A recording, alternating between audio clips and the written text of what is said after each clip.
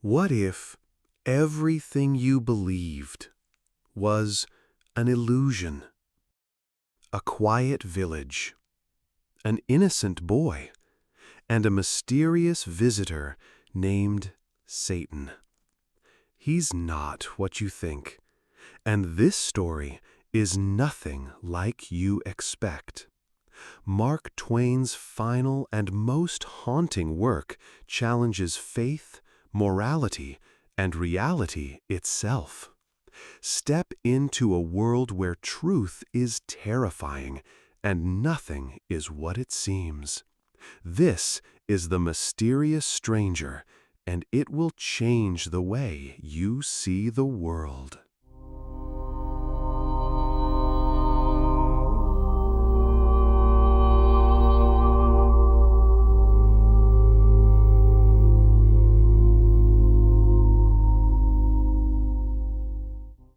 Chapter 1. It was in 1590, winter. Austria was far away from the world and asleep. It was still the Middle Ages in Austria and promised to remain so forever. Some even set it away back centuries upon centuries and said that by the mental and spiritual clock it was still the age of belief in Austria. But they meant it as a compliment, not a slur, and it was so taken, and we were all proud of it. I remember it well, although I was only a boy, and I remember, too, the pleasure it gave me. Yes, Austria was far from the world and asleep, and our village was in the middle of that sleep, being in the middle of Austria. It drowsed in peace, in the deep privacy of a hilly and woodsy solitude, where news from the world hardly ever came to disturb its dreams, and was infinitely content. At its front flowed the tranquil river, its surface painted with cloud forms and the reflections of drifting arcs and stone boats. Behind it rose the woody steeps to the base of the lofty precipice. From the top of the precipice frowned a vast castle, its long stretch of towers and bastions mailed in vines. Beyond the river, a league to the left, was a tumbled expanse of forest-clothed hills, cloven by winding gorges where the sun never penetrated. And to the right, a precipice overlooked the river, and between it and the hills just spoken of lay a far-reaching plain, dotted with little homesteads nested among orchards and shade trees. The whole region for leagues around was the hereditary property of a prince, whose servants kept the castle always in perfect condition for occupancy, but neither he nor his family came there oftener than once in 5 years. When they came, it was as if the Lord of the world had arrived, and had brought all the glories of its kingdoms along. And when they went, they left a calm behind, which was like the deep sleep which follows an orgy. Easelsdorf was a paradise for us boys. We were not overmuch pestered with schooling. Mainly, we were trained to be good Christians, to revere the Virgin, the Church, and the saints above everything. Beyond these matters, we were not required to know much, and, in fact, not allowed to. Knowledge was not good for the common people, and could make them discontented with the lot which God had appointed for them, and God would not endure discontentment with His plans. We had 2 priests. One of them, Father Adolf, was a very zealous and strenuous priest, much considered.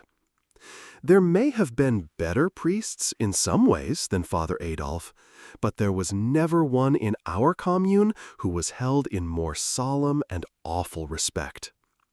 This was because he had absolutely no fear of the devil. He was the only Christian I have ever known of whom that could be truly said. People stood in deep dread of him on that account, for they thought that there must be something supernatural about him, else he could not be so bold and so confident. All men speak in bitter disapproval of the devil, but they do it reverently, not flippantly, But Father Adolf's way was very different. He called him by every name he could lay his tongue to, and it made everyone shudder that heard him. And often he would even speak of him scornfully and scoffingly. Then the people crossed themselves and went quickly out of his presence, fearing that something fearful might happen.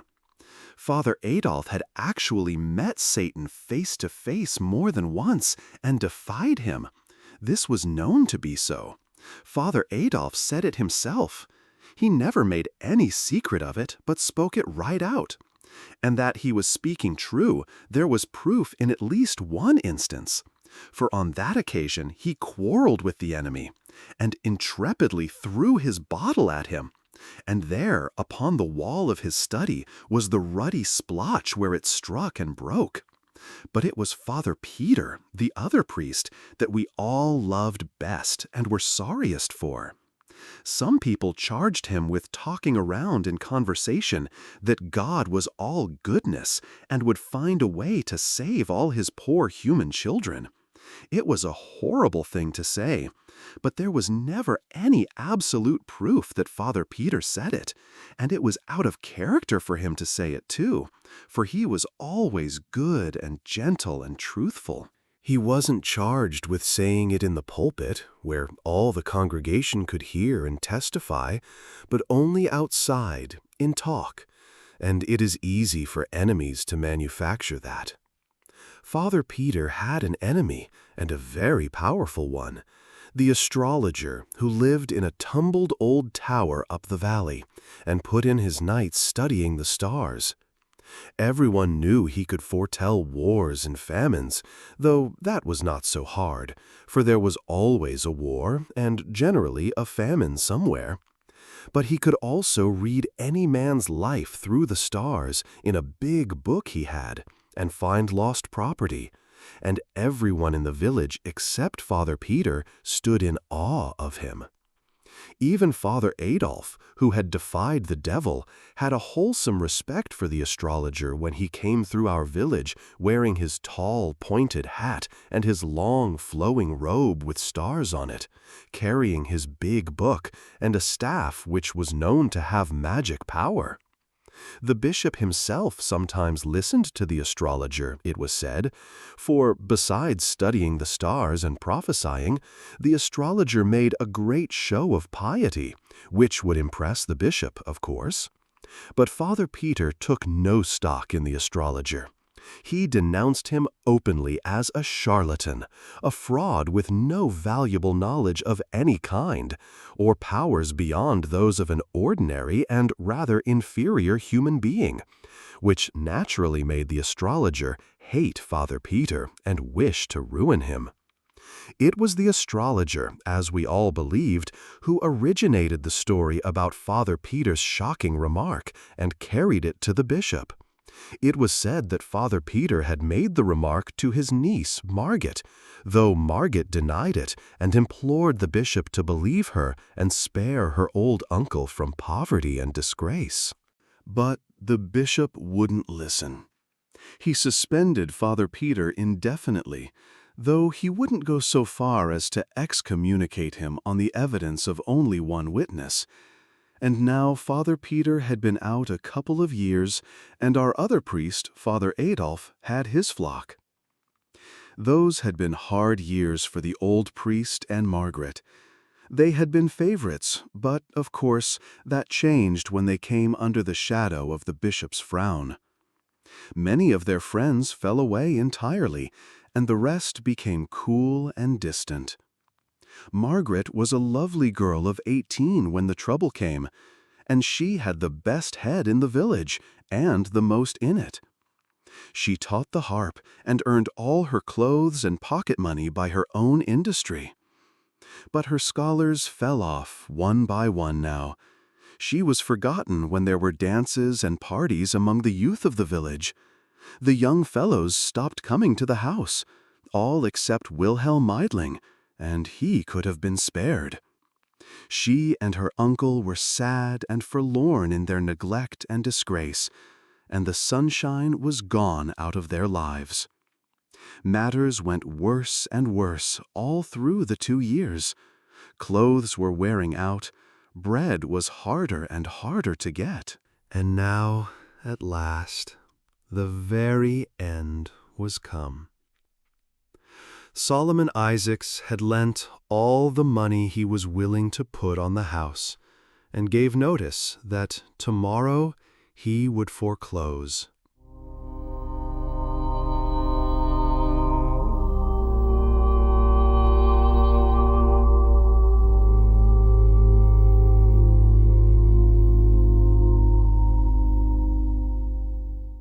Chapter 2.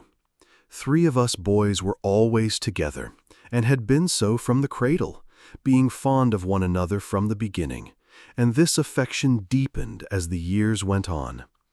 Nikolaus Baumann, son of the principal judge of the local court. Seppi Wohlmeyer, son of the keeper of the principal inn, the Golden Stag, which had a nice garden, with shade trees reaching down to the riverside, and pleasure boats for hire. And I was the third, Theodore Fisher, son of the church organist, who was also leader of the village musicians, teacher of the violin, composer, tax collector of the commune, sexton, and in other ways a useful citizen, and respected by all.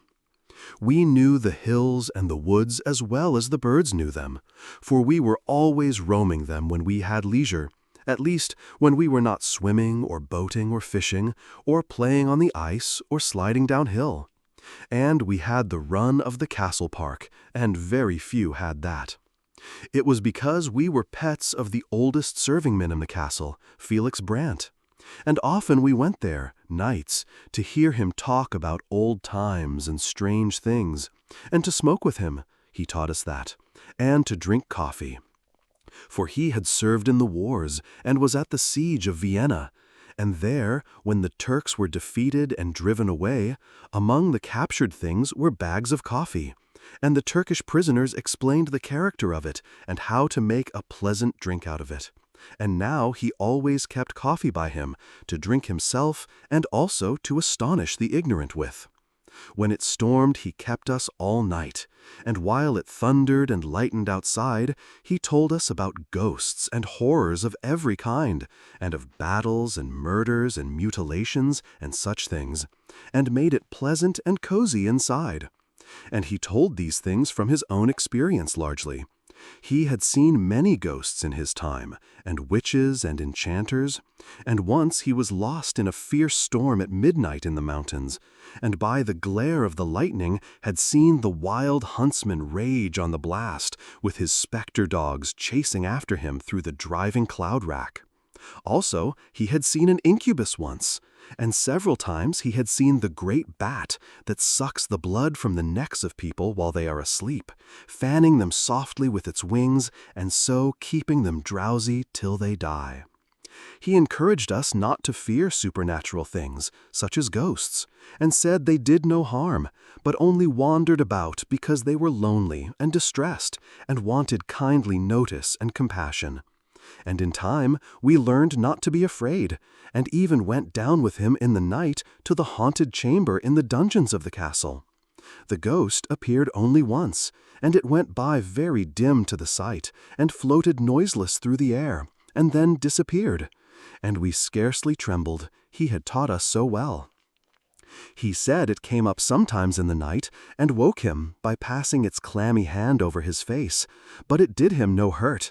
It only wanted sympathy and notice.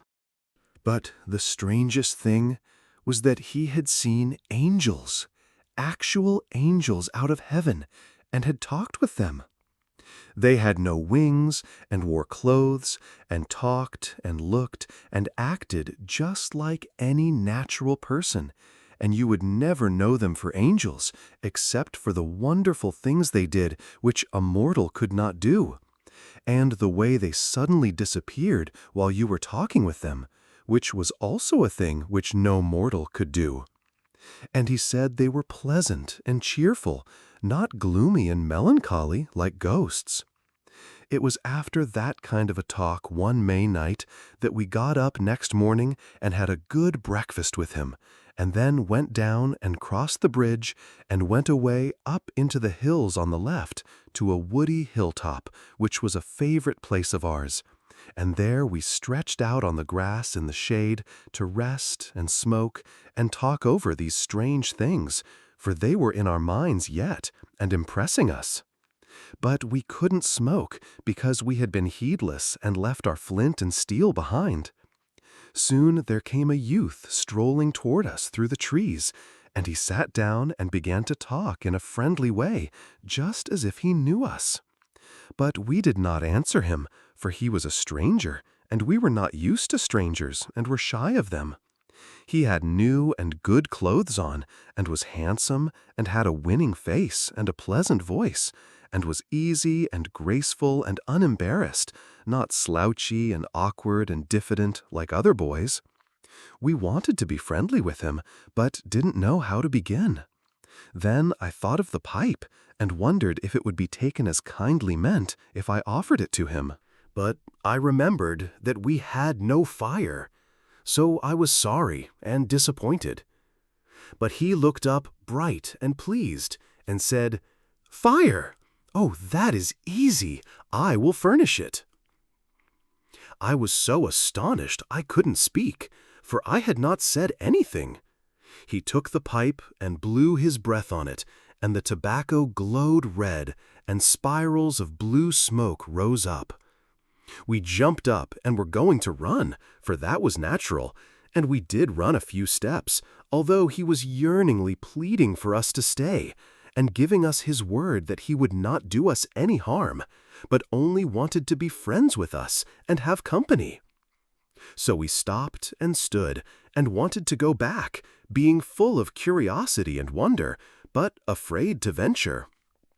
He went on coaxing in his soft, persuasive way, and when we saw that the pipe did not blow up and nothing happened, our confidence returned by little and little, and presently our curiosity got to be stronger than our fear, and we ventured back, but slowly, and ready to fly at any alarm. He was bent on putting us at ease, and he had the right art. One could not remain doubtful and timorous where a person was so earnest and simple and gentle, and talked so alluringly as he did.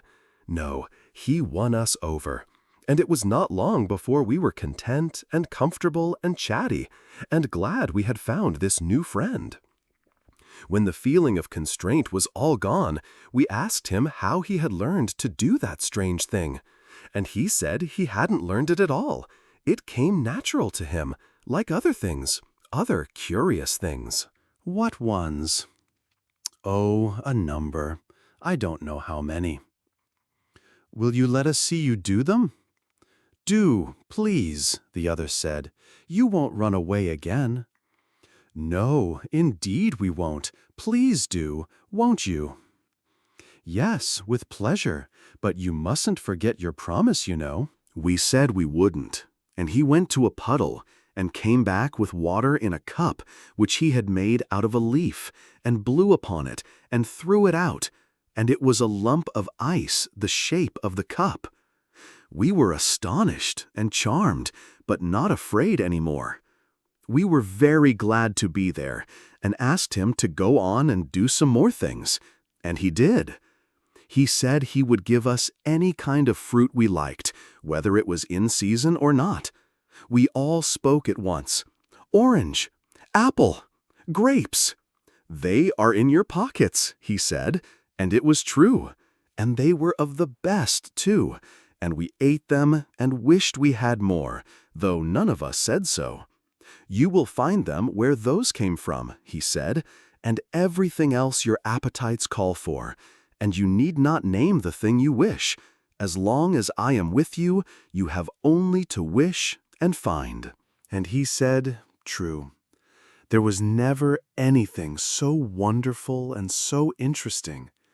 Bread, cakes, sweets, nuts, whatever one wanted, it was there. He ate nothing himself, but sat and chatted, and did one curious thing after another to amuse us. He made a tiny toy squirrel out of clay, and it ran up a tree and sat on a limb overhead and barked down at us. Then he made a dog that was not much larger than a mouse, and it treed the squirrel and danced about the tree, excited and barking, and was as alive as any dog could be. It frightened the squirrel from tree to tree and followed it up until both were out of sight in the forest. He made birds out of clay and set them free, and they flew away, singing. At last I made bold to ask him to tell us who he was. An angel, he said, quite simply, and set another bird free and clapped his hands and made it fly away. A kind of awe fell upon us when we heard him say that, and we were afraid again. But he said we need not be troubled. There was no occasion for us to be afraid of an angel, and he liked us anyway. He went on chatting as simply and unaffectedly as ever, and while he talked, he made a crowd of little men and women the size of your finger, and they went diligently to work and cleared and leveled off a space a couple of yards square in the grass, and began to build a cunning little castle in it, the women mixing the mortar and carrying it up the scaffoldings in pails on their heads, just as our workwomen have always done, and the men laying the courses of masonry. 500 of these toy people swarming briskly about and working diligently and wiping the sweat off their faces as natural as life. In the absorbing interest of watching those 500 little people make the castle grow step by step and course by course and take shape and symmetry, that feeling and awe soon passed away, and we were quite comfortable and at home again. We asked if we might make some people, and he said yes, and told Seppi to make some cannon for the walls, and told Nikolaus to make some halberdiers, with breastplates and greaves and helmets, and I was to make some cavalry with horses. And in allotting these tasks, he called us by our names, but did not say how he knew them. Then Seppi asked him what his own name was, and he said, tranquilly, Satan, and held out a chep and caught a little woman on it who was falling from the scaffolding, and put her back where she belonged, and said, "She is an idiot to step backward like that and not notice what she is about." It caught us suddenly, that name did, and our work dropped out of our hands and broke to pieces, a cannon, a halberdier, and a horse. Satan laughed and asked what was the matter. I said, "Nothing, only it seemed a strange name for an angel." He asked why. "Because it's his name, you know." "Yes, he is my uncle." He said it placidly, but it took our breath for a moment and made our hearts beat. He did not seem to notice that, but mended our halberdiers and things with a touch, handing them to us finished, and said, "Don't you remember, he was an angel himself once?" "Yes, it's true," said Seppi. "I didn't think of that." "Before the fall, he was blameless." "Yes," said Nikolaus, "he was without sin." "It is a good family, ours," said Satan. "There is not a better. He is the only member of it that has ever sinned." I should not be able to make anyone understand how exciting it all was. You know that kind of quiver that trembles around through you when you are seeing something so strange and enchanting and wonderful that it is just a fearful joy to be alive and look at it. And you know how you gaze, and your lips turn dry, and your breath comes short, but you wouldn't be anywhere but there, not for the world. I was bursting to ask one question. I had it on my tongue's end and could hardly hold it back, but I was ashamed to ask it. It might be a rudeness. Satan set an ox down that he had been making and smiled up at me and said, "It wouldn't be a rudeness, and I should forgive it if it was. Have I seen him?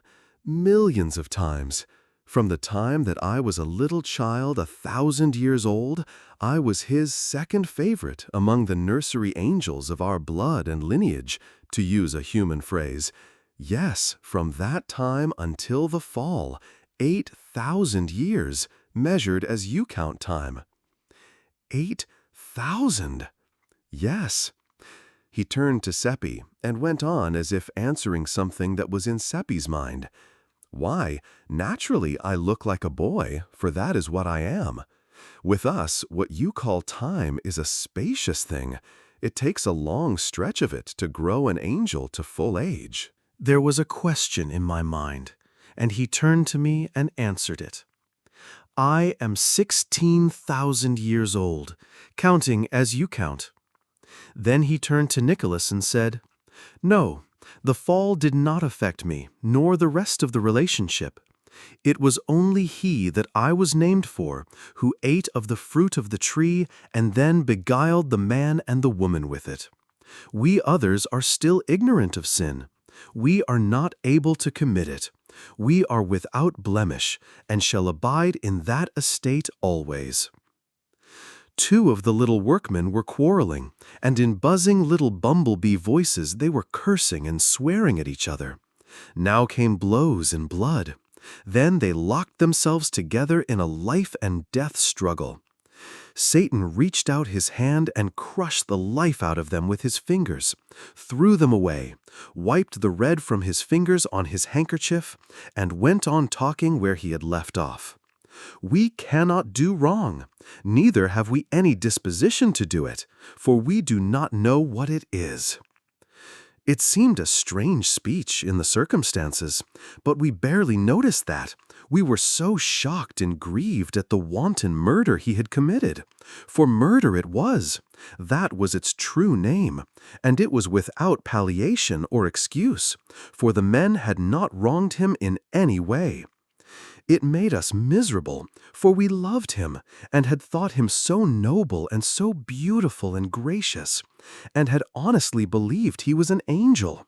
And to have him do this cruel thing, it lowered him so, and we had had such pride in him. He went right on talking, just as if nothing had happened, telling about his travels and the interesting things he had seen in the big worlds of our solar system and of other solar systems far away in the remotenesses of space, and about the customs of the immortals that inhabit them, somehow fascinating us, enchanting us, charming us, in spite of the pitiful scene that was now under our eyes. For the wives of the little dead men had found the crushed and shapeless bodies, and were crying over them, and sobbing and lamenting, and a priest was kneeling there, with his hands crossed upon his breast, praying. And crowds of pitying friends were massed about them, reverently uncovered, with their bare heads bowed, and many with the tears running down. A scene which Satan paid no attention to until the small noise of the weeping and praying began to annoy him. Then he reached out and took the heavy board seat out of our swing and brought it down and mashed all those people into the earth just as if they had been flies, and went on talking just the same. An angel, and kill a priest? An angel who did not know how to do wrong, and yet destroys in cold blood hundreds of helpless poor men and women who had never done him any harm. It made us sick to see that awful deed, and to think that none of those poor creatures was prepared, except the priest, for none of them had ever heard a mass or seen a church. And we were witnesses. We had seen these murders done, and it was our duty to tell, and let the law take its course. But he went on talking right along, and worked his enchantments upon us again with that fatal music of his voice. He made us forget everything.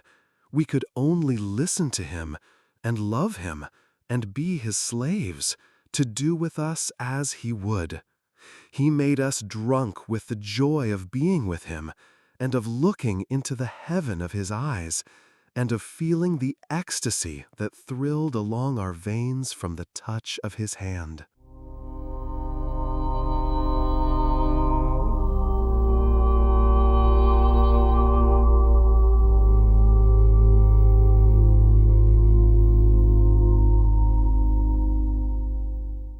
Chapter 3. The stranger had seen everything. He had been everywhere. He knew everything, and he forgot nothing. What another must study, he learned at a glance. There were no difficulties for him, and he made things live before you when he told about them. He saw the world made. He saw Adam created. He saw Samson surge against the pillars and bring the temple down in ruins about him. He saw Caesar's death. He told of the daily life in heaven. He had seen the damned writhing in the red waves of hell. And he made us see all these things, and it was as if we were on the spot and looking at them with our own eyes. And we felt them too. But there was no sign that they were anything to him beyond mere entertainments. Those visions of hell, those poor babes and women and girls and lads and men shrieking and supplicating in anguish, why, we could hardly bear it. But he was as bland about it as if it had been so many imitation rats in an artificial fire. And always when he was talking about men and women here on the earth and their doings, even their grandest and sublimest, we were secretly ashamed, for his manner showed that to him they and their doings were of paltry poor consequence.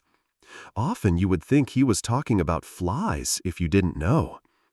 Once he even said in so many words that our people down here were quite interesting to him, notwithstanding they were so dull and ignorant and trivial and conceited, and so diseased and rickety, and such a shabby, poor, worthless lot all around. He said it in a quite matter-of-course way, and without bitterness, just as a person might talk about bricks or manure or any other thing that was of no consequence and hadn't feelings.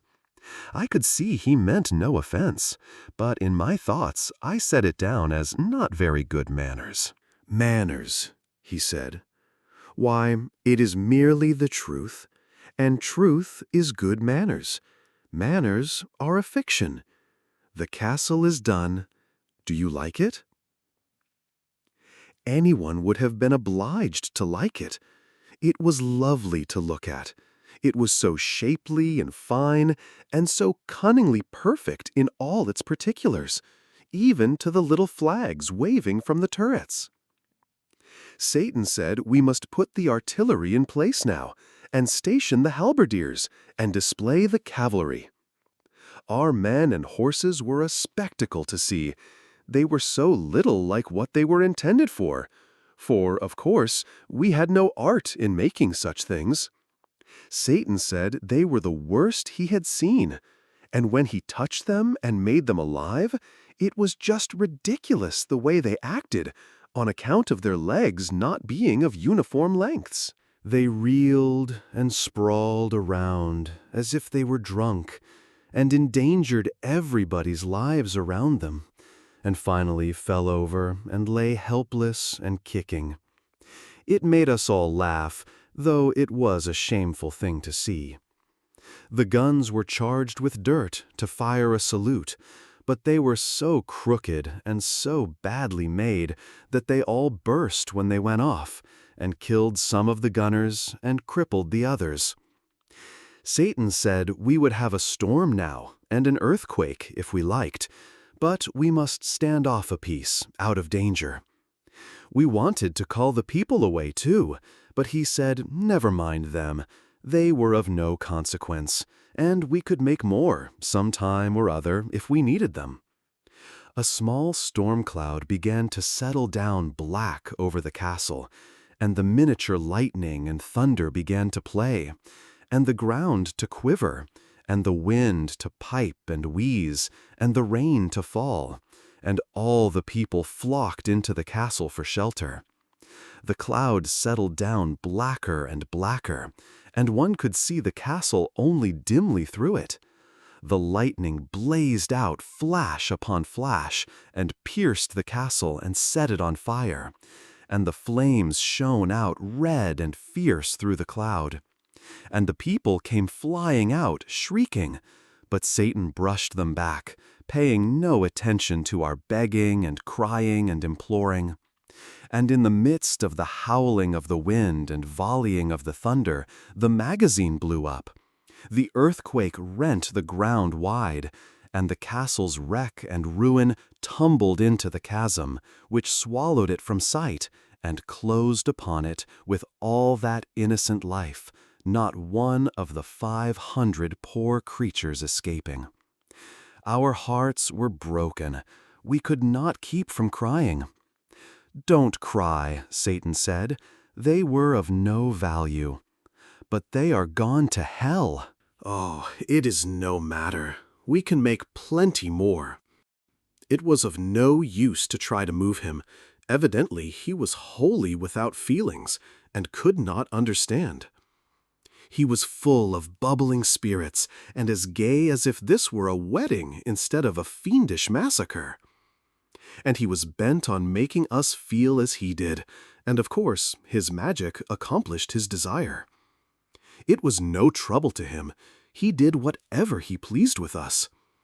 In a little while, we were dancing on that grave, and he was playing to us on a strange, sweet instrument which he took out of his pocket. And the music, but there is no music like that, unless perhaps in heaven, and that was where he brought it from, he said. It made one mad for pleasure, and we could not take our eyes from him, and the looks that went out of our eyes came from our hearts, and their dumb speech was worship. He brought the dance from heaven, too, and the bliss of paradise was in it.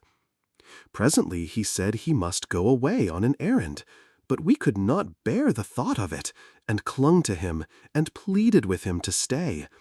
And that pleased him, and he said so, and said he would not go yet, but would wait a little while, and we would sit down and talk a few minutes longer. And he told us Satan was only his real name, and he was to be known by it to us alone, but he had chosen another one to be called by in the presence of others, just a common one, such as people have, Philip Traum. It sounded so odd and mean for such a being. But it was his decision, and we said nothing. His decision was sufficient. We had seen wonders this day, and my thoughts began to run on the pleasure it would be to tell them when I got home. But he noticed those thoughts and said, "No, all these matters are a secret among us four. I do not mind your trying to tell them if you like, but I will protect your tongues, and nothing of the secret will escape from them." It was a disappointment, but it couldn't be helped, and it cost us a sigh or two. We talked pleasantly along, and he was always reading our thoughts and responding to them, and it seemed to me that this was the most wonderful of all the things he did. But he interrupted my musings and said, "No, it would be wonderful for you, but it is not wonderful for me. I am not limited like you. I am not subject to human conditions. I can measure and understand your human weaknesses, for I have studied them. But I have none of them. My flesh is not real, although it would seem firm to your touch. My clothes are not real. I am a spirit. Father Peter is coming." We looked around, but did not see anyone. "He is not in sight yet, but you will see him presently." "Do you know him, Satan?" "No." "Won't you talk with him when he comes? He is not ignorant and dull like us, and he would so like to talk with you. Will you?" "Another time, yes, but not now. I must go on my errand after a little." There he is now. You can see him. Sit still and don't say anything. We looked up and saw Father Peter approaching through the chestnuts. We three were sitting together in the grass, and Satan sat in front of us in the path. Father Peter came slowly along with his head down, thinking, and stopped within a couple of yards of us and took off his hat and got out his silk handkerchief, and stood there mopping his face and looking as if he were going to speak to us, but he didn't. Presently he muttered, "I can't think what brought me here. It seems as if I were in my study a minute ago. But I suppose I have been dreaming along for an hour, and have come all this stretch without noticing, for I am not myself in these troubled days." Then he went mumbling along to himself, and walked straight through Satan, just as if nothing were there. It made us catch our breath to see it. We had the impulse to cry out, the way you nearly always do when a startling thing happens, but something mysteriously restrained us, and we remained quiet, only breathing fast. Then the trees hid Father Peter after a little, and Satan said, "It is as I told you, I am only a spirit." "Yes, one perceives it now," said Nicholas, "but we are not spirits. It is plain he did not see you, but were we invisible too? He looked at us, but he didn't seem to see us." "No, none of us was visible to him, for I wished it so. It seemed almost too good to be true, that we were actually seeing these romantic and wonderful things, and that it was not a dream. And there he sat, looking just like anybody, so natural and simple and charming, and chatting along again the same as ever, and, well, words cannot make you understand what we felt. It was an ecstasy. And an ecstasy is a thing that will not go into words. It feels like music, and one cannot tell about music so that another person can get the feeling of it. He was back in the old ages once more now, and making them live before us. He had seen so much, so much. It was just a wonder to look at him and try to think how it must seem to have such experience behind one. But it made you seem sorrowfully trivial, and the creature of a day, and such a short and paltry day too. And he didn't say anything to raise up your drooping pride. No, not a word. He always spoke of men in the same old, indifferent way, just as one speaks of bricks and manure piles and such things. You could see that they were of no consequence to him, one way or the other. He didn't mean to hurt us, you could see that. Just as we don't mean to insult a brick when we disparage it. A brick's emotions are nothing to us. It never occurs to us to think whether it has any or not. Once, when he was bunching the most illustrious kings and conquerors and poets and prophets and pirates and beggars together, just a brick pile, I was shamed into putting in a word for man, and asked him why he made so much difference between men and himself. He had to struggle with that a moment. He didn't seem to understand how I could ask such a strange question. Then he said, "The difference between man and me, the difference between a mortal and an immortal, between a cloud and a spirit." He picked up a woodlouse that was creeping along a piece of bark. "What is the difference between Caesar and this?" I said, "One cannot compare things which, by their nature and by the interval between them, are not comparable." "You have answered your own question," he said. "I will expand it. Man is made of dirt. I saw him made. I am not made of dirt. Man is a museum of diseases, a home of impurities. He comes today and is gone tomorrow. He begins as dirt and departs as stench. I am of the aristocracy of the imperishables. And man has the moral sense. You understand. He has the moral sense. That would seem to be difference enough between us, all by itself." He stopped there, as if that settled the matter. I was sorry, for at that time I had but a dim idea of what the moral sense was. I merely knew that we were proud of having it, and when he talked like that about it, it wounded me, and I felt as a girl feels who thinks her dearest finery is being admired and then overhears strangers making fun of it. For a while, we were all silent, and I, for one, was depressed. Then Satan began to chat again, and soon he was sparkling along in such a cheerful and vivacious vein that my spirits rose once more. He told some very cunning things that put us in a gale of laughter. And when he was telling about the time that Samson tied the torches to the foxes' tails and set them loose in the Philistines' corn, and Samson, sitting on the fence, slapping his thighs and laughing, with the tears running down his cheeks, and lost his balance and fell off the fence, the memory of that picture got him to laughing too, and we did have a most lovely and jolly time. By and by he said, "I am going on my errand now." "Don't," we all said. "Don't go. Stay with us. You won't come back." "Yes, I will. I give you my word." "When?" "Tonight. Say when." "It won't be long. You will see." "We like you." "And I you. And as a proof of it, I will show you something fine to see.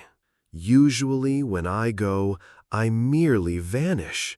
But now I will dissolve myself and let you see me do it." He stood up, and it was quickly finished.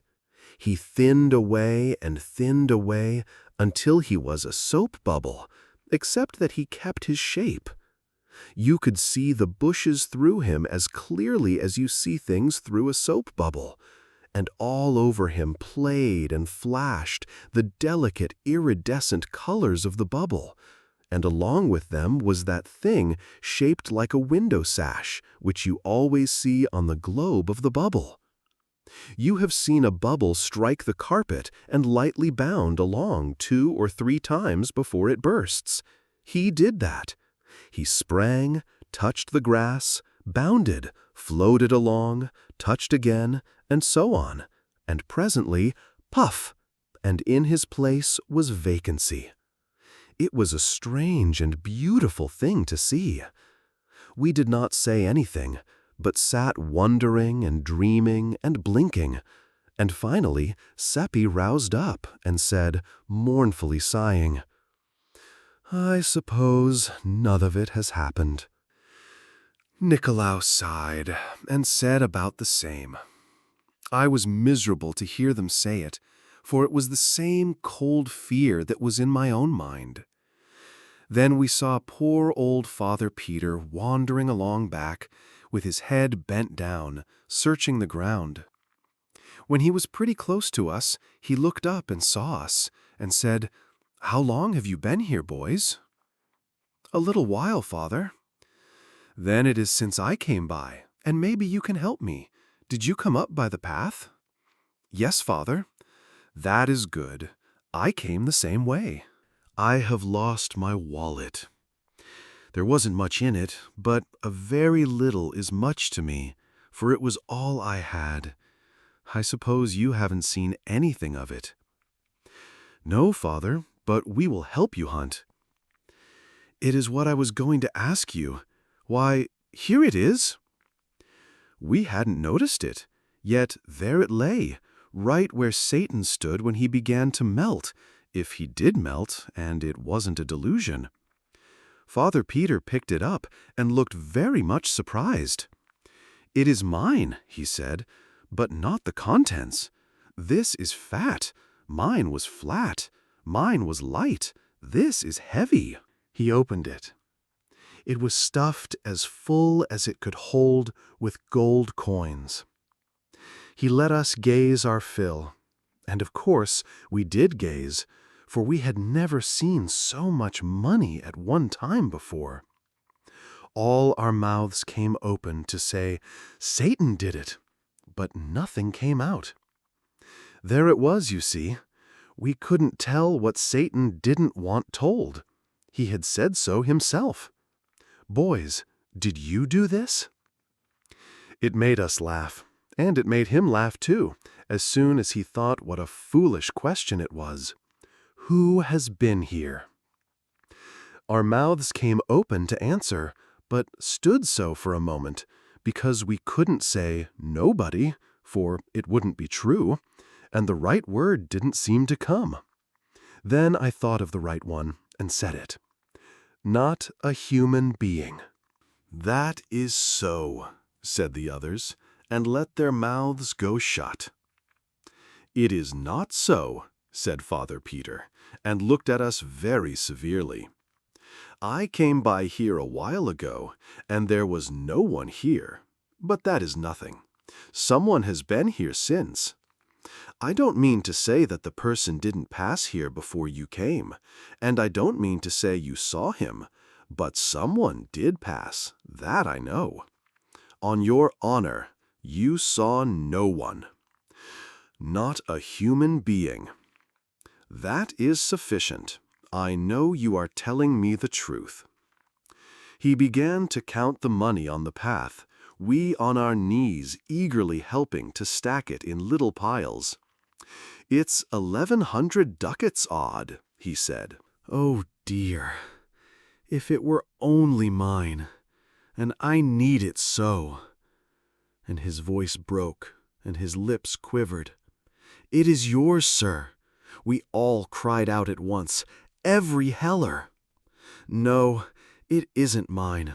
Only 4 ducats are mine. The rest, he fell to dreaming, poor old soul, and caressing some of the coins in his hands, and forgot where he was, sitting there on his heels with his old gray head bare. It was pitiful to see. No, he said, waking up, it isn't mine. I can't account for it. I think some enemy. It must be a trap. Nicholas said, Father Peter, with the exception of the astrologer, you haven't a real enemy in the village, nor Margaret either, and not even a half enemy that's rich enough to chance 1,100 ducats to do you a mean turn. I'll ask you if that's so or not. He couldn't get around that argument, and it cheered him up. But it isn't mine, you see. It isn't mine in any case. He said it in a wistful way, like a person that wouldn't be sorry, but glad if anybody would contradict him. It is yours, Father Peter, and we are witness to it. Aren't we, boys? Yes, we are, and we'll stand by it, too. Bless your hearts, you do almost persuade me. You do, indeed. If I had only 100-odd ducats of it. The house is mortgaged for it, and we've no home for our heads if we don't pay tomorrow. And that 4 ducats is all we've got in the... It's yours, every bit of it, and you've got to take it. We are bailing that it's all right. Aren't we, Theodore? Aren't we, Seppi? We too said yes, and Nicholas stuffed the money back into the shabby old wallet and made the owner take it. So he said he would use 200 of it, for his house was good enough security for that, and would put the rest at interest till the rightful owner came for it. And on our side, we must sign a paper showing how he got the money, a paper to show to the villagers as proof that he had not got out of his troubles dishonestly.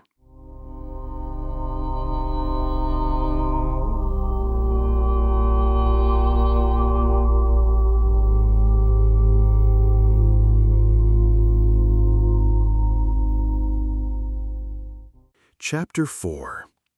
It made immense talk next day when Father Peter paid Solomon Isaacs in gold and left the rest of the money with him at interest. Also, there was a pleasant change. Many people called at the house to congratulate him, and a number of cool old friends became kind and friendly again. And, to top all, Margaret was invited to a party. And there was no mystery.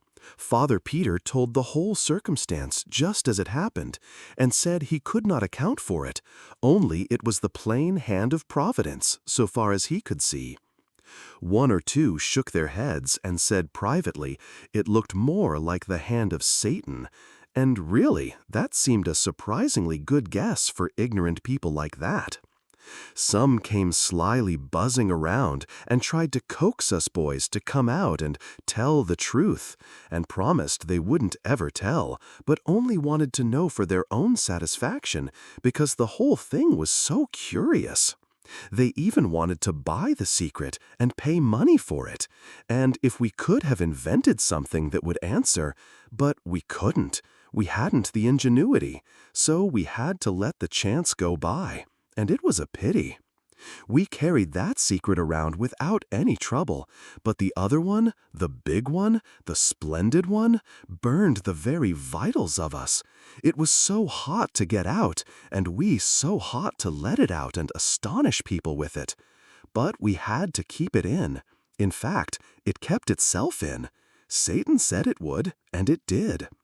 We went off every day and got to ourselves in the woods so that we could talk about Satan, and really, that was the only subject we thought of or cared anything about. And day and night we watched for him and hoped he would come, and we got more and more impatient all the time. We hadn't any interest in the other boys anymore, and wouldn't take part in their games and enterprises. They seemed so tame after Satan, and their doings so trifling and commonplace after his adventures in antiquity and the constellations, and his miracles and meltings and explosions and all that. During the first day, we were in a state of anxiety on account of one thing, and we kept going to Father Peter's house on one pretext or another to keep track of it. That was the gold coin. We were afraid it would crumble and turn to dust like fairy money. If it did, but it didn't. At the end of the day, no complaint had been made about it. So after that, we were satisfied that it was real gold and dropped the anxiety out of our minds. There was a question which we wanted to ask Father Peter, and finally we went there the second evening, a little diffidently, after drawing straws, and I asked it as casually as I could, though it did not sound as casual as I wanted, because I didn't know how. "What is the moral sense, sir?" He looked down, surprised, over his great spectacles, and said, "Why, it is the faculty which enables us to distinguish good from evil." It threw some light, but not a glare, and I was a little disappointed, also to some degree embarrassed. He was waiting for me to go on, so, in default of anything else to say, I asked, "Is it valuable?" Valuable, heavens, lad. It is the one thing that lifts man above the beasts that perish and makes him heir to immortality. This did not remind me of anything further to say, so I got out with the other boys, and we went away with that indefinite sense you have often had of being filled but not fatted. They wanted me to explain, but I was tired. We passed out through the parlor, and there was Margit at the spinet, teaching Marie Luger. So one of the deserting pupils was back, and an influential one, too. The others would follow. Margit jumped up and ran and thanked us again, with tears in her eyes. This was the third time, for saving her and her uncle from being turned into the street. And we told her again we hadn't done it, but that was her way. She never could be grateful enough for anything a person did for her, so we let her have her say. And as we passed through the garden, there was Wilhelm Meidling sitting there waiting, for it was getting toward the edge of the evening, and he would be asking Margit to take a walk along the river with him when she was done with the lesson. He was a young lawyer, and succeeding fairly well, and working his way along little by little. He was very fond of Margit, and she of him. He had not deserted along with the others, but had stood his ground all through. His faithfulness was not lost on Margit and her uncle. He hadn't so very much talent, but he was handsome and good, and these are a kind of talents themselves and help along. He asked us how the lesson was getting along, and we told him it was about done. And maybe it was so. We didn't know anything about it, but we judged it would please him, and it did, and didn't cost us anything.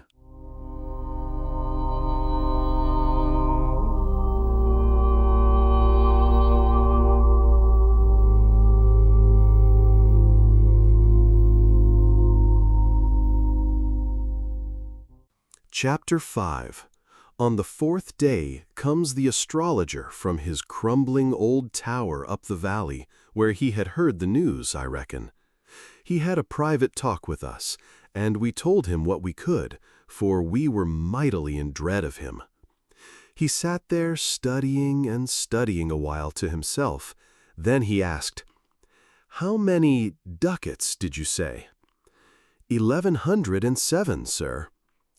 Then he said, as if he were talking to himself, "It is very singular. Yes, very strange. A curious coincidence." Then he began to ask questions, and went over the whole ground from the beginning, we answering. By and by he said, 1106 ducats. It is a large sum." "7, said Seppi, correcting him. "Oh, 7, was it? Of course, a ducat more or less isn't of consequence, but you said 1106 before." It would not have been safe for us to say he was mistaken, but we knew he was. Nicolaus said, "We ask pardon for the mistake, but we meant to say 7. "Oh, it is no matter, lad. It was merely that I noticed the discrepancy. It is several days, and you cannot be expected to remember precisely. One is apt to be inexact when there is no particular circumstance to impress the count upon the memory." "But there was one, sir," said Seppi eagerly. "What was it, my son?" asked the astrologer indifferently. "First, we all counted the piles of coin, each in turn, and all made it the same, 1106. But I had slipped one out, for fun, when the count began, and now I slipped it back and said, 'I think there is a mistake. There are 1107. Let us count again.' We did, and of course I was right. They were astonished. Then I told how it came about. The astrologer asked us if this was so, and we said it was. 'That settles it,' he said. 'I know the thief now. Lads, the money was stolen.' Then he went away, leaving us very much troubled and wondering what he could mean. In about an hour we found out, for by that time it was all over the village, that Father Peter had been arrested for stealing a great sum of money from the astrologer. Everybody's tongue was loose and going. Many said it was not in Father Peter's character and must be a mistake, but the others shook their heads and said misery and want could drive a suffering man to almost anything.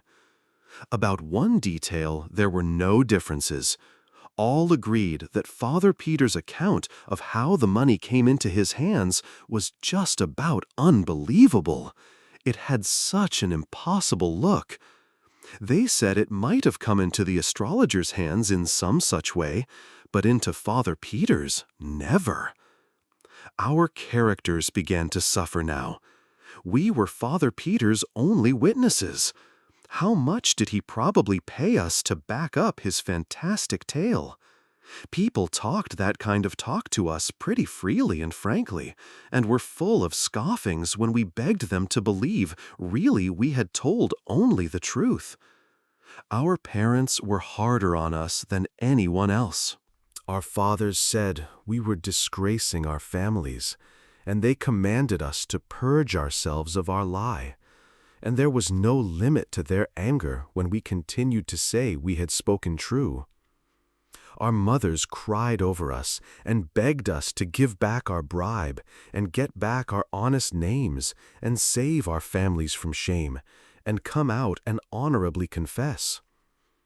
And at last we were so worried and harassed that we tried to tell the whole thing, Satan and all, but no, it wouldn't come out. We were hoping and longing all the time that Satan would come and help us out of our trouble, but there was no sign of him. Within an hour after the astrologer's talk with us, Father Peter was in prison, and the money sealed up and in the hands of the officers of the law. The money was in a bag, and Solomon Isaac said he had not touched it since he had counted it. His oath was taken that it was the same money, and that the amount was 1,107 ducats. Father Peter claimed trial by the ecclesiastical court, but our other priest, Father Adolf, said an ecclesiastical court hadn't jurisdiction over a suspended priest. The bishop upheld him. That settled it. The case would go to trial in the civil court. The court would not sit for some time to come. Wilhelm Meidling would be Father Peter's lawyer, and do the best he could, of course. But he told us privately that a weak case on his side and all the power and prejudice on the other made the outlook bad. So Margot's new happiness died a quick death. No friends came to condole with her, and none were expected. An unsigned note withdrew her invitation to the party. There would be no scholars to take lessons. How could she support herself? She could remain in the house, for the mortgage was paid off, though the government, and not poor Solomon Isaacs, had the mortgage money in its grip for the present. Old Ursula, who was cook, chambermaid, housekeeper, laundress, and everything else for Father Peter, and had been Margot's nurse in earlier years, said God would provide. But she said that from habit, for she was a good Christian. She meant to help in the providing, to make sure if she could find a way. We boys wanted to go and see Margot and show friendliness for her, but our parents were afraid of offending the community and wouldn't let us. The astrologer was going around inflaming everybody against Father Peter and saying he was an abandoned thief and had stolen 1,107 gold ducats from him. He said he knew he was a thief from that fact, for it was exactly the sum he had lost and which Father Peter pretended he had found. In the afternoon of the 4th day after the catastrophe, old Ursula appeared at our house and asked for some washing to do, and begged my mother to keep this secret, to save Margot's pride, who would stop this project if she found it out. Yet Margot had not enough to eat and was growing weak. Ursula was growing weak herself and showed it, and she ate of the food that was offered her like a starving person, but could not be persuaded to carry any home, for Margot would not eat charity food. She took some clothes down to the stream to wash them, but we saw from the window that handling the bat was too much for her strength. So she was called back, and a trifle of money offered her, which she was afraid to take lest Margot should suspect. Then she took it, saying she would explain that she found it in the road.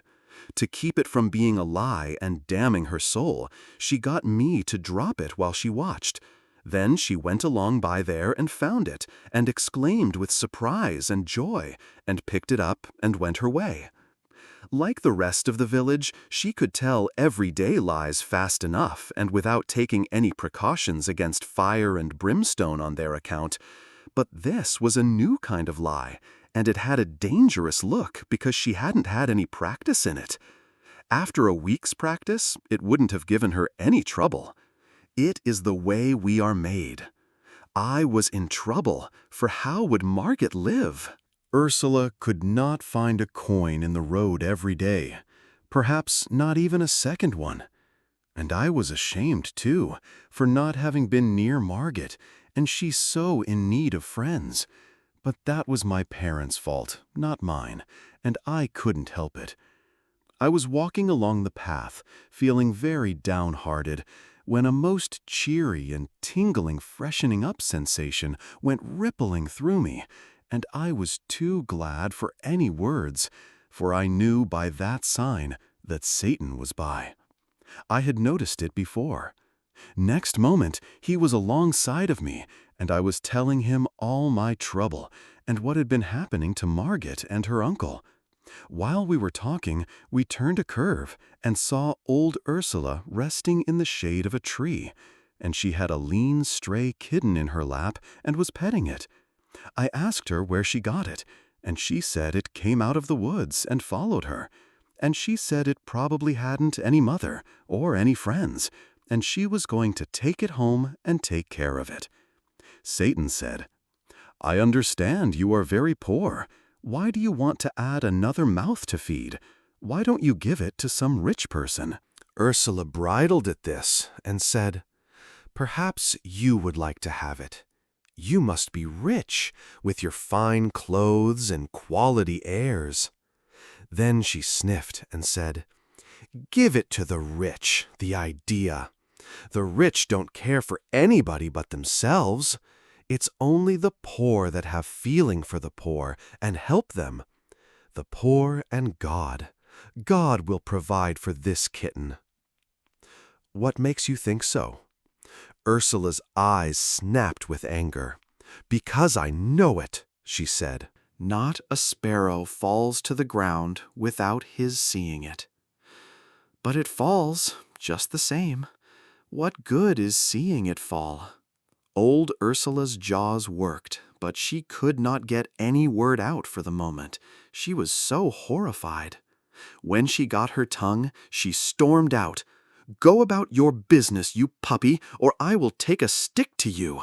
I could not speak. I was so scared.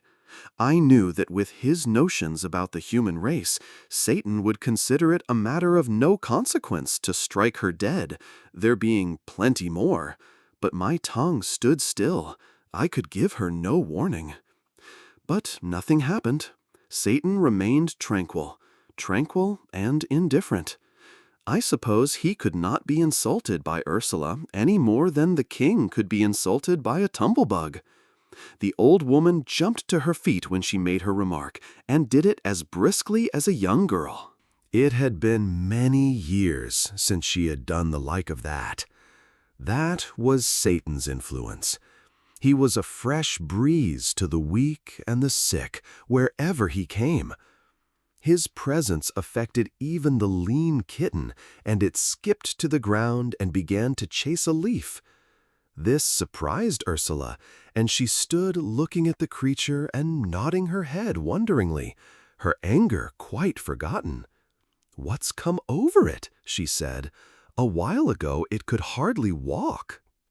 "You have not seen a kitten of that breed before," said Satan. Ursula was not proposing to be friendly with the mocking stranger, and she gave him an ungentle look and retorted, "Who asked you to come here and pester me, I'd like to know? And what do you know about what I've seen and what I haven't seen? You haven't seen a kitten with the hair spines on its tongue pointing to the front, have you? No, nor you either. Well, examine this one and see." Ursula was become pretty spry, but the kitten was spryer, and she could not catch it, and had to give it up.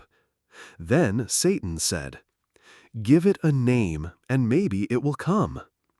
Ursula tried several names, but the kitten was not interested. "Call it Agnes. Try that." The creature answered to the name and came. Ursula examined its tongue. "Upon my word, it's true," she said. "I have not seen this kind of a cat before. Is it yours?" "No." "Then how did you know its name so pat?" "Because all cats of that breed are named Agnes. They will not answer to any other." Ursula was impressed. "It is the most wonderful thing."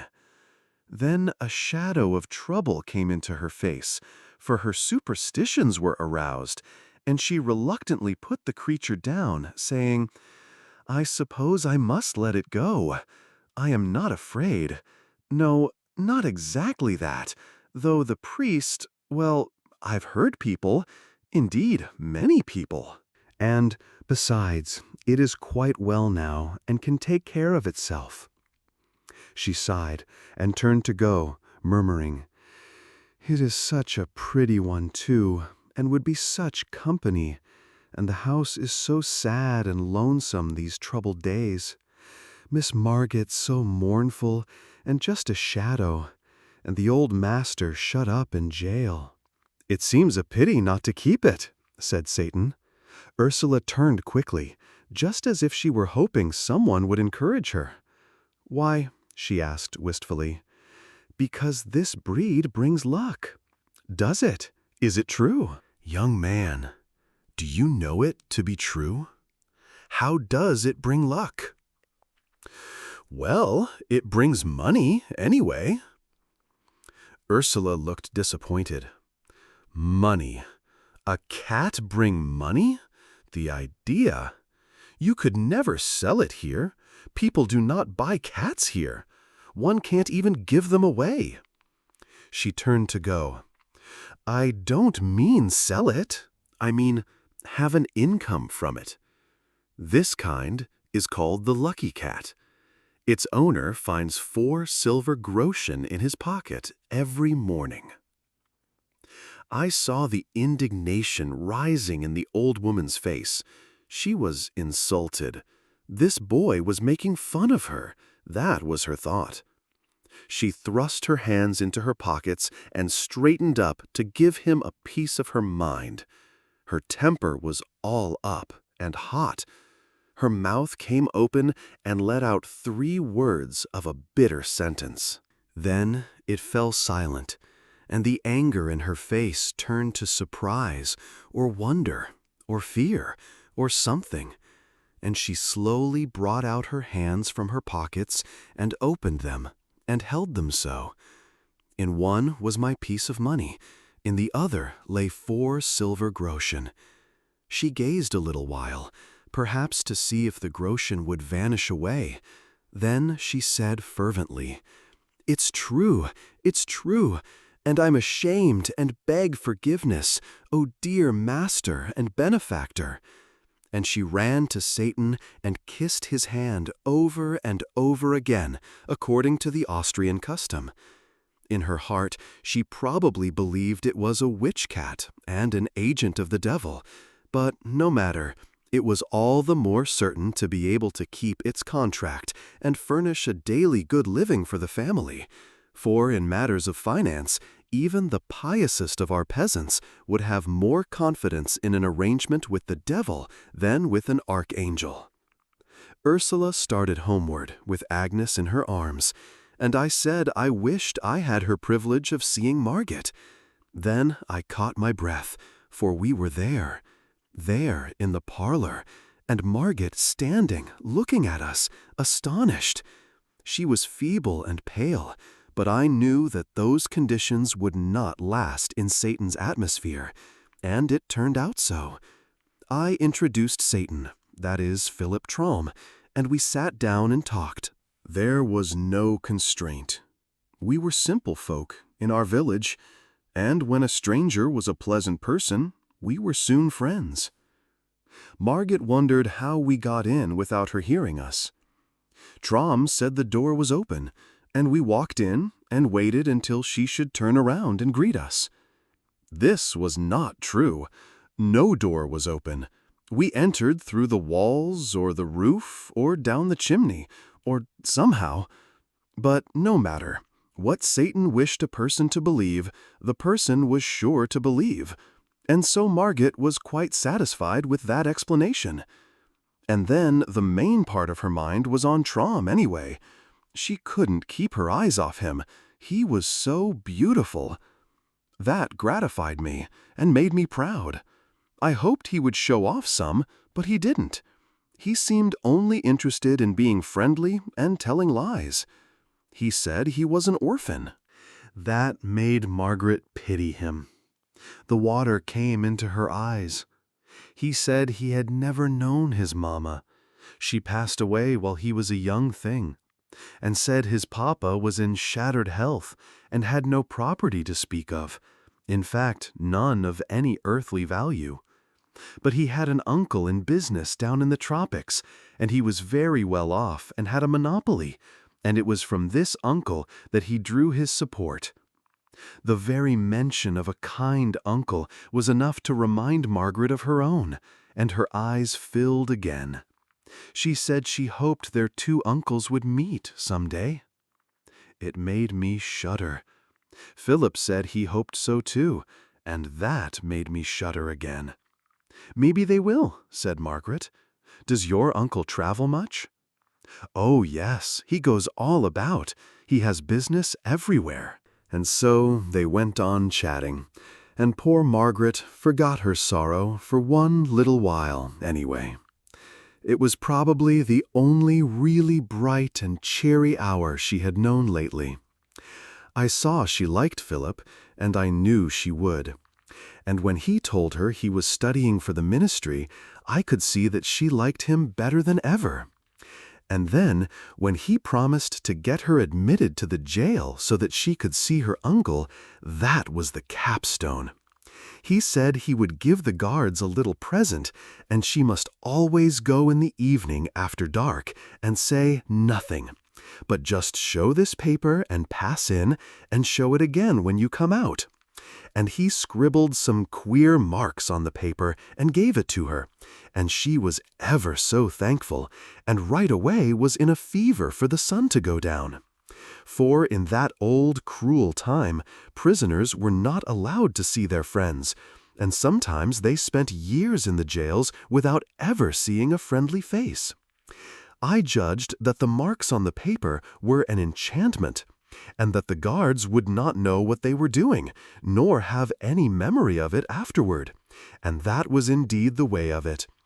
Ursula put her head in at the door now and said, "Supper's ready, miss."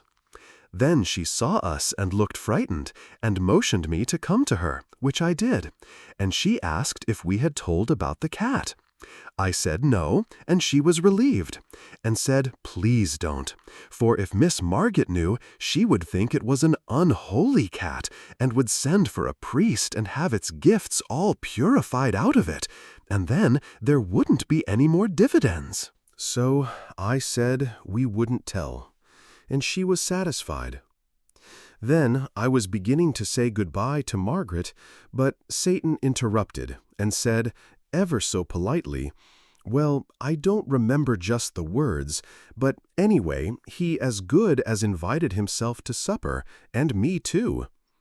Of course Margaret was miserably embarrassed, for she had no reason to suppose they would be half enough for a sick bird. Ursula heard him, and she came straight into the room, not a bit pleased. At first she was astonished to see Margaret looking so fresh and rosy, and said so. Then she spoke up in her native tongue, which was Bohemian, and said, as I learned afterward, "Send him away, Miss Margaret, there's not victuals enough." Before Margaret could speak, Satan had the word and was talking back to Ursula in her own language, which was a surprise to her, and for her mistress too. He said, "Didn't I see you down the road a while ago?" "Yes, sir." "Ah, that pleases me. I see you remember me." He stepped to her and whispered, "I told you it is a lucky cat. Don't be troubled. It will provide." That sponged the slate of Ursula's feelings clean of its anxieties, and a deep financial joy shone in her eyes. The cat's value was augmenting. It was getting full time for Margaret to take some sort of notice of Satan's invitation, and she did it in the best way, the honest way that was natural to her. She said she had little to offer, but that we were welcome if we would share it with her. We had supper in the kitchen, and Ursula waited at table. A small fish was in the frying pan, crisp and brown and tempting, and one could see that Margaret was not expecting such respectable food as this. Ursula brought it, and Margaret divided it between Satan and me, declining to take any of it herself, and was beginning to say she did not care for fish today, but she did not finish the remark. It was because she noticed that another fish had appeared in the pan. She looked surprised, but did not say anything. She probably meant to inquire of Ursula about this later. There were other surprises, flesh and game and wines and fruits, things which had been strangers in that house lately. But Margit made no exclamations, and now even looked unsurprised, which was Satan's influence, of course. Satan talked right along and was entertaining, and made the time pass pleasantly and cheerfully. And although he told a good many lies, it was no harm in him, for he was only an angel, and did not know any better. They do not know right from wrong. I knew this, because I remembered what he had said about it. He got on the good side of Ursula. He praised her to Margit, confidentially, but speaking just loud enough for Ursula to hear. He said she was a fine woman, and he hoped someday to bring her and his uncle together. Very soon, Ursula was mincing and simpering around in a ridiculous girly way, and smoothing out her gown and prinking at herself like a foolish old hen, and all the time pretending she was not hearing what Satan was saying. I was ashamed, for it showed us to be what Satan considered us, a silly race and trivial. Satan said his uncle entertained a great deal, and to have a clever woman presiding over the festivities would double the attractions of the place. "But your uncle is a gentleman, isn't he?" asked Margit. "Yes," said Satan indifferently. "Some even call him a prince, out of compliment, but he is not bigoted. To him, personal merit is everything, rank nothing." My hand was hanging down by my chair. Agnes came along and licked it. By this act a secret was revealed. I started to say, "It is all a mistake. This is just a common, ordinary cat. The hair needles on her tongue point inward, not outward." But the words did not come, because they couldn't. Satan smiled upon me, and I understood. When it was dark, Margit took food and wine and fruit in a basket and hurried away to the jail, and Satan and I walked toward my home. I was thinking to myself that I should like to see what the inside of the jail was like. Satan overheard the thought, and the next moment we were in the jail. We were in the torture chamber, Satan said. The rack was there, and the other instruments, and there was a smoky lantern or two hanging on the walls and helping to make the place look dim and dreadful. There were people there, and executioners, but as they took no notice of us, it meant that we were invisible. A young man lay bound, and Satan said he was suspected of being a heretic, and the executioners were about to inquire into it. They asked the man to confess to the charge, and he said he could not, for it was not true. Then they drove splinter after splinter under his nails, and he shrieked with the pain. Satan was not disturbed, but I could not endure it, and had to be whisked out of there. I was faint and sick, but the fresh air revived me, and we walked toward my home. I said it was a brutal thing. No, it was a human thing. You should not insult the brutes by such a misuse of that word. They have not deserved it. And he went on talking like that. It is like your paltry race, always lying, always claiming virtues which it hasn't got, always denying them to the higher animals, which alone possess them. No brute ever does a cruel thing. That is the monopoly of those with the moral sense. When a brute inflicts pain, he does it innocently. It is not wrong. For him there is no such thing as wrong. And he does not inflict pain for the pleasure of inflicting it. Only man does that, inspired by that mongrel moral sense of his. A sense whose function is to distinguish between right and wrong, with liberty to choose which of them he will do. Now, what advantage can he get out of that? He is always choosing, and in 9 cases out of 10, he prefers the wrong. There shouldn't be any wrong, and without the moral sense, there couldn't be any. And yet he is such an unreasoning creature that he is not able to perceive that the moral sense degrades him to the bottom layer of animated beings, and is a shameful possession. Are you feeling better? Let me show you something.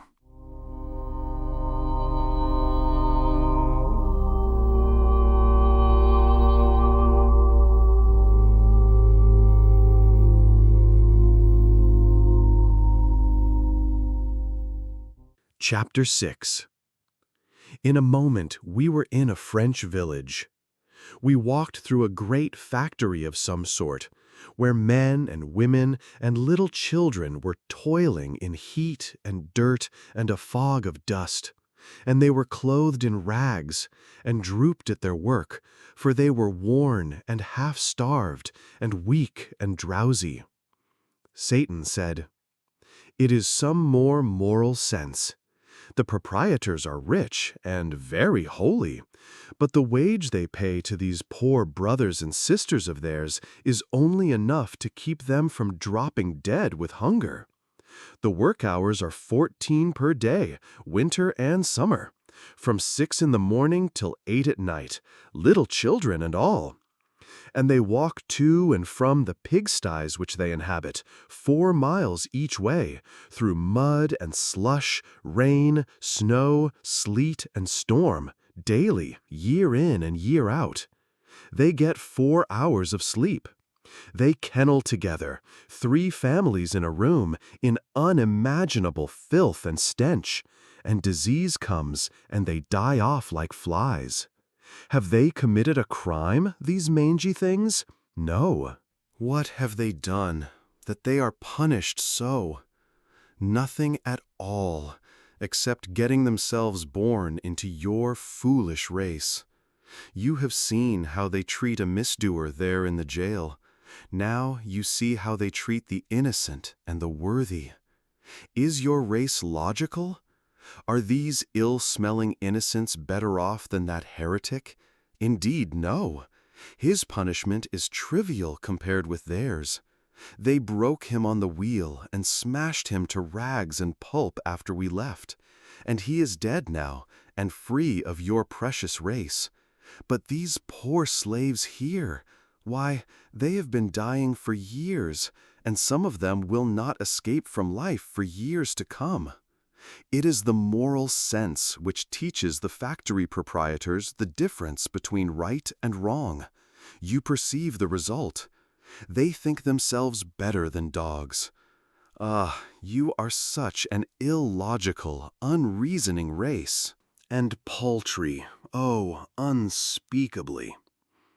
Then he dropped all seriousness and just overstrained himself making fun of us and deriding our pride in our warlike deeds, our great heroes, our imperishable fames, our mighty kings, our ancient aristocrats, our venerable history, and laughed till it was enough to make a person sick to hear him.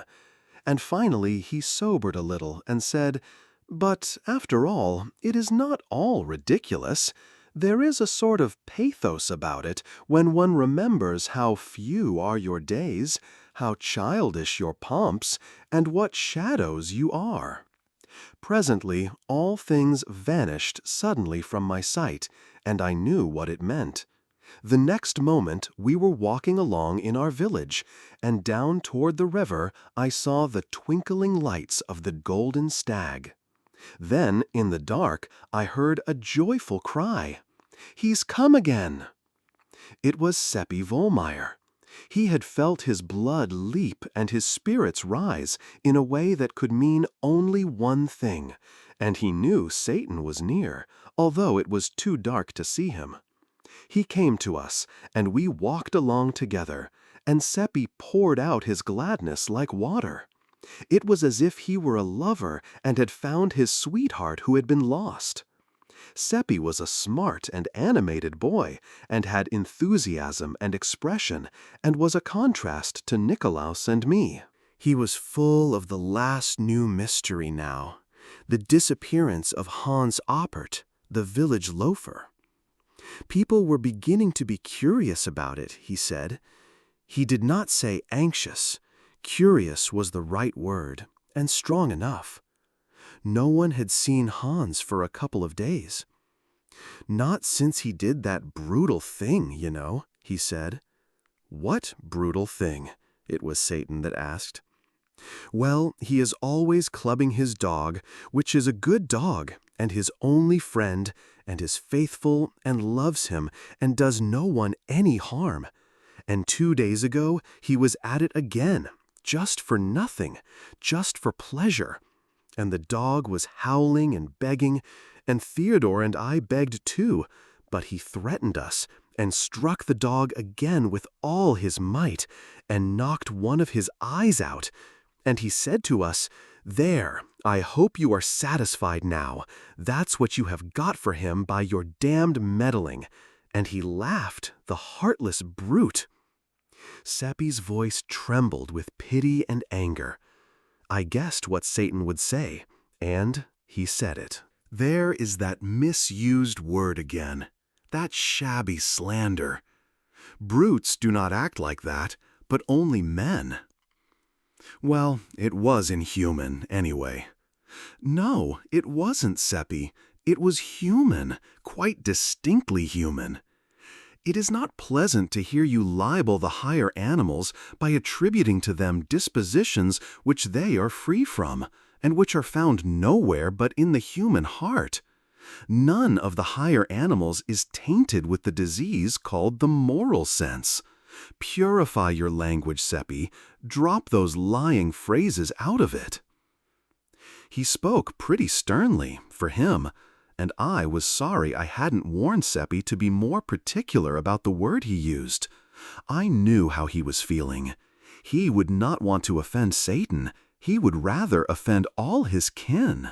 There was an uncomfortable silence, but relief soon came, for that poor dog came along now, with his eye hanging down, and went straight to Satan, and began to moan and mutter brokenly, and Satan began to answer in the same way, and it was plain that they were talking together in the dog language. We all sat down in the grass, in the moonlight, for the clouds were breaking away now, and Satan took the dog's head in his lap and put the eye back in its place, and the dog was comfortable, and he wagged his tail and licked Satan's hand, and looked thankful, and said the same. I knew he was saying it, though I did not understand the words. Then the two talked together a bit, and Satan said, "He says his master was drunk."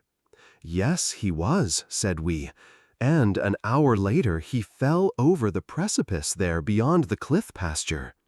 We know the place. It is 3 miles from here. And the dog has been often to the village, begging people to go there, but he was only driven away and not listened to. We remembered it, but hadn't understood what he wanted.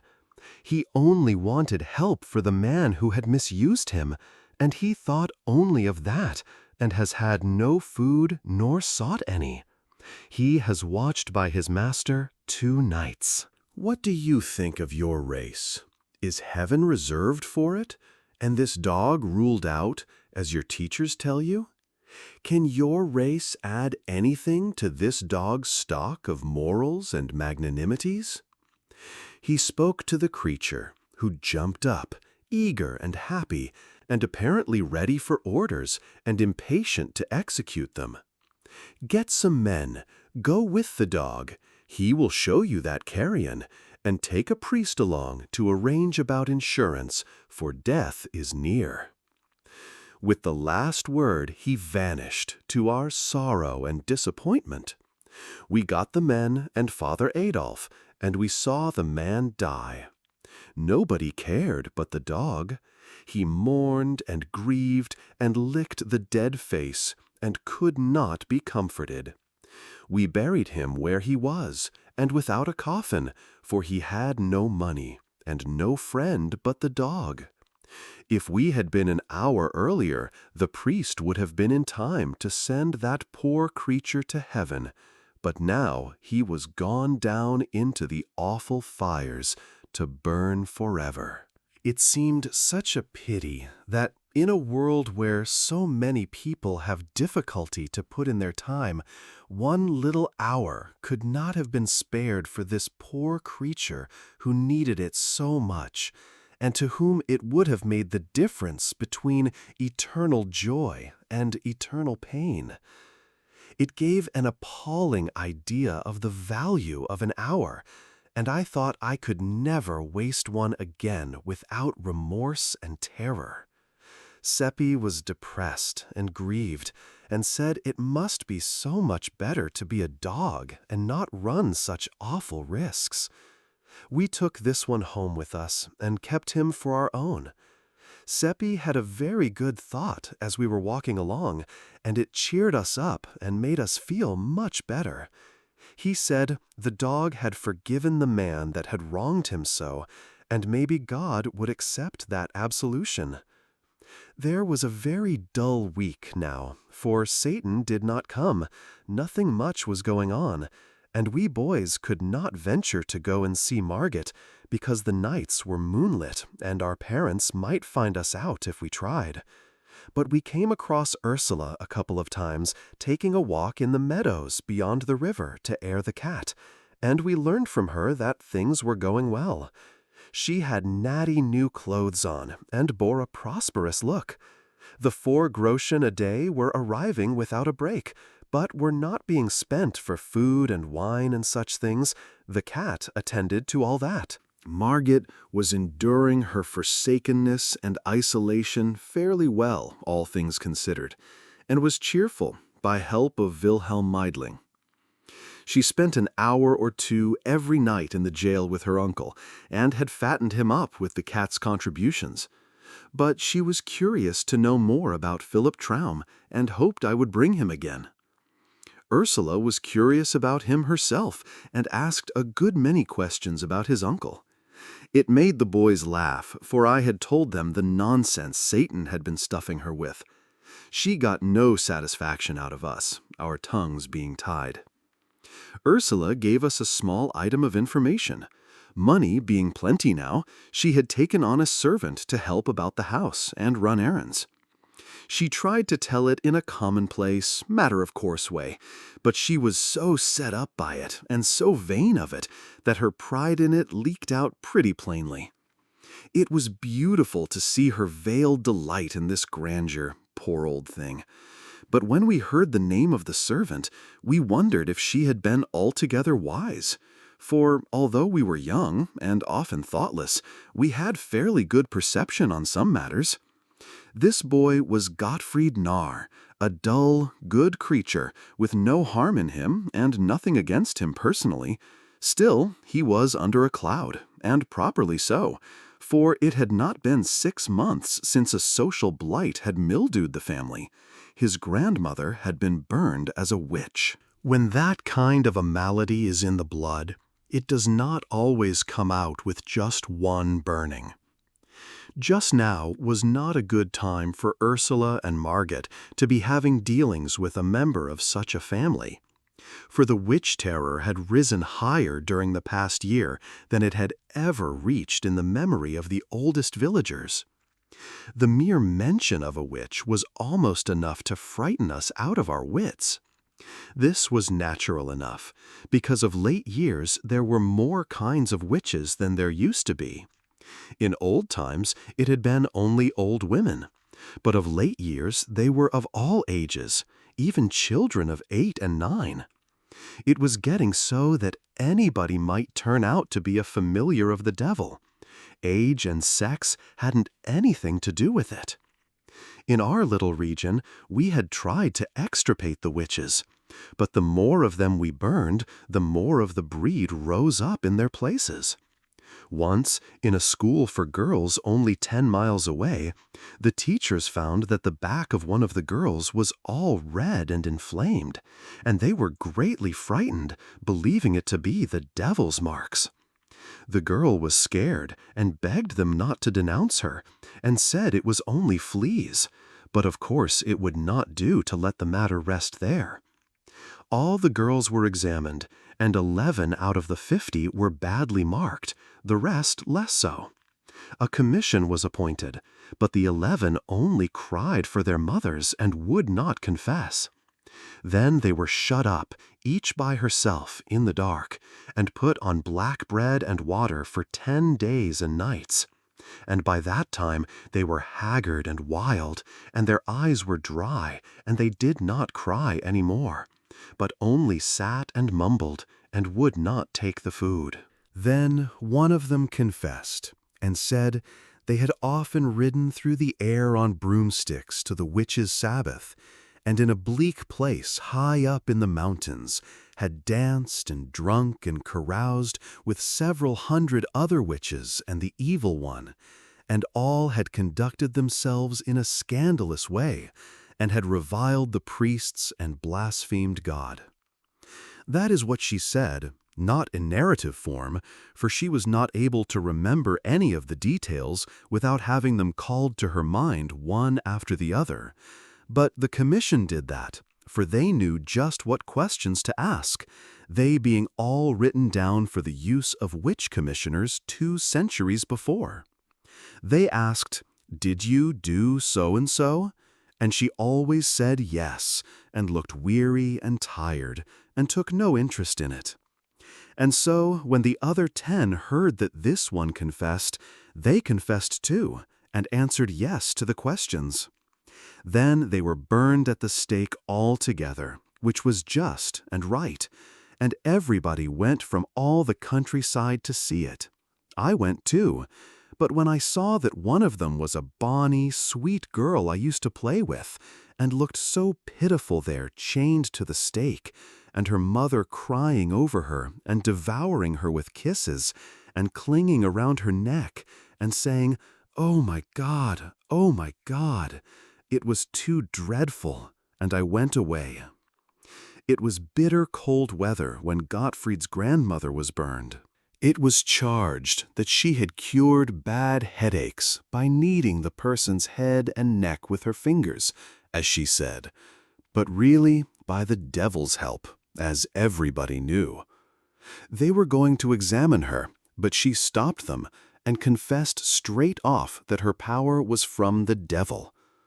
So they appointed to burn her next morning, early, in our market square. The officer who was to prepare the fire was there first and prepared it. She was there next, brought by the constables, who left her and went to fetch another witch. Her family did not come with her. They might be reviled, maybe stoned, if the people were excited. I came and gave her an apple. She was squatting at the fire, warming herself and waiting, and her old lips and hands were blue with the cold. A stranger came next. He was a traveler, passing through, and he spoke to her gently, and, seeing nobody but me there to hear, said he was sorry for her. And he asked if what she confessed was true, and she said no. He looked surprised, and still more sorry then, and asked her, "Then why did you confess?" "I am old and very poor," she said, "and I work for my living. There was no way but to confess. If I hadn't, they might have set me free.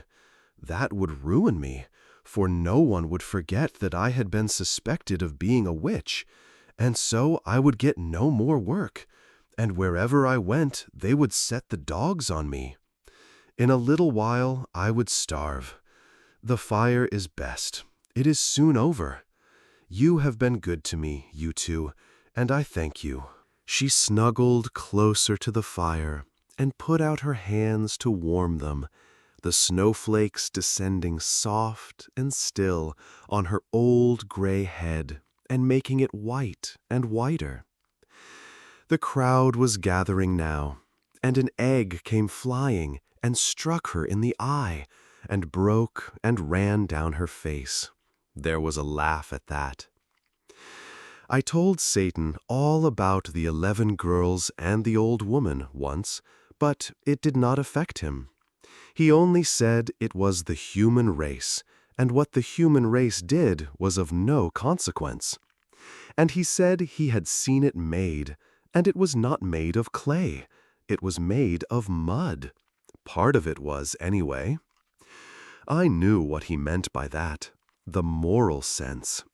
He saw the thought in my head, and it tickled him and made him laugh. Then he called a bullock out of a pasture, and petted it, and talked with it, and said, "There, he wouldn't drive children mad with hunger and fright and loneliness, and then burn them for confessing to things invented for them which had never happened. And neither would he break the hearts of innocent, poor old women, and make them afraid to trust themselves among their own race, and he would not insult them in their death agony. For he is not besmirched with the moral sense, but is as the angels are, and knows no wrong, and never does it." Lovely as he was, Satan could be cruelly offensive when he chose, and he always chose when the human race was brought to his attention. He always turned up his nose at it and never had a kind word for it. Well, as I was saying, we boys doubted if it was a good time for Ursula to be hiring a member of the Nar family. We were right. When the people found it out, they were naturally indignant. And, moreover, since Margit and Ursula hadn't enough to eat themselves, where was the money coming from to feed another mouth? That is what they wanted to know, and in order to find out, they stopped avoiding Gottfried and began to seek his society and have sociable conversations with him. He was pleased, not thinking any harm and not seeing the trap, and so he talked innocently along and was no discreeter than a cow. "Money," he said. "They've got plenty of it. They pay me 2 groschen a week besides my keep. And they live on the fat of the land, I can tell you. The prince himself can't beat their table." This astonishing statement was conveyed by the astrologer to Father Adolf on a Sunday morning when he was returning from Mass. He was deeply moved and said, "This must be looked into."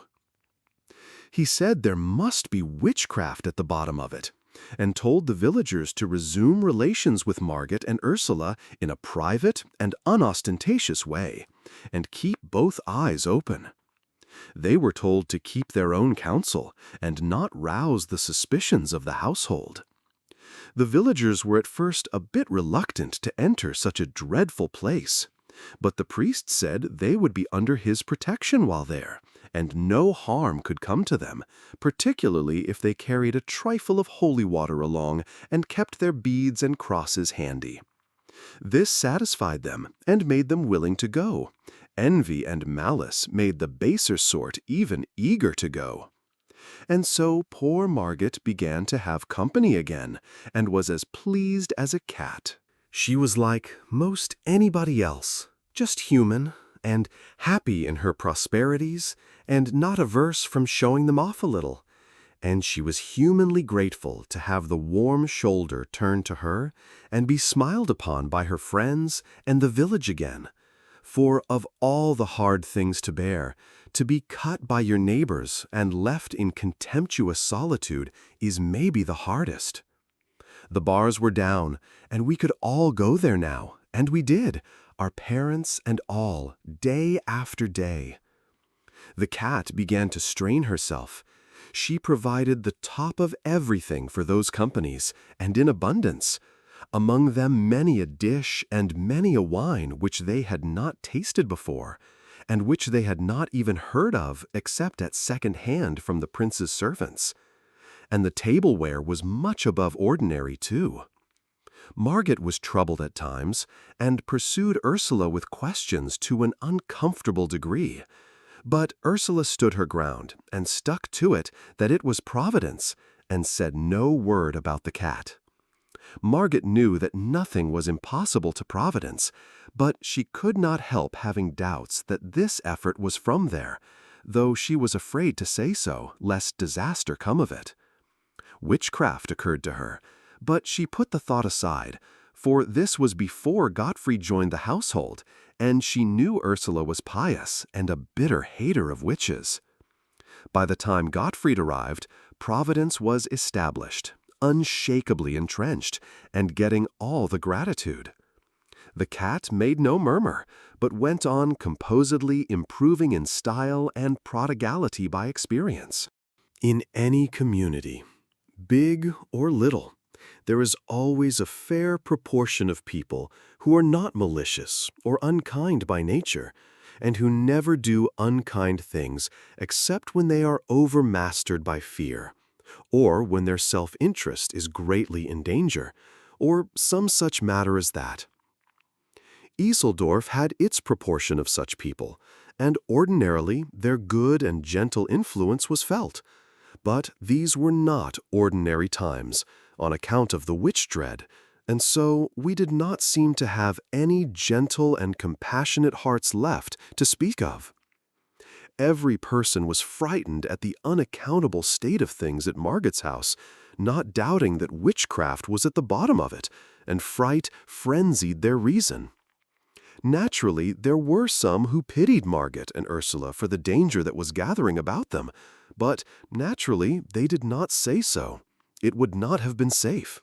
So the others had it all their own way, and there was none to advise the ignorant girl and the foolish woman and warn them to modify their doings. We boys wanted to warn them, but we backed down when it came to the pinch, being afraid. We found that we were not manly enough nor brave enough to do a generous action when there was a chance that it could get us into trouble. Neither of us confessed this poor spirit to the others, but did as other people would have done, dropped the subject and talked about something else. And I knew we all felt mean, eating and drinking Margot's fine things along with those companies of spies, and petting her and complimenting her with the rest, and seeing with self-reproach how foolishly happy she was, and never saying a word to put her on her guard. And indeed, she was happy, and as proud as a princess, and so grateful to have friends again. And all the time these people were watching with all their eyes, and reporting all they saw to Father Adolf. But he couldn't make head or tail of the situation. There must be an enchanter somewhere on the premises, but who was it? Margot was not seen to do any jugglery, nor was Ursula, nor yet Gottfried, and still the wines and dainties never ran short, and a guest could not call for a thing and not get it. To produce these effects was usual enough with witches and enchanters, that part of it was not new. But to do it without any incantations, or even any rumblings or earthquakes or lightnings or apparitions, that was new, novel, wholly irregular. There was nothing in the books like this. Enchanted things were always unreal. Gold turned to dirt in an unenchanted atmosphere, food withered away and vanished. But this test failed in the present case. The spies brought samples. Father Adolf prayed over them, exorcised them, but it did no good. They remained sound and real. They yielded to natural decay only, and took the usual time to do it. Father Adolf was not merely puzzled. He was also exasperated, for these evidences very nearly convinced him, privately, that there was no witchcraft in the matter. It did not wholly convince him, for this could be a new kind of witchcraft. There was a way to find out as to this. If this prodigal abundance of provender was not brought in from the outside, but produced on the premises, there was witchcraft, sure.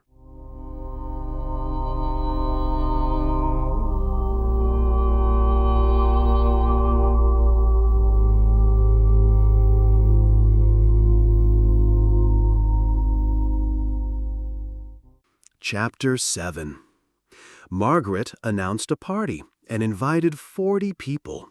The date for it was 7 days away. This was a fine opportunity. Margaret's house stood by itself, and it could be easily watched.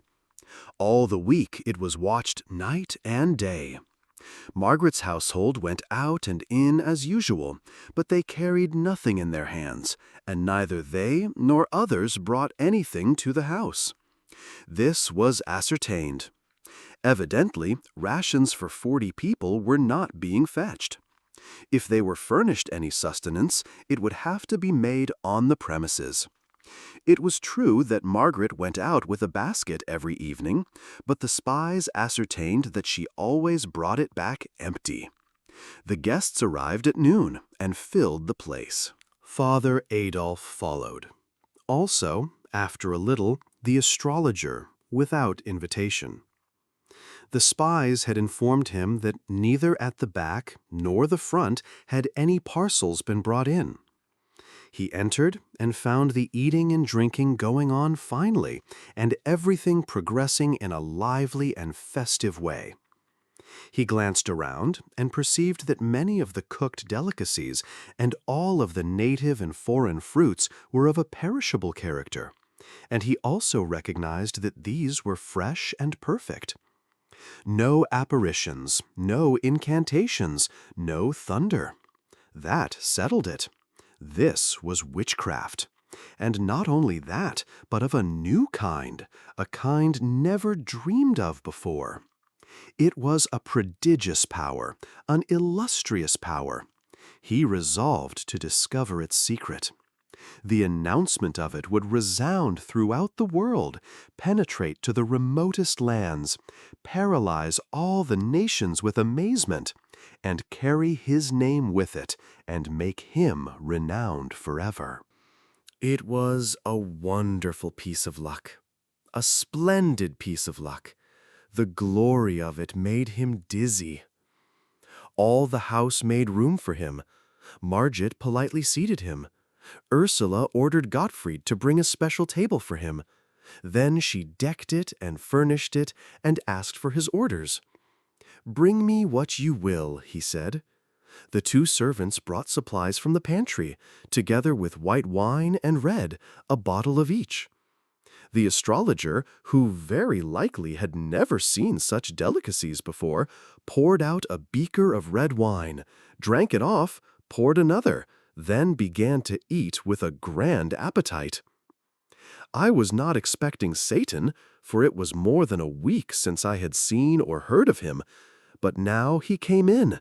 I knew it by the feel, though people were in the way and I could not see him. I heard him apologizing for intruding, and he was going away, but Margit urged him to stay, and he thanked her and stayed. She brought him along, introducing him to the girls, and to Meidling and to some of the elders, and there was quite a rustle of whispers. "It's the young stranger we hear so much about and can't get sight of. He is away so much." "Dear, dear, but he is beautiful. What is his name?" "Philip Traum." "Ah, it fits him. You see, Traum is German for dream." "What does he do?" "Studying for the ministry, they say." "His face is his fortune. He'll be a cardinal someday." "Where is his home?" "Away down somewhere in the tropics, they say. Has a rich uncle down there." And so on. He made his way at once. Everybody was anxious to know him and talk with him.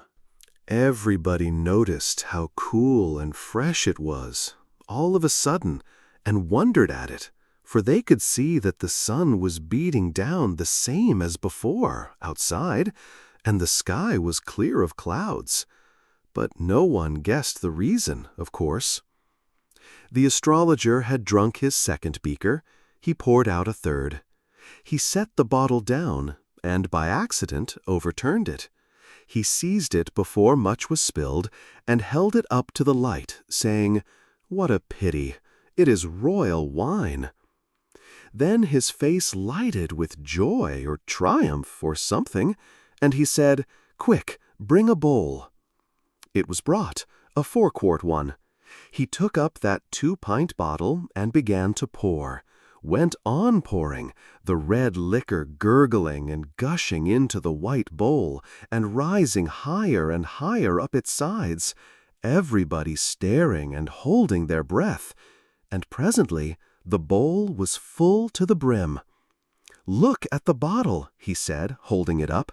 "It is full yet."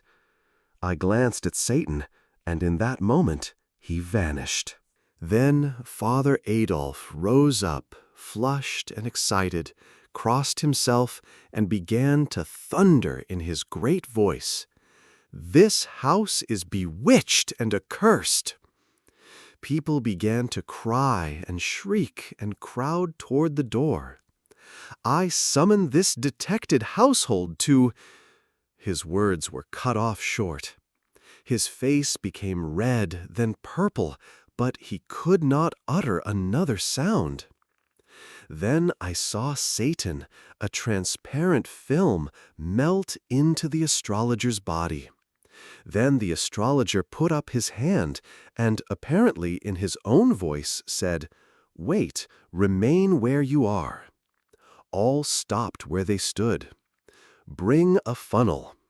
Ursula brought it, trembling and scared, and he stuck it in the bottle and took up the great bowl and began to pour the wine back, the people gazing and dazed with astonishment, for they knew the bottle was already full before he began.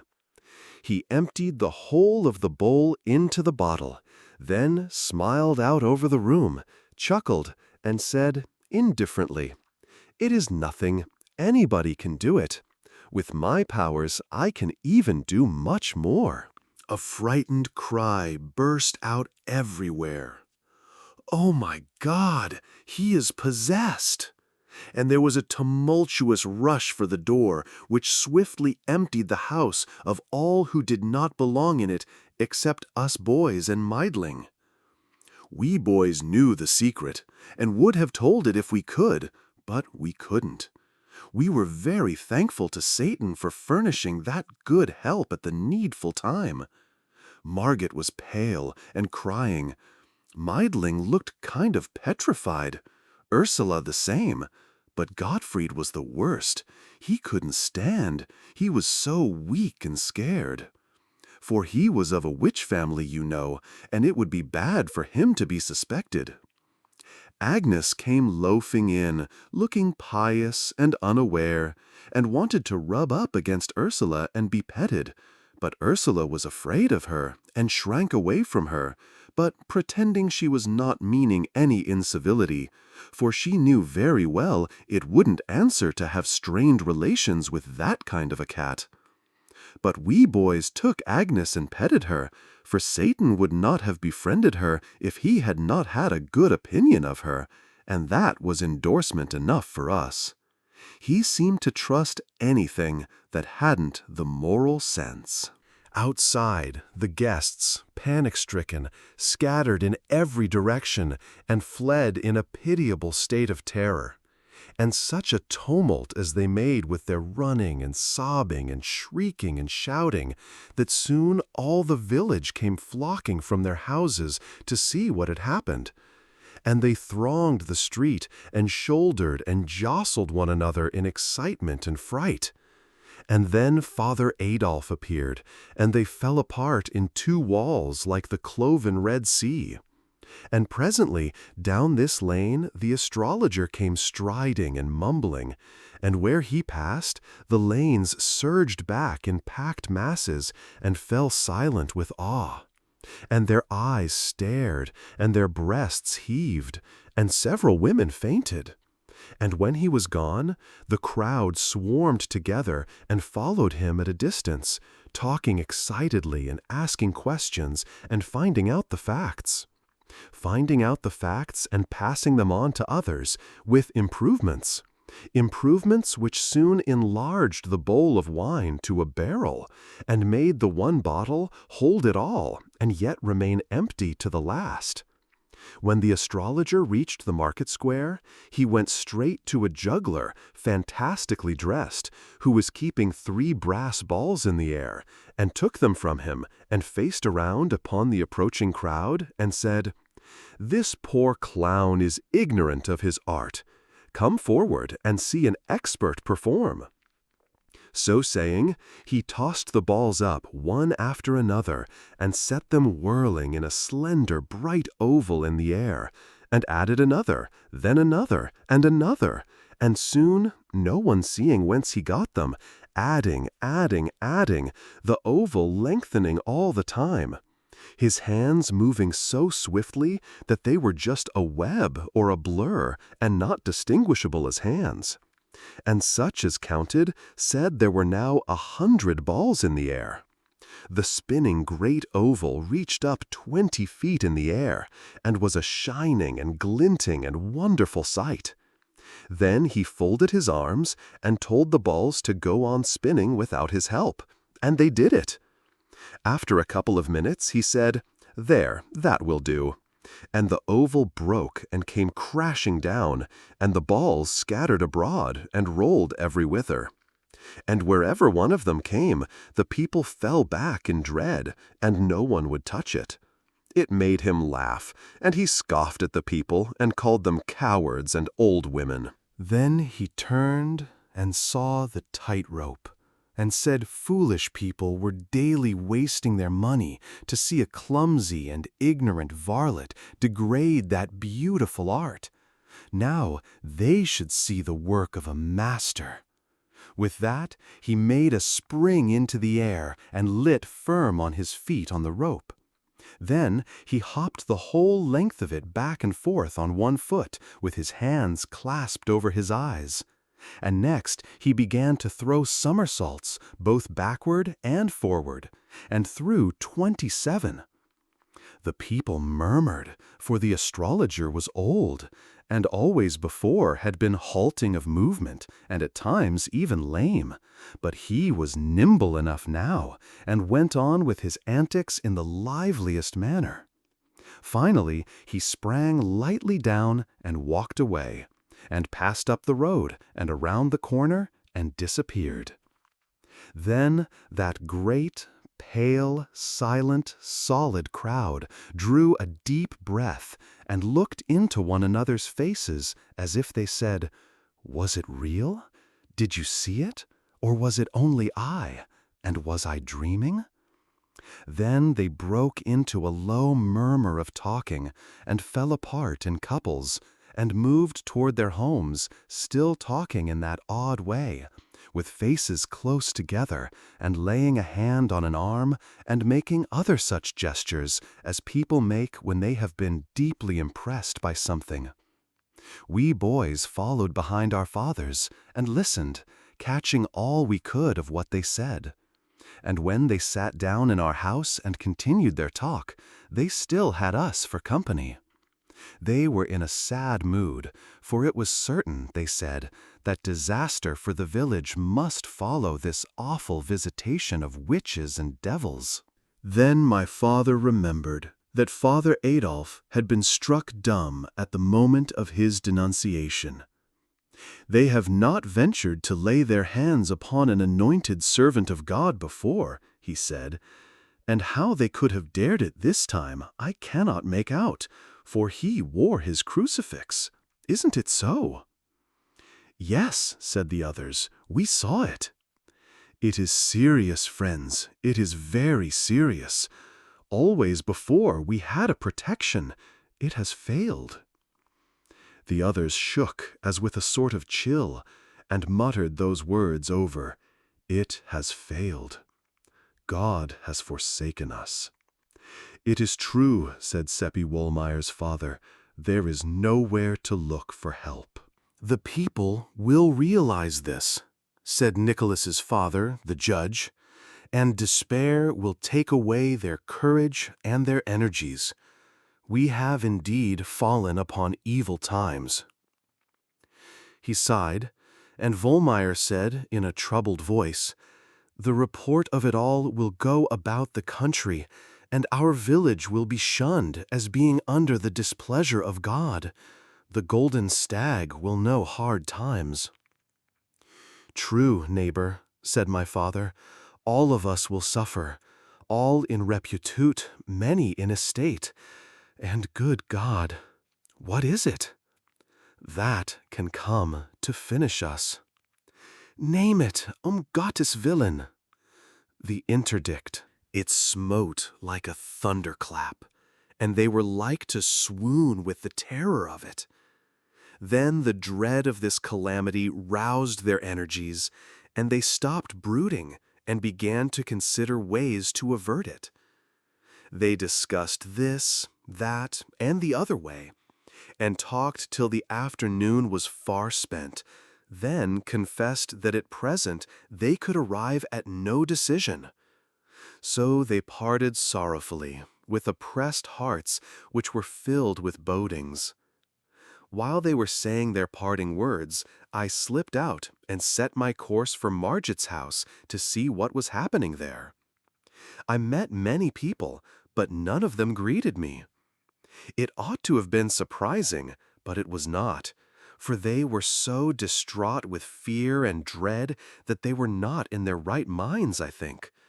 They were white and haggard and walked like persons in a dream, their eyes open but seeing nothing, their lips moving but uttering nothing, and worriedly clasping and unclasping their hands without knowing it. At Margit's it was like a funeral. She and Wilhelm sat together on the sofa, but said nothing, and not even holding hands. Both were steeped in gloom, and Margit's eyes were red from the crying she had been doing. She said, "I have been begging him to go and come no more, and so save himself alive. I cannot bear to be his murderer. This house is bewitched, and no inmate will escape the fire. But he will not go, and he will be lost with the rest." Wilhelm said he would not go. If there was danger for her, his place was by her, and there he would remain. Then she began to cry again, and it was all so mournful that I wished I had stayed away. There was a knock now, and Satan came in, fresh and cheery and beautiful, and brought that whiny atmosphere of his and changed the whole thing. He never said a word about what had been happening, nor about the awful fears which were freezing the blood in the hearts of the community, but began to talk and rattle on about all manner of gay and pleasant things, and next about music, an artful stroke which cleared away the remnant of Margit's depression and brought her spirits and her interests broad awake. She had not heard anyone talk so well and so knowingly on that subject before, and she was so uplifted by it and so charmed that what she was feeling lit up her face and came out in her words. And Wilhelm noticed it and did not look as pleased as he ought to have done. And next, Satan branched off into poetry and recited some and did it well, and Margit was charmed again. And again Wilhelm was not as pleased as he ought to have been, and this time Margit noticed it and was remorseful. I fell asleep to pleasant music that night, the patter of rain upon the panes and the dull growling of distant thunder. Away in the night, Satan came and roused me and said, "Come with me, where shall we go?" "Anywhere, so it is with you." Then there was a fierce glare of sunlight, and he said, "This is China." That was a grand surprise, and made me sort of drunk with vanity and gladness to think I had come so far, so much, much farther than anybody else in our village, including Bartel Sperling, who had such a great opinion of his travels. We buzzed around over that empire for more than half an hour and saw the whole of it. It was wonderful, the spectacles we saw, and some were beautiful, others too horrible to think. For instance, however, I may go into that by and by, and also why Satan chose China for this excursion instead of another place. It would interrupt my tale to do it now. Finally, we stopped flitting and lit. We sat upon a mountain, commanding a vast landscape of mountain range and gorge and valley and plain and river, with cities and villages slumbering in the sunlight, and a glimpse of blue sea on the farther verge. It was a tranquil and dreamy picture, beautiful to the eye and restful to the spirit. If we could only make a change like that whenever we wanted to, the world would be easier to live in than it is, for change of scene shifts the mind's burdens to the other shoulder and banishes old shop-worn wearinesses from mind and body both. We talked together, and I had the idea of trying to reform Satan and persuade him to lead a better life. I told him about all those things he had been doing and begged him to be more considerate and stop making people unhappy. I said I knew he did not mean any harm, but that he ought to stop and consider the possible consequences of a thing before launching it in that impulsive and random way of his. Then he would not make so much trouble. He was not hurt by this plain speech. He only looked amused and surprised, and said, "What, I do random things? Indeed, I never do. I stop and consider possible consequences." Where is the need? I know what the consequences are going to be, always. Oh, Satan, then how could you do these things? Well, I will tell you, and you must understand if you can. You belong to a singular race. Every man is a suffering machine and a happiness machine combined. The two functions work together harmoniously with a fine and delicate precision on the give and take principle. For every happiness turned out in the one department, the other stands ready to modify it with a sorrow or a pain, maybe a dozen. In most cases, the man's life is about equally divided between happiness and unhappiness. When this is not the case, the unhappiness predominates, always, never the other. Sometimes a man's make and disposition are such that his misery machine is able to do nearly all the business. Such a man goes through life almost ignorant of what happiness is. Everything he touches, everything he does, brings a misfortune upon him. You have seen such people. To that kind of a person, life is not an advantage, is it? It is only a disaster. Sometimes, for an hour's happiness, a man's machinery makes him pay years of misery. Don't you know that? It happens every now and then. I will give you a case or two presently. Now, the people of your village are nothing to me.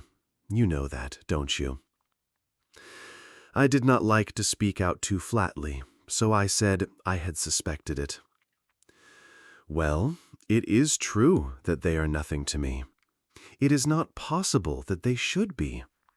The difference between them and me is abysmal, immeasurable. They have no intellect. No intellect. Nothing that resembles it. At a future time, I will examine what man calls his mind and give you the details of that chaos. Then you will see and understand. Men have nothing in common with me. There is no point of contact. They have foolish little feelings and foolish little vanities and impertinences and ambitions. Their foolish little life is but a laugh, a sigh, and extinction, and they have no sense. Only the moral sense. I will show you what I mean. Here is a red spider, not so big as a pin's head. Can you imagine an elephant being interested in him, caring whether he is happy or isn't, or whether he is wealthy or poor, or whether his sweetheart returns his love or not, or whether his mother is sick or well, or whether he is looked up to in society or not, or whether his enemies will smite him or his friends desert him, or whether his hopes will suffer blight or his political ambitions fail, or whether he shall die in the bosom of his family or neglected and despised in a foreign land. These things can never be important to the elephant. They are nothing to him. He cannot shrink his sympathies to the microscopic size of them. Man is to me as the red spider is to the elephant. The elephant has nothing against the spider. He cannot get down to that remote level. I have nothing against man. The elephant is indifferent. I am indifferent. The elephant would not take the trouble to do the spider an ill turn. If he took the notion, he might do him a good turn, if it came in his way and cost nothing. I have done man good service, but no ill turns. The elephant lives a century, the red spider a day. In power, intellect, and dignity, the one creature is separated from the other by a distance which is simply astronomical. Yet in these, as in all qualities, man is immeasurably further below me than is the wee spider below the elephant. Man's mind clumsily and tediously and laboriously patches little trivialities together and gets a result, such as it is. My mind creates. Do you get the force of that? Creates anything it desires, and in a moment. Creates without material. Creates fluids, solids, colors, anything, everything, out of the airy nothing which is called thought. A man imagines a silk thread, imagines a machine to make it, imagines a picture, then by weeks of labor embroiders it on canvas with the thread. I think the whole thing, and in a moment it is before you, created. I think a poem, music, the record of a game of chess, anything, and it is there. This is the immortal mind. Nothing is beyond its reach. Nothing can obstruct my vision. The rocks are transparent to me, and darkness is daylight. I do not need to open a book.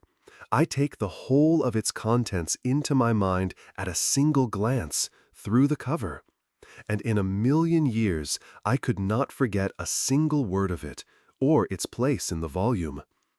Nothing goes on in the skull of man, bird, fish, insect, or other creature which can be hidden from me. I pierce the learned man's brain with a single glance, and the treasures which cost him 60 years to accumulate are mine. He can forget, and he does forget, but I retain. Now then, I perceive by your thoughts that you are understanding me fairly well. Let us proceed. Circumstances might so fall out that the elephant could like the spider, supposing he can see it, but he could not love it. His love is for his own kind, for his equals.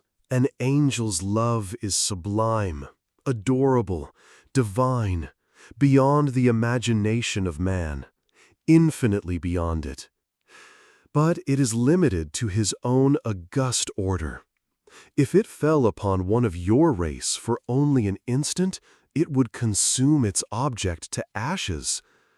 No, we cannot love men, but we can be harmlessly indifferent to them. We can also like them sometimes. I like you and the boys. I like Father Peter, and for your sakes I am doing all these things for the villagers. He saw that I was thinking a sarcasm, and he explained his position. I have wrought well for the villagers, though it does not look like it on the surface. Your race never know good fortune from ill. They are always mistaking the one for the other. It is because they cannot see into the future. What I am doing for the villagers will bear good fruit some day. In some cases to themselves, in others to unborn generations of men. No one will ever know that I was the cause, but it will be none the less true for all that. Among you boys, you have a game. You stand a row of bricks on end a few inches apart. You push a brick, it knocks its neighbor over, the neighbor knocks over the next brick, and so on till all the row is prostrate. That is human life. A child's first act knocks over the initial brick, and the rest will follow inexorably. If you could see into the future as I can, you would see everything that was going to happen to that creature, for nothing can change the order of its life after the first event has determined it. That is, nothing will change it, because each act unfailingly begets an act, that act begets another, and so on to the end. And the seer can look forward down the line and see just when each act is to have birth, from cradle to grave. Does God order the career? Foreordain it? No. The man's circumstances and environment order it. His first act determines the second and all that follow after. But suppose, for argument's sake, that the man should skip one of these acts, an apparently trifling one, for instance. Suppose that it had been appointed that on a certain day, at a certain hour, and minute, and second, and fraction of a second, he should go to the well, and he didn't go. That man's career would change utterly from that moment.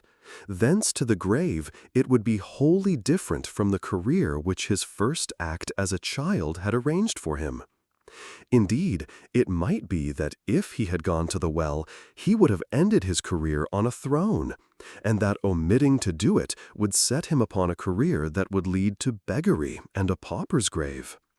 For instance, if at any time, say in boyhood, Columbus had skipped the triflest little link in the chain of acts projected and made inevitable by his first childish act, it would have changed his whole subsequent life, and he would have become a priest and died obscure in an Italian village, and America would not have been discovered for 2 centuries afterward. I know this. To skip any one of the billion acts in Columbus's chain would have wholly changed his life. I have examined his billion of possible careers, and in only one of them occurs the discovery of America. You people do not suspect that all of your acts are of one size and importance, but it is true. To snatch at an appointed fly is as big with fate for you as is any other appointed act, as the conquering of a continent, for instance. Yes. Now then, no man ever drop a link. The thing has never happened. Even when he is trying to make up his mind as to whether he will do a thing or not, that itself is a link, an act, and has its proper place in his chain. And when he finally decides an act, that also was the thing which he was absolutely certain to do. You see now that a man will never drop a link in his chain. He cannot. If he made up his mind to try, that project would itself be an unavoidable link, a thought bound to occur to him at that precise moment, and made certain by the first act of his babyhood. It seemed so dismal. He is a prisoner for life, I said sorrowfully, and cannot get free. No. Of himself he cannot get away from the consequences of his first childish act, but I can free him. I looked up wistfully. I have changed the careers of a number of your villagers. I tried to thank him, but found it difficult and let it drop. I shall make some other changes. You know that little Lisa Brandt? Oh, yes, everybody does. My mother says she is so sweet and so lovely that she is not like any other child. She says she will be the pride of the village when she grows up, and its idol too, just as she is now. I shall change her future. Make it better, I asked. Yes, and I will change the future of Nicholas." I was glad this time and said, "I don't need to ask about his case. You will be sure to do generously by him." "It is my intention." Straight off, I was building that great future of Nicky's in my imagination, and had already made a renowned general of him and Hofmeister at the court, when I noticed that Satan was waiting for me to get ready to listen again. I was ashamed of having exposed my cheap imaginings to him, and was expecting some sarcasms, but it did not happen. He proceeded with his subject. "Nicky's appointed life is 62 years. "That's grand," I said. "Lisa's 36. But, as I told you, I shall change their lives and those ages. 2 minutes and a quarter from now, Nicholas will wake out of his sleep and find the rain blowing in. It was appointed that he should turn over and go to sleep again. But I have appointed that he shall get up and close the window first. That trifle will change his career entirely. He will rise in the morning 2 minutes later than the chain of his life had appointed him to rise. By consequence, thenceforth nothing will ever happen to him in accordance with the details of the old chain." He took out his watch and sat looking at it a few moments, then said, "Nicholas has risen to close the window. His life is changed. His new career has begun. There will be consequences." It made me feel creepy. It was uncanny. But for this change, certain things would happen 12 days from now. For instance, Nicholas would save Lisa from drowning. He would arrive on the scene at exactly the right moment, 4 minutes past 10, the long ago appointed instant of time. And the water would be shoal, the achievement easy and certain. But he will arrive some seconds too late now. Lisa will have struggled into deeper water. He will do his best, but both will drown. "Oh, Satan! Oh, dear Satan!" I cried, with the tears rising in my eyes. "Save them! Don't let it happen. I can't bear to lose Nicholas. He is my loving playmate and friend. And think of Lisa's poor mother." I clung to him and begged and pleaded, but he was not moved. He made me sit down again and told me I must hear him out. "I have changed Nicholas's life, and this has changed Lisa's. If I had not done this, Nicholas would save Lisa. Then he would catch cold from his drenching. One of your race's fantastic and desolating scarlet fevers would follow, with pathetic after-effects. For 46 years he would lie in his bed a paralytic log, deaf, dumb, blind, and praying night and day for the blessed relief of death. Shall I change his life back? Oh, no! Oh, not for the world! In charity and pity, leave it as it is. It is best so. I could not have changed any other link in his life and done him so good a service. He had a billion possible careers, but not one of them was worth living. They were charged full with miseries and disasters. But for my intervention, he would do his brave deed 12 days from now, a deed begun and ended in 6 minutes, and get for all reward those 46 years of sorrow and suffering I told you of. It is one of the cases I was thinking of a while ago, when I said that sometimes an act which brings the actor an hour's happiness and self-satisfaction is paid for, or punished, by years of suffering. I wondered what poor little Lisa's early death would save her from. He answered the thought. From 10 years of pain and slow recovery from an accident, and then from 19 years pollution, shame, depravity, crime, ending with death at the hands of the executioner. 12 days hence she will die. Her mother would save her life if she could. Am I not kinder than her mother? Yes, oh, indeed yes, and wiser. Father Peter's case is coming on presently. He will be acquitted through unassailable proofs of his innocence. Why, Satan, how can that be? Do you really think it? Indeed, I know it. His good name will be restored, and the rest of his life will be happy. I can believe it. To restore his good name will have that effect. His happiness will not proceed from that cause.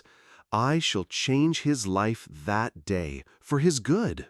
He will never know his good name has been restored.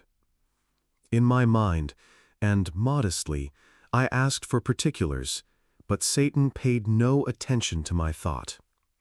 Next, my mind wandered to the astrologer, and I wondered where he might be. "In the moon," said Satan, with a fleeting sound which I believed was a chuckle. "I've got him on the cold side of it, too. He doesn't know where he is and is not having a pleasant time. Still, it is good enough for him, a good place for his star studies. I shall need him presently. Then I shall bring him back and possess him again. He has a long and cruel and odious life before him, but I will change that, for I have no feeling against him and am quite willing to do him a kindness. I think I shall get him burned." He had such strange notions of kindness. But angels are made so, and do not know any better. Their ways are not like our ways. And, besides, human beings are nothing to them. They think they are only freaks. It seems to me odd that he should put the astrologer so far away. He could have dumped him in Germany just as well, where he would be handy. "Far away," said Satan. "To me, no place is far away. Distance does not exist for me. The sun is less than 100 million miles from here, and the light that is falling upon us has taken 8 minutes to come. But I can make that flight, or any other, in a fraction of time so minute that it cannot be measured by a watch. I have but to think the journey, and it is accomplished." I held out my hand and said, "The light lies upon it. Think it into a glass of wine, Satan." He did it. I drank the wine. "Break the glass," he said. I broke it. "There, you see it is real. The villagers thought the brass balls were magic stuff and as perishable as smoke. They were afraid to touch them. You are a curious lot, your race. But come along, I have business. I will put you to bed." Said and done. Then he was gone, but his voice came back to me through the rain and darkness, saying, "Yes, tell Seppi, but no other." It was the answer to my thought.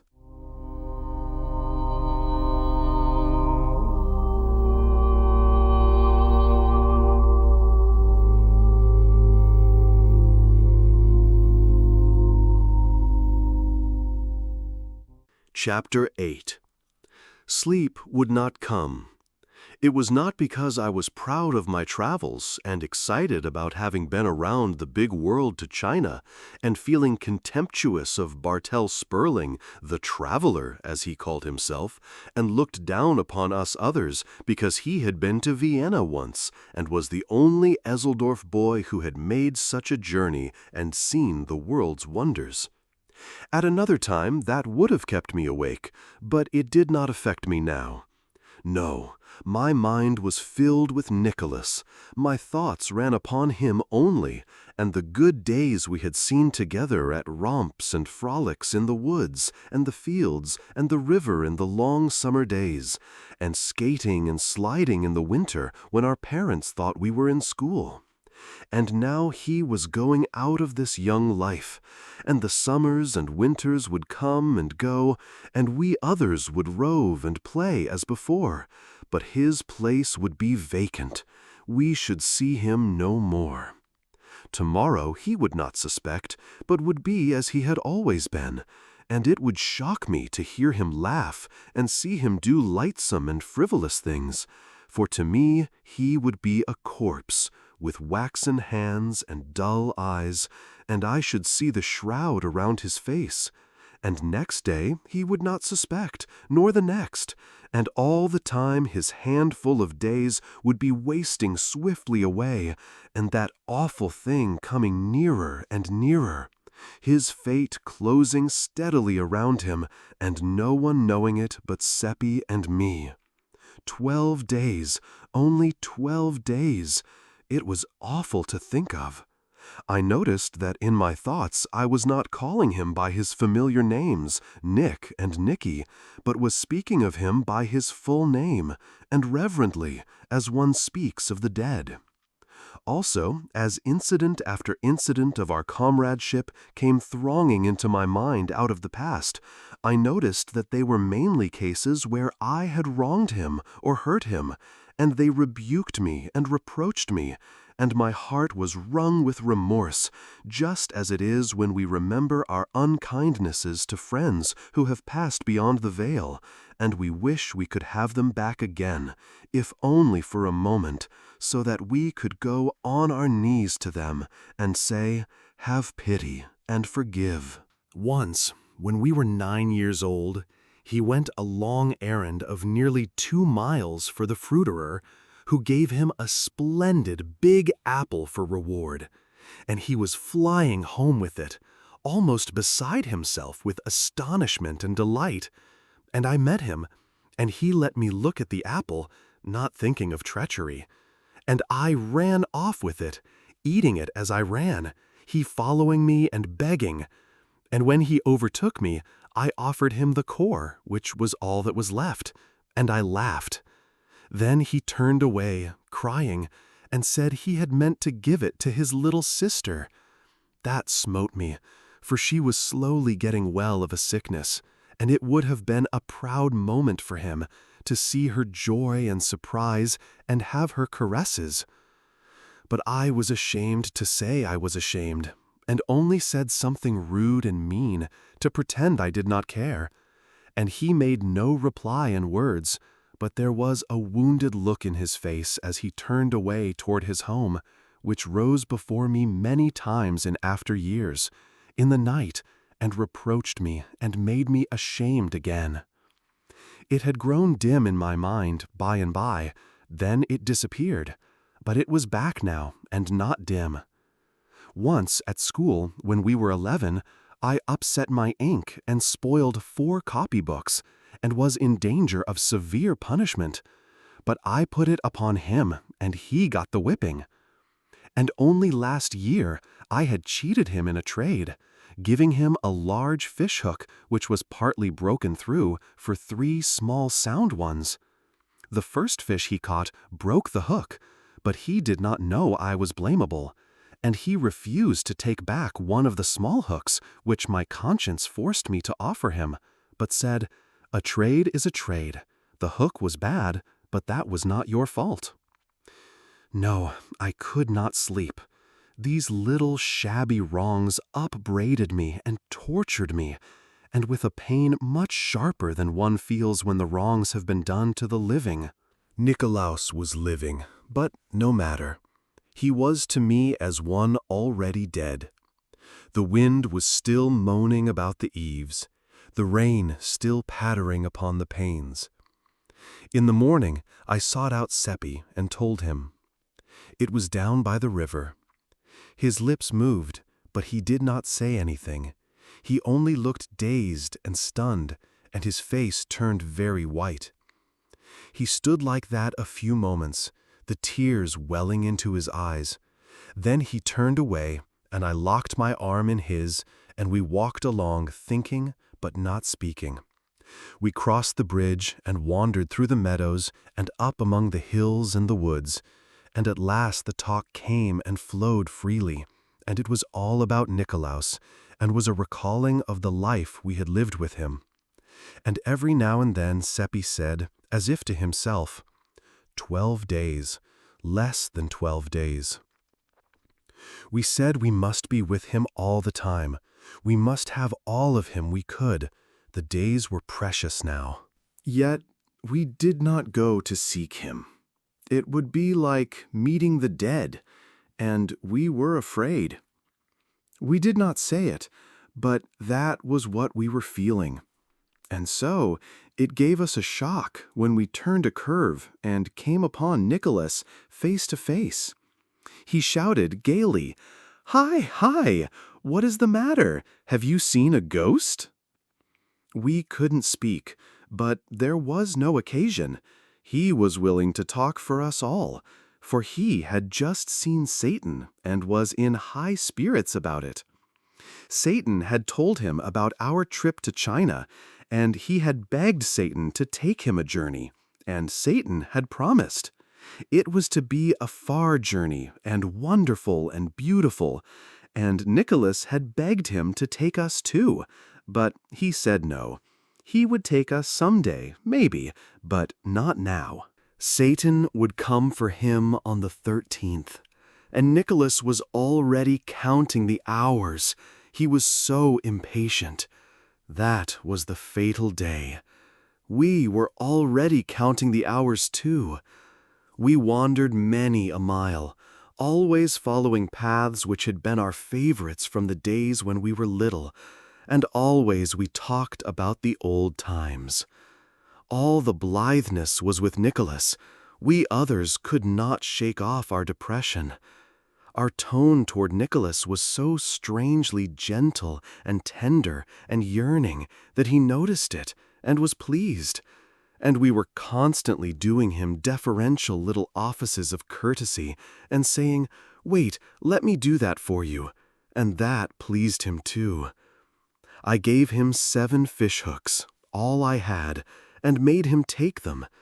And Seppi gave him his new knife and a humming top painted red and yellow, atonements for swindles practiced upon him formerly, as I learned later, and probably no longer remembered by Nicholas now.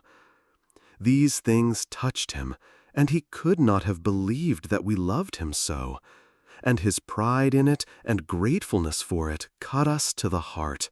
We were so undeserving of them. When we parted at last, he was radiant and said he had never had such a happy day.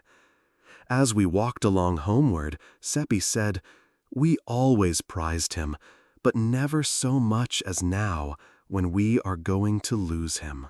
Next day, and every day, we spent all of our spare time with Nicholas, and also added to it time which we and he stole from work and other duties, and this cost the 3 of us some sharp scoldings and some threats of punishment. Every morning 2 of us woke with a start and a shudder, saying, as the days flew along, "Only 10 days left, only 9 days left, only 8, only 7. Always it was narrowing. Always Nicholas was gay and happy, and always puzzled because we were not. He wore his invention to the bone, trying to invent ways to cheer us up. But it was only a hollow success. He could see that our jollity had no heart in it, and that the laughs we broke into came up against some obstruction or other, and suffered damage and decayed into a sigh. He tried to find out what the matter was, so that he could help us out of our trouble, or make it lighter by sharing it with us. So we had to tell many lies to deceive him and appease him. But the most distressing thing of all was that he was always making plans, and often they went beyond the 13th. Whenever that happened, it made us groan in spirit. All his mind was fixed upon finding some way to conquer our depression and cheer us up, and at last, when he had but 3 days to live, he fell upon the right idea and was jubilant over it. A boys' and girls' frolic and dance in the woods, up there where we first met Satan. And this was to occur on the 14th. It was ghastly, for that was his funeral day. We couldn't venture to protest. It would only have brought a "why?" which we could not answer. He wanted us to help him invite his guests, and we did it. One can refuse nothing to a dying friend. But it was dreadful, for really we were inviting them to his funeral. It was an awful 11 days, and yet, with a lifetime stretching back between today and then, they are still a grateful memory to me, and beautiful. In effect, they were days of companionship with one's sacred dead, and I have known no comradeship that was so close or so precious. We clung to the hours and the minutes, counting them as they wasted away, and parting with them with that pain and bereavement which a miser feels who sees his hoard filched from him, coin, by robbers, and is helpless to prevent it. When the evening of the last day came, we stayed out too long. Seppi and I were in fault for that. We could not bear to part with Nicolaus, so it was very late when we left him at his door. We lingered near a while, listening, and that happened which we were fearing. His father gave him the promised punishment, and we heard his shrieks.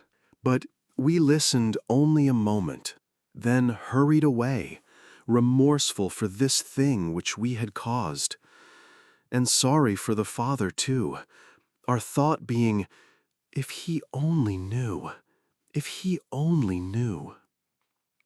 In the morning, Nicolaus did not meet us at the appointed place, so we went to his home to see what the matter was.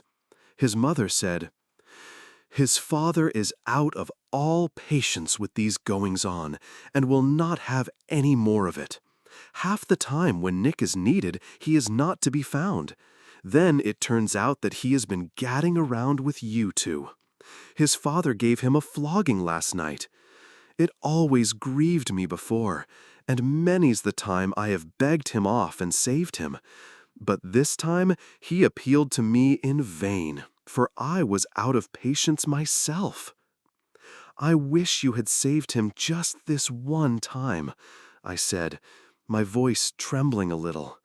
"It would ease a pain in your heart to remember it some day." She was ironing at the time, and her back was partly toward me. She turned about with a startled or wondering look in her face and said, "What do you mean by that?" I was not prepared and didn't know anything to say, so it was awkward, for she kept looking at me. But Seppi was alert and spoke up. "Why, of course it would be pleasant to remember, for the very reason we were out so late was that Nicholas got to telling how good you are to him, and how he never got whipped when you were by to save him, and he was so full of it, and we were so full of the interest of it, that none of us noticed how late it was getting." "Did he say that? Did he?" And she put her apron to her eyes. "You can ask Theodore, he will tell you the same." "It is a dear, good lad, my Nick," she said. "I am sorry I let him get whipped. I will never do it again. To think, all the time I was sitting here last night, fretting and angry at him, he was loving me and praising me. Dear, dear, if we could only know. Then we shouldn't ever go wrong, but we are only poor, dumb beasts groping around and making mistakes." I shan't ever think of last night without a pang. She was like all the rest. It seemed as if nobody could open a mouth in these wretched days without saying something that made us shiver. They were groping around and did not know what true, sorrowfully true things they were saying by accident. Seppi asked if Nicholas might go out with us. "I am sorry," she answered, "but he can't. To punish him further, his father doesn't allow him to go out of the house today." We had a great hope. I saw it in Seppi's eyes. We thought, if he cannot leave the house, he cannot be drowned. Seppi asked to make sure. "Must he stay in all day or only the morning?" "All day. It's such a pity, too. It's a beautiful day, and he is so unused to being shut up. But he is busy planning his party, and maybe that is company for him. I do hope he isn't too lonesome." Seppi saw that in her eye, which emboldened him to ask if we might go up and help him pass his time. "And welcome," she said, right heartily. "Now I call that real friendship, when you might be abroad in the fields and the woods having a happy time. You are good boys, I'll allow that, though you don't always find satisfactory ways of improving it. Take these cakes for yourselves, and give him this one from his mother." The first thing we noticed when we entered Nicolaus's room was the time, 9:15. Could that be correct? Only such a few minutes to live. I felt a contraction at my heart. Nicolaus jumped up and gave us a glad welcome. He was in good spirits over his plannings for his party and had not been lonesome. "Sit down," he said, "and look at what I've been doing. And I've finished a kite that you will say is a beauty. It's drying in the kitchen. I'll fetch it." He had been spending his penny savings in fanciful trifles of various kinds to go as prizes in the games, and they were marshaled with fine and showy effect upon the table. He said, "Examine them at your leisure, while I get Mother to touch up the kite with her iron if it isn't dry enough yet." Then he tripped out and went clattering downstairs, whistling. We did not look at the things. We couldn't take any interest in anything but the clock. We sat staring at it in silence, listening to the ticking. And every time the minute hand jumped, we nodded recognition. 1 minute fewer to cover in the race for life or for death. Finally, Seppi drew a deep breath and said, 2 minutes to 10. 7 minutes more and he will pass the death point. Theodore, he is going to be saved. He's going to— Hush, I'm on needles. Watch the clock and keep still. 5 minutes more. We were panting with the strain and the excitement. Another 3 minutes, and there was a footstep on the stair. Saved. And we jumped up and faced the door. The old mother entered, bringing the kite. "Isn't it a beauty?" she said. "And dear me, how he has slaved over it, ever since daylight, I think, and only finished it a while before you came." She stood it against the wall and stepped back to take a view of it. He drew the pictures his own self, and I think they are very good. The church isn't so very good, I'll have to admit, but look at the bridge. Anyone can recognize the bridge in a minute. He asked me to bring it up.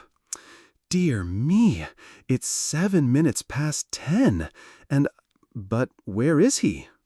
He'll be here soon. He's gone out a minute. Gone out? Yes, just as he came downstairs, little Lisa's mother came in and said the child had wandered off somewhere.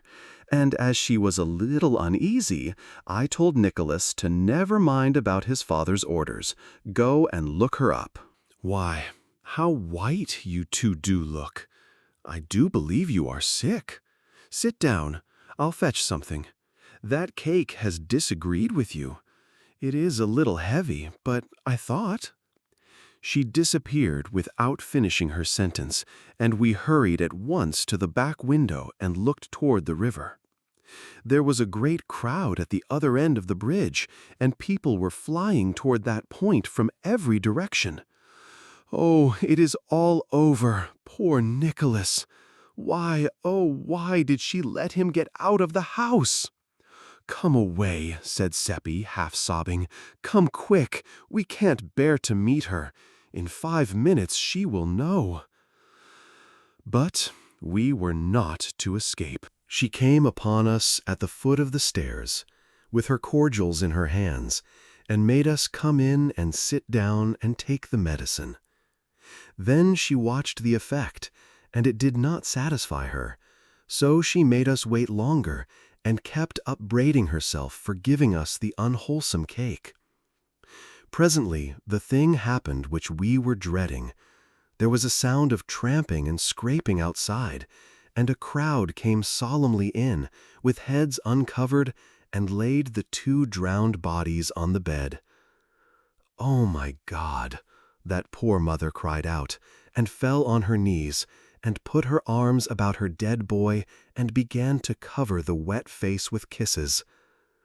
"Oh, it was I that sent him, and I have been his death. If I had obeyed and kept him in the house, this would not have happened. And I am rightly punished. I was cruel to him last night, and him begging me, his own mother, to be his friend." And so she went on, and all the women cried, and pitied her, and tried to comfort her, but she could not forgive herself, and could not be comforted, and kept on saying if she had not sent him out, he would be alive and well now, and she was the cause of his death. It shows how foolish people are when they blame themselves for anything they have done. Satan knows, and he said nothing happens that your first act hasn't arranged to happen and made inevitable. And so, of your own motion, you can't ever alter the scheme or do a thing that will break a link. Next, we heard screams, and Frau Brandt came wildly plowing and plunging through the crowd with her dress in disorder and hair flying loose, and flung herself upon her dead child with moans and kisses and pleadings and endearments. And by, she rose up, almost exhausted with her outpourings of passionate emotion, and clenched her fist and lifted it toward the sky. And her tear-drenched face grew hard and resentful, and she said, "For nearly 2 weeks I have had dreams and presentiments and warnings that death was going to strike what was most precious to me. And day and night and day I have groveled in the dirt before him, praying him to have pity on my innocent child and save it from harm. And here is his answer." Why, he had saved it from harm, but she did not know. She wiped the tears from her eyes and cheeks, and stood a while gazing down at the child and caressing its face and its hair with her hands. Then she spoke again in that bitter tone. "But in his hard heart is no compassion. I will never pray again." She gathered her dead child to her bosom and strode away, the crowd falling back to let her pass, and smitten dumb by the awful words they had heard. Ah, that poor woman! It is as Satan said, we do not know good fortune from bad, and are always mistaking the one for the other.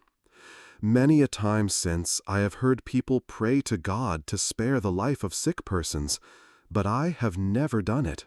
Both funerals took place at the same time in our little church next day. Everyone was there, including the party guests. Satan was there too, which was proper, for it was on account of his efforts that the funerals had happened. Nicolaus had departed this life without absolution, and a collection was taken up for masses to get him out of purgatory. Only 2/3 of the required money was gathered, and the parents were going to try to borrow the rest, but Satan furnished it. He told us privately that there was no purgatory, but he had contributed in order that Nicolaus's parents and their friends might be saved from worry and distress. We thought it very good of him, but he said money did not cost him anything. At the graveyard, the body of little Lisa was seized for debt by a carpenter to whom the mother owed 50 groschen for work done the year before. She had never been able to pay this and was not able now. The carpenter took the corpse home and kept it 4 days in his cellar, the mother weeping and imploring about his house all the time. Then he buried it in his brother's cattle yard without religious ceremonies. It drove the mother wild with grief and shame, And she forsook her work and went daily about the town, cursing the carpenter and blaspheming the laws of the emperor and the church, and it was pitiful to see. Seppi asked Satan to interfere, but he said the carpenter and the rest were members of the human race and were acting quite neatly for that species of animal. He would interfere if he found a horse acting in such a way, and we must inform him when we came across that kind of horse doing that kind of human thing, so that he could stop it. We believed this was sarcasm, for, of course, there wasn't any such horse. But after a few days, we found that we could not abide that poor woman's distress. So we begged Satan to examine her several possible careers and see if he could not change her, to her profit, to a new one. He said the longest of her careers as they now stood gave her 42 years to live, and her shortest one 29, and that both were charged with grief and hunger and cold and pain. The only improvement he could make would be to enable her to skip a certain 3 minutes from now, and he asked us if he should do it. This was such a short time to decide in that we went to pieces with nervous excitement, and before we could pull ourselves together and ask for particulars, he said the time would be up in a few more seconds. So then we gasped out, "Do it!" "It is done," he said. "She was going around a corner. I have turned her back. It has changed her career." "Then what will happen, Satan?" It is happening now. She is having words with Fisher, the weaver. In his anger, Fisher will straightway do what he would not have done but for this accident. He was present when she stood over her child's body and uttered those blasphemies. What will he do? He is doing it now, betraying her.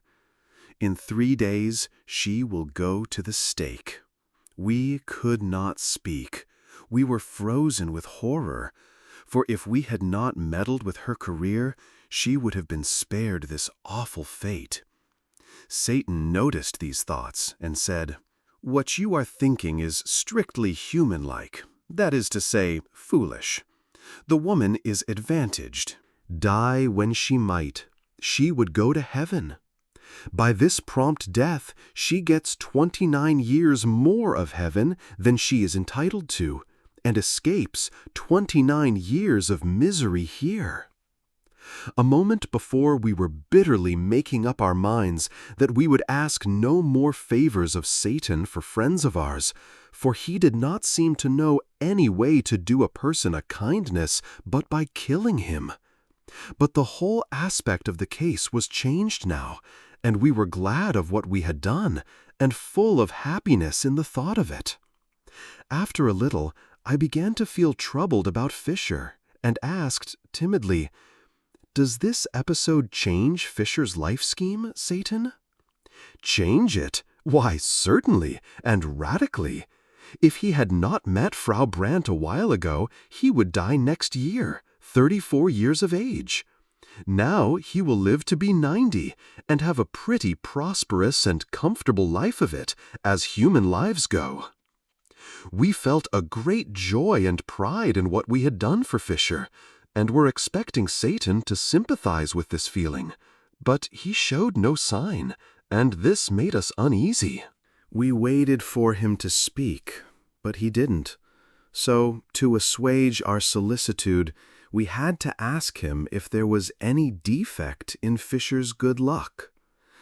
Satan considered the question a moment, then said, with some hesitation, "Well, the fact is, it is a delicate point.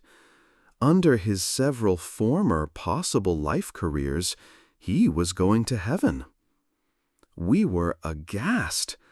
"Oh, Satan! And under this one?" "There, don't be so distressed. You were sincerely trying to do him a kindness. Let that comfort you." "Oh, dear, dear, that cannot comfort us. You ought to have told us what we were doing, then we wouldn't have acted so." But it made no impression on him. He had never felt a pain or a sorrow, and did not know what they were, in any really informing way. He had no knowledge of them except theoretically, that is to say, intellectually. And of course, that is no good. One can never get any but a loose and ignorant notion of such things except by experience. We tried our best to make him comprehend the awful thing that had been done and how we were compromised by it, but he couldn't seem to get hold of it. He said he did not think it important where Fisher went to. In heaven, he would not be missed. There were plenty there. We tried to make him see that he was missing the point entirely, that Fisher, and not other people, was the proper one to decide about the importance of it. But it all went for nothing. He said he did not care for Fisher. There were plenty more Fishers. The next minute, Fisher went by on the other side of the way, and it made us sick and faint to see him, remembering the doom that was upon him, and we the cause of it, and how unconscious he was that anything had happened to him. You could see by his elastic step and his alert manner that he was well satisfied with himself for doing that hard turn for poor Frau Brandt. He kept glancing back over his shoulder expectantly, and, sure enough, pretty soon Frau Brandt followed after, in charge of the officers and wearing jingling chains. A mob was in her wake, jeering and shouting, "Blasphemer and heretic!" And some among them were neighbors and friends of her happier days. Some were trying to strike her, and the officers were not taking as much trouble as they might to keep them from it. "Oh, stop them, Satan!" It was out before we remembered that he could not interrupt them for a moment without changing their whole afterlives. He puffed a little puff toward them with his lips, and they began to reel and stagger and grab at the empty air. Then they broke apart and fled in every direction, shrieking as if in intolerable pain. He had crushed a rib of each of them with that little puff. We could not help asking if their life chart was changed. Yes, entirely. Some have gained years, some have lost them. Some few will profit in various ways by the change, but only that few. We did not ask if we had brought poor Fisher's luck to any of them. We did not wish to know. We fully believed in Satan's desire to do us kindnesses, but we were losing confidence in his judgment. It was at this time that our growing anxiety to have him look over our life charts and suggest improvements began to fade out and give place to other interests. For a day or two, the whole village was a chattering turmoil over Frau Brandt's case and over the mysterious calamity that had overtaken the mob, and at her trial the place was crowded. She was easily convicted of her blasphemies, for she uttered those terrible words again and said she would not take them back. When warned that she was imperiling her life, she said they could take it in welcome. She did not want it. She would rather live with the professional devils in perdition than with these imitators in the village. They accused her of breaking all those ribs by witchcraft and asked her if she was not a witch. She answered scornfully, "No, if I had that power, would any of you holy hypocrites be alive 5 minutes? No, I would strike you all dead. Pronounce your sentence and let me go. I am tired of your society." So they found her guilty, and she was excommunicated and cut off from the joys of heaven and doomed to the fires of hell. Then she was clothed in a coarse robe and delivered to the secular arm and conducted to the marketplace, the bell solemnly tolling the while. We saw her chained to the stake and saw the first film of blue smoke rise on the still air. Then her hard face softened, and she looked upon the packed crowd in front of her and said with gentleness, "We played together once, in long agone days when we were innocent little creatures. For the sake of that, I forgive you." We went away then, and did not see the fires consume her, but we heard the shrieks, although we put our fingers in our ears. When they ceased, we knew she was in heaven, notwithstanding the excommunication, and we were glad of her death, and not sorry that we had brought it about. One day, a little while after this, Satan appeared again. We were always watching out for him, for life was never very stagnant when he was by. He came upon us at that place in the woods where we had first met him. Being boys, we wanted to be entertained. We asked him to do a show for us. "Very well," he said. "Would you like to see a history of the progress of the human race, its development of that product which it calls civilization?" We said we should. So, with a thought, he turned the place into the Garden of Eden, and we saw Abel praying by his altar. Then Cain came walking toward him with his club, and did not seem to see us, and would have stepped on my foot if I had not drawn it in. He spoke to his brother in a language which we did not understand. Then he grew violent and threatening, and we knew what was going to happen, and turned away our heads for the moment. But we heard the crash of the blows, and heard the shrieks and the groans. Then there was silence, and we saw Abel lying in his blood and gasping out his life, and Cain standing over him and looking down at him, vengeful and unrepentant. Then the vision vanished, and was followed by a long series of unknown wars, murders, and massacres.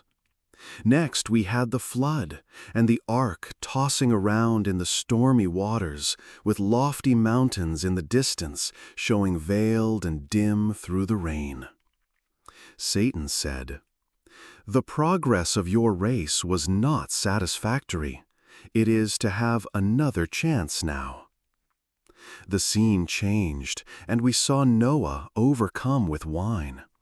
Next we had Sodom and Gomorrah, and the attempt to discover 2 or 3 respectable persons there, as Satan described it. Next, Lot and his daughters in the cave. Next came the Hebraic Wars, and we saw the victors massacre the survivors and their cattle, and save the young girls alive and distribute them around. Next we had Jael, and saw her slip into the tent and drive the nail into the temple of her sleeping guest. And we were so close that when the blood gushed out, it trickled in a little red stream to our feet, and we could have stained our hands in it if we had wanted to. Next we had Egyptian wars, Greek wars, Roman wars, hideous drenchings of the earth with blood. And we saw the treacheries of the Romans toward the Carthaginians, and the sickening spectacle of the massacre of those brave people. Also, we saw Caesar invade Britain. Not that those barbarians had done him any harm, but because he wanted their land, and desired to confer the blessings of civilization upon their widows and orphans, as Satan explained. Next, Christianity was born. Then ages of Europe passed in review before us, and we saw Christianity and civilization march hand in hand through those ages, leaving famine and death and desolation in their wake, as Satan observed. And always we had wars and more wars, and still other wars, all over Europe, all over the world. Sometimes in the private interest of royal families, Satan said, sometimes to crush a weak nation, but never a war started by the aggressor for any clean purpose. There is no such war in the history of the race. Now, said Satan, You have seen your progress down to the present, and you must confess that it is wonderful in its way. We must now exhibit the future. He showed us slaughters more terrible in their destruction of life, more devastating in their engines of war, than any we had seen. You perceive, he said, that you have made continual progress. Cain did his murder with a club. The Hebrews did their murders with javelins and swords. The Greeks and Romans added protective armor and the fine arts of military organization and generalship. The Christian has added guns and gunpowder. A few centuries from now, he will have so greatly improved the deadly effectiveness of his weapons of slaughter that all men will confess that without Christian civilization, war must have remained a poor and trifling thing to the end of time. Then he began to laugh in the most unfeeling way and make fun of the human race, although he knew that what he had been saying shamed us and wounded us. No one but an angel could have acted so, but suffering is nothing to them. They do not know what it is, except by hearsay. More than once, Seppi and I had tried in a humble and diffident way to convert him, and as he had remained silent, we had taken his silence as a sort of encouragement. Necessarily, then, this talk of his was a disappointment to us, for it showed that we had made no deep impression upon him. The thought made us sad, and we knew then how the missionary must feel when he has been cherishing a glad hope and has seen it blighted. We kept our grief to ourselves, knowing that this was not the time to continue our work. Satan laughed his unkind laugh to a finish. Then he said, "It is a remarkable progress. In 5,000 or 6,000 years, 5 or 6 high civilizations have risen, flourished, commanded the wonder of the world, then faded out and disappeared. And not one of them, except the latest, ever invented any sweeping and adequate way to kill people. They all did their best, to kill being the chiefest ambition of the human race and the earliest incident in its history. But only the Christian civilization has scored a triumph to be proud of. 2 or 3 centuries from now, it will be recognized that all the competent killers are Christians. Then the pagan world will go to school to the Christian, not to acquire his religion, but his guns. The Turk and the Chinaman will buy those to kill missionaries and converts with." By this time, his theater was at work again, and before our eyes nation after nation drifted by. During 2 or 3 centuries, a mighty procession, an endless procession, raging, struggling, wallowing through seas of blood, smothered in battle smoke through which the flags glinted and the red jets from the cannon darted. And always we heard the thunder of the guns and the cries of the dying. "And what does it amount to?" said Satan with his evil chuckle. "Nothing at all. You gain nothing. You always come out where you went in. For 1,000,000 years the race has gone on monotonously propagating itself and monotonously reperforming this dull nonsense. To what end? No wisdom can guess. Who gets a profit out of it? Nobody but a parcel of usurping little monarchs and nobilities who despise you, would feel defiled if you touched them, would shut the door in your face if you proposed to call, whom you slave for, fight for, die for, and are not ashamed of it, but proud, whose existence is a perpetual insult to you, and you are afraid to resent it, who are mendicants, supported by your alms, yet assume toward you the airs of benefactor toward beggar, who address you in the language of master to slave, and are answered in the language of slave to master, who are worshipped by you with your mouth, while in your heart, if you have one, you despise yourselves for it. The first man was a hypocrite and a coward, qualities which have not yet failed in his line. It is the foundation upon which all civilizations have been built. Drink to their perpetuation. Drink to their augmentation. Drink to— Then he saw by our faces how much we were hurt, and he cut his sentence short and stopped chuckling, and his manner changed. He said gently, "No, we will drink one another's health, and let civilization go. The wine which has flown to our hands out of space by desire is earthly, and good enough for that other toast. But throw away the glasses. We will drink this one in wine which has not visited this world before." We obeyed, and reached up and received the new cups as they descended. They were shapely and beautiful goblets, but they were not made of any material that we were acquainted with. They seemed to be in motion, they seemed to be alive, and certainly the colors in them were in motion. They were very brilliant and sparkling, and of every tint, and they were never still, but flowed to and fro in rich tides, which met and broke and flashed out dainty explosions of enchanting color. I think it was most like opals washing about in waves and flashing out their splendid fires. But there is nothing to compare the wine with. We drank it and felt a strange and witching ecstasy, as of heaven go stealing through us. And Seppi's eyes filled, and he said worshipingly, "We shall be there some day, and then—" He glanced furtively at Satan, and I think he hoped Satan would say, "Yes, you will be there some day." But Satan seemed to be thinking about something else, and said nothing. This made me feel ghastly, for I knew he had heard. Nothing, spoken or unspoken, ever escaped him. Poor Seppi looked distressed and did not finish his remark. The goblets rose and clove their way into the sky, a triplet of radiant sundogs, and disappeared. Why didn't they stay? It seemed a bad sign, and depressed me. Should I ever see mine again?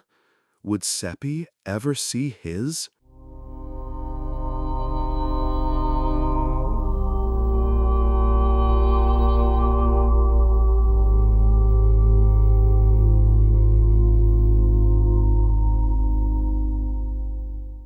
Chapter 9. It was wonderful, the mastery Satan had over time and distance. For him, they did not exist. He called them human inventions, and said they were artificialities. We often went to the most distant parts of the globe with him, and stayed weeks and months, and yet were gone only a fraction of a second as a rule. You could prove it by the clock. One day, when our people were in such awful distress because the witch commission were afraid to proceed against the astrologer and Father Peter's household, or against any indeed, but the poor and the friendless, they lost patience and took to witch hunting on their own score, and began to chase a born lady who was known to have the habit of curing people by devilish arts, such as bathing them, washing them, and nourishing them instead of bleeding them and purging them through the ministrations of a barber surgeon in the proper way. She came flying down with the howling and cursing mob after her, and tried to take refuge in houses, but the doors were shut in her face. They chased her more than half an hour, we following to see it, and at last she was exhausted and fell, and they caught her. They dragged her to a tree and threw a rope over the limb, and began to make a noose in it, some holding her meantime, and she crying and begging, and her young daughter looking on and weeping, but afraid to say or do anything. They hanged the lady, and I threw a stone at her, although in my heart I was sorry for her. But all were throwing stones, and each was watching his neighbor, and if I had not done as the others did, it would have been noticed and spoken of." Satan burst out laughing. All that were nearby turned upon him, astonished and not pleased. It was an ill time to laugh, for his free and scoffing ways and his supernatural music had brought him under suspicion all over the town and turned many privately against him. The big blacksmith called attention to him now, raising his voice so that all should hear, and said, "What are you laughing at? Answer. Moreover, please explain to the company why you threw no stone." "Are you sure I did not throw a stone?" "Yes, you needn't try to get out of it. I had my eye on you." "And I noticed you," shouted two others. "3 witnesses," said Satan. "Mueller, the blacksmith, Klein, the butcher's man, Pfeiffer, the weaver's journeyman. 3 very ordinary liars. Are there any more?" "Never mind whether there are others or not, and never mind about what you consider us. 3's enough to settle your matter for you. You'll prove that you threw a stone, or it shall go hard with you." "That's so," shouted the crowd, and surged up as closely as they could to the center of interest. "And first you will answer that other question," cried the blacksmith, pleased with himself for being mouthpiece to the public and hero of the occasion. "What are you laughing at?" Satan smiled and answered pleasantly, "To see 3 cowards stoning a dying lady when they were so near death themselves." You could see the superstitious crowd shrink and catch their breath under the sudden shock.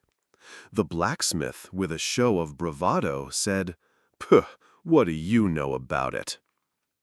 "I, everything. By profession, I am a fortune-teller, and I read the hands of you 3, and some others, when you lifted them to stone the woman. One of you will die tomorrow week. Another of you will die tonight. The third has but 5 minutes to live, and yonder is the clock." It made a sensation. The faces of the crowd blanched and turned mechanically toward the clock. The butcher and the weaver seemed smitten with an illness, but the blacksmith braced up and said with spirit, "It is not long to wait for prediction number 1. If it fails, young master, you will not live a whole minute after. I promise you that." No one said anything. All watched the clock in a deep stillness which was impressive. When 4½ minutes were gone, the blacksmith gave a sudden gasp and clapped his hands upon his heart, saying, "Give me breath, give me room," and began to sink down. The crowd surged back, no one offering to support him, and he fell lumbering to the ground and was dead. The people stared at him, then at Satan, then at one another, and their lips moved, but no words came. Then Satan said, "3 saw that I threw no stone. Perhaps there are others. Let them speak." It struck a kind of panic into them, and although no one answered him, many began to violently accuse one another, saying, "You said he didn't throw," and getting for reply, "It is a lie, and I will make you eat it." And so, in a moment, they were in a raging and noisy turmoil, and beating and banging one another. And in the midst was the only indifferent one, the dead lady hanging from her rope, her troubles forgotten, her spirit at peace. So we walked away, and I was not at ease, but was saying to myself, "He told them he was laughing at them, but it was a lie. He was laughing at me." That made him laugh again, and he said, Yes, I was laughing at you, because in fear of what others might report about you, you stoned the woman when your heart revolted at the act, but I was laughing at the others too. Why? Because their case was yours. How is that? Well, there were 68 people there, and 62 of them had no more desire to throw a stone than you had. Satan! Oh, it's true. I know your race. It is made up of sheep. It is governed by minorities, seldom or never by majorities. It suppresses its feelings and its beliefs and follows the handful that makes the most noise. Sometimes the noisy handful is right, sometimes wrong, but no matter. The crowd follows it. The vast majority of the race, whether savage or civilized, are secretly kind-hearted and shrink from inflicting pain. But in the presence of the aggressive and pitiless minority, they don't dare to assert themselves. Think of it. One kind-hearted creature spies upon another and sees to it that he loyally helps in iniquities which revolt both of them. Speaking as an expert, I know that 99 out of 100 of your race were strongly against the killing of witches when that foolishness was first agitated by a handful of pious lunatics in the long ago. And I know that even today, after ages of transmitted prejudice and silly teaching, only 1 person in 20 puts any real heart into the harrying of a witch. And yet, apparently, everybody hates witches and wants them killed. Someday, a handful will rise up on the other side and make the most noise. Perhaps even a single daring man with a big voice and a determined front will do it. And in a week, all the sheep will wheel and follow him, and witch hunting will come to a sudden end.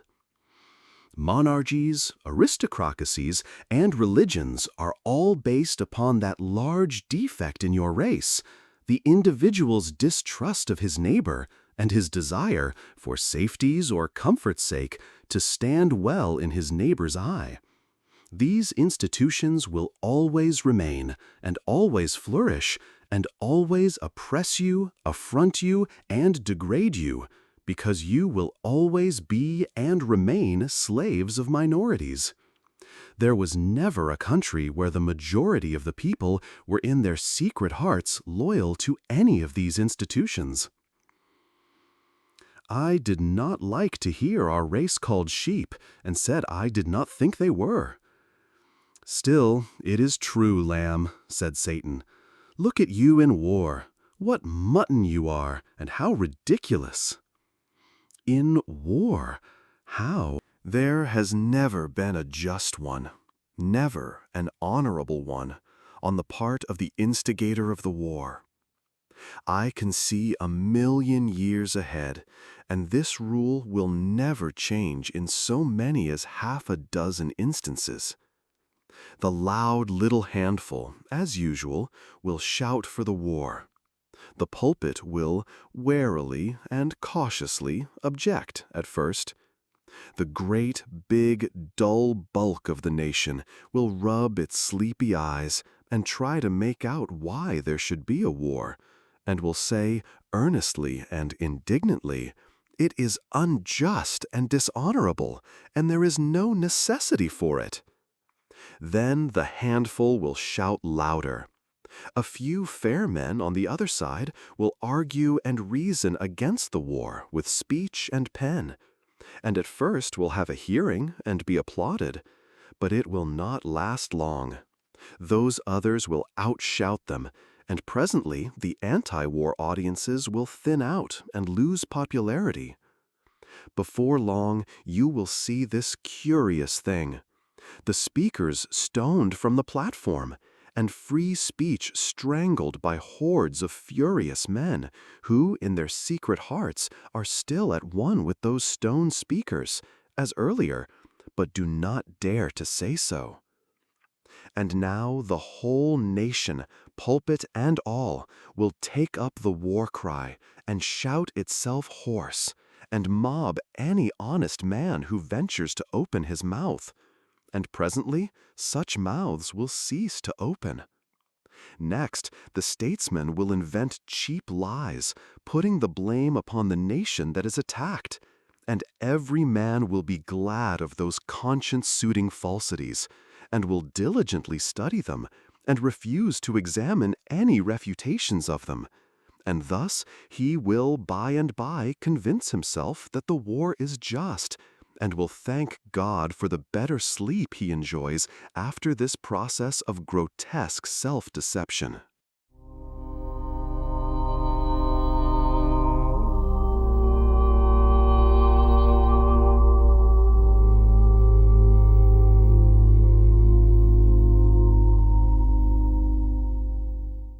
Chapter 10.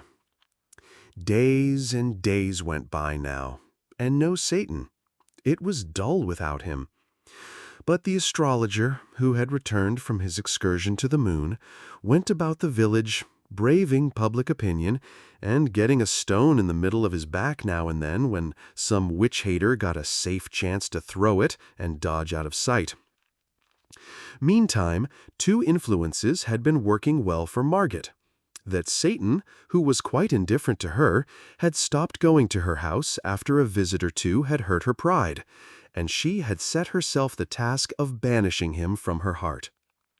Reports of Wilhelm Meidling's dissipation, brought to her from time to time by old Ursula, had touched her with remorse, jealousy of Satan being the cause of it. And so now, these two matters working upon her together, she was getting a good profit out of the combination. Her interest in Satan was steadily cooling, her interest in Wilhelm as steadily warming. All that was needed to complete her conversion was that Wilhelm should brace up and do something that should cause favorable talk and incline the public toward him again. The opportunity came now. Margit sent and asked him to defend her uncle in the approaching trial, and he was greatly pleased, and stopped drinking and began his preparations with diligence. With more diligence than hope, in fact, for it was not a promising case. He had many interviews in his office with Seppi and me, and threshed out our testimony pretty thoroughly, thinking to find some valuable grains among the chaff. But the harvest was poor, of course. If Satan would only come, that was my constant thought. He could invent some way to win the case, for he had said it would be won, so he necessarily knew how it could be done. But the days dragged on, and still he did not come. Of course, I did not doubt that it would be won, and that Father Peter would be happy for the rest of his life, since Satan had said so. Yet I knew I should be much more comfortable if he would come and tell us how to manage it. It was getting high time for Father Peter to have a saving change toward happiness, for by general report he was worn out with his imprisonment and the ignominy that was burdening him, and was like to die of his miseries unless he got relief soon. At last the trial came on, and the people gathered from all around to witness it, among them many strangers from considerable distances. Yes, everybody was there except the accused. He was too feeble in body for the strain.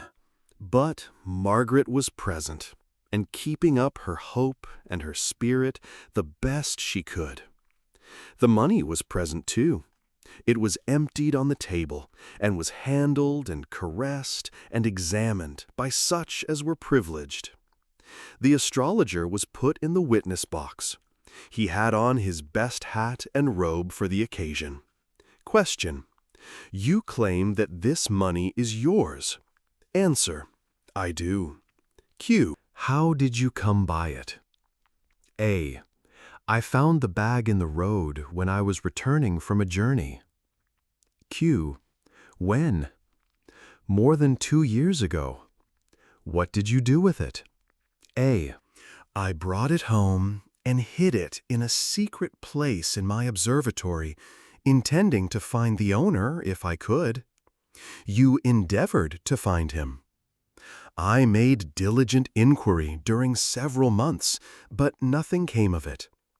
And then I thought it not worth while to look further, and was minded to use the money in finishing the wing of the foundling asylum connected with the priory and nunnery. So I took it out of its hiding place and counted it to see if any of it was missing. And then, why do you stop? Proceed. A. I am sorry to have to say this, but just as I had finished and was restoring the bag to its place, I looked up, and there stood Father Peter behind me. Several murmured, "That looks bad," but others answered, but he is such a liar." That made you uneasy? No, I thought nothing of it at the time, for Father Peter often came to me unannounced to ask for a little help in his need. Margit blushed crimson at hearing her uncle falsely and impudently charged with begging, especially from one he had always denounced as a fraud, and was going to speak, but remembered herself in time and held her peace. Q. Proceed. A. In the end, I was afraid to contribute the money to the foundling asylum, but elected to wait yet another year and continue my inquiries. When I heard of Father Peter's find, I was glad, and no suspicion entered my mind. When I came home a day or two later and discovered that my own money was gone, I still did not suspect until 3 circumstances connected with Father Peter's good fortune struck me as being singular coincidences. Q. Pray name them. A.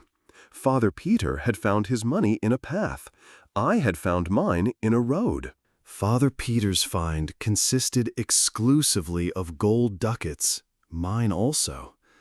Father Peter found 1,107 ducats, I exactly the same. This closed his evidence, and certainly it made a strong impression on the house. One could see that. Wilhelm Meidling asked him some questions, then called us boys, and we told our tale. It made the people laugh, and we were ashamed. We were feeling pretty badly anyhow, because Wilhelm was hopeless and showed it. He was doing as well as he could, poor young fellow, but nothing was in his favor, and such sympathy as there was now plainly not with his client. It might be difficult for court and people to believe the astrologer's story, considering his character, but it was almost impossible to believe Father Peter's. We were already feeling badly enough, but when the astrologer's lawyer said he believed he would not ask us any questions, for our story was a little delicate and it would be cruel for him to put any strain upon it, everybody tittered, and it was almost more than we could bear. Then he made a sarcastic little speech and got so much fun out of our tale, and it seemed so ridiculous and childish and every way impossible and foolish that it made everybody laugh till the tears came. And at last Margit could not keep up her courage any longer, but broke down and cried, and I was so sorry for her. Now I noticed something that braced me up. It was Satan standing alongside of Wilhelm, and there was such a contrast. Satan looked so confident, had such a spirit in his eyes and face, and Wilhelm looked so depressed and despondent. We two were comfortable now, and judged that he would testify and persuade the bench and the people that black was white and white black, or any other color he wanted it. We glanced around to see what the strangers in the house thought of him, for he was beautiful, stunning, in fact, but no one was noticing him, so we knew by that he was invisible. The lawyer was saying his last words, and while he was saying them, Satan began to melt into Wilhelm. He melted into him and disappeared. And then there was a change, when his spirit began to look out of Wilhelm's eyes. That lawyer finished quite seriously and with dignity. He pointed to the money and said, The love of it is the root of all evil. There it lies, the ancient tempter, newly red with the shame of its latest victory, the dishonor of a priest of God and his two poor juvenile helpers in crime. If it could but speak, let us hope that it would be constrained to confess that of all its conquests, this was the basest and the most pathetic. He sat down. Wilhelm rose and said, "From the testimony of the accuser, I gather that he found this money in a road more than 2 years ago. Correct me, sir, if I misunderstood you." The astrologer said his understanding of it was correct, and the money so found was never out of his hands thenceforth up to a certain definite date, the last day of last year. Correct me, sir, if I am wrong. The astrologer nodded his head. Wilhelm turned to the bench and said, "If I prove that this money here was not that money, then it is not his." "Certainly not. But this is irregular. If you had such a witness, it was your duty to give proper notice of it and have him here." He broke off and began to consult with the other judges. Meantime, that other lawyer got up excited and began to protest against allowing new witnesses to be brought into the case at this late stage. The judges decided that his contention was just and must be allowed. "But this is not a new witness," said Wilhelm. "It has already been partly examined. I speak of the coin." "The coin? What can the coin say?" "It can say it is not the coin that the astrologer once possessed. It can say it was not in existence last December. By its date, it can say this." And it was so. There was the greatest excitement in the court while that lawyer and the judges were reaching for coins and examining them and exclaiming. And everybody was full of admiration of Wilhelm's brightness in happening to think of that neat idea. At last, order was called, and the court said, "All of the coins but 4 are of the date of the present year. The court tenders its sincere sympathy to the accused and its deep regret that he, an innocent man, through an unfortunate mistake, has suffered the undeserved humiliation of imprisonment and trial. The case is dismissed." So the money could speak, after all, though that lawyer thought it couldn't. The court rose, and almost everybody came forward to shake hands with Margit and congratulate her, and then to shake with Wilhelm and praise him. And Satan had stepped out of Wilhelm and was standing around, looking on, full of interest, and people walking through him every which way, not knowing he was there. And Wilhelm could not explain why he only thought of the date on the coins at the last moment, instead of earlier. He said it just occurred to him, all of a sudden, like an inspiration, and he brought it right out without any hesitation.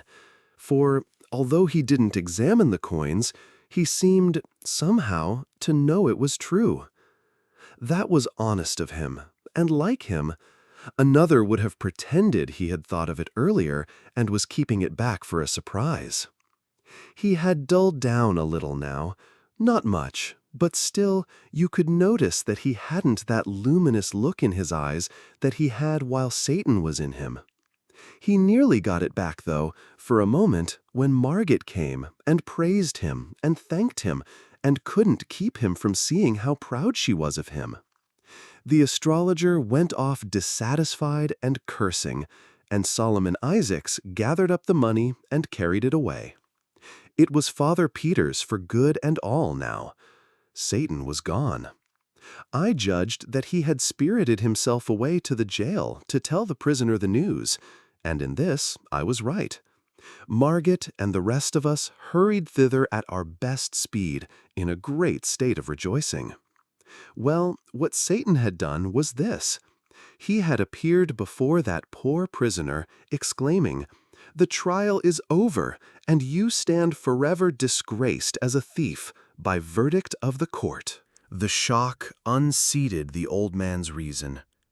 When we arrived, 10 minutes later, he was parading pompously up and down and delivering commands to this and that and the other constable or jailer, and calling them Grand Chamberlain, and Prince this and Prince that, and Admiral of the Fleet, Field Marshal in command, and all such fustian, and was as happy as a bird. He thought he was emperor. Margit flung herself on his breast and cried, and indeed everybody was moved almost to heartbreak. He recognized Margit, but could not understand why she should cry.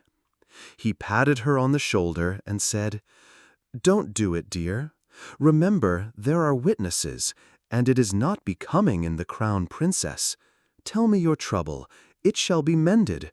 There is nothing the emperor cannot do." Then he looked around and saw old Ursula with her apron to her eyes. He was puzzled at that and said, "And what is the matter with you?"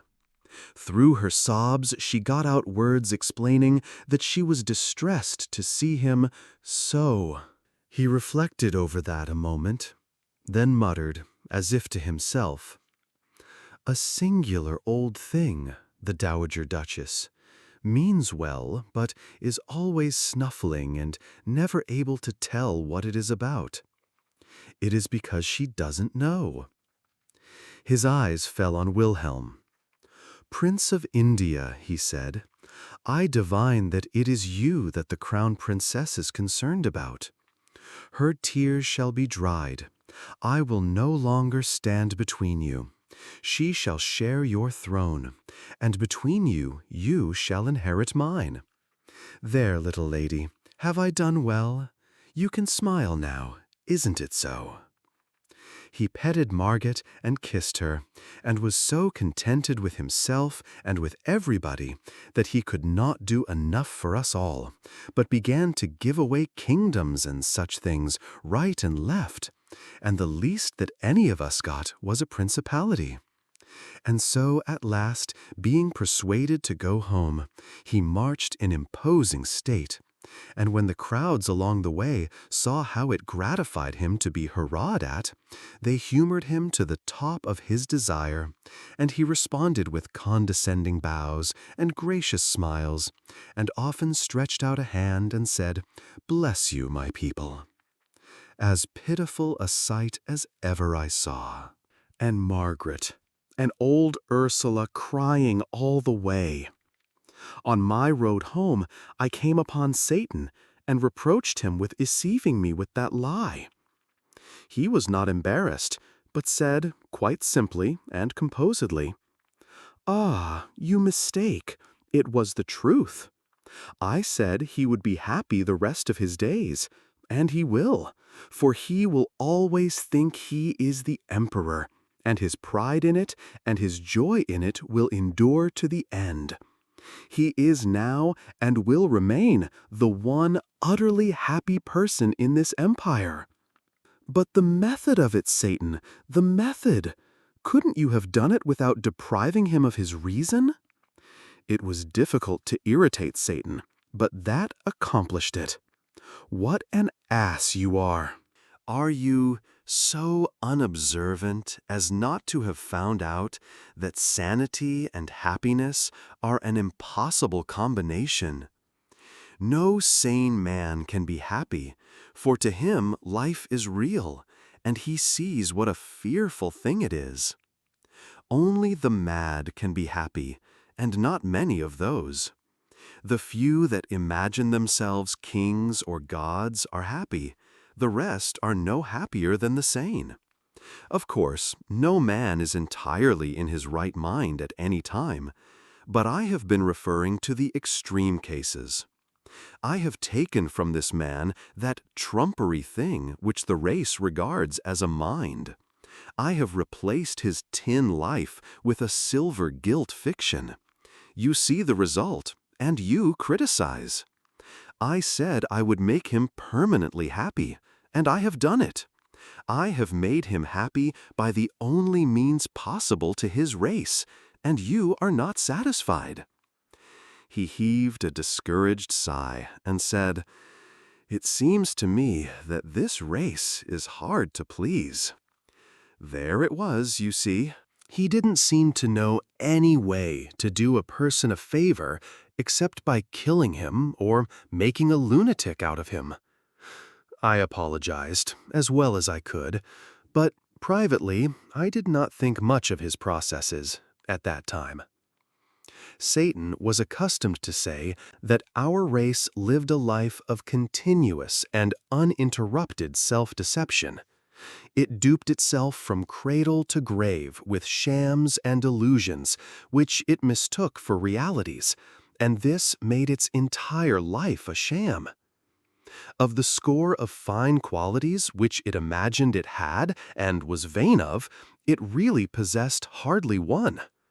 It regarded itself as gold and was only brass. One day, when he was in this vein, he mentioned a detail, the sense of humor. I cheered up then and took issue. I said we possessed it.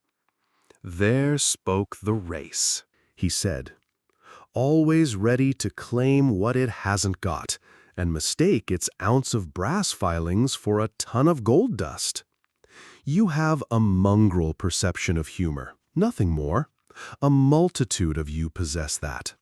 This multitude see the comic side of 1,000 low-grade and trivial things, broad incongruities mainly, grotesqueries, absurdities, evokers of the horse laugh. The 10,000 high-grade comicalities which exist in the world are sealed from their dull vision.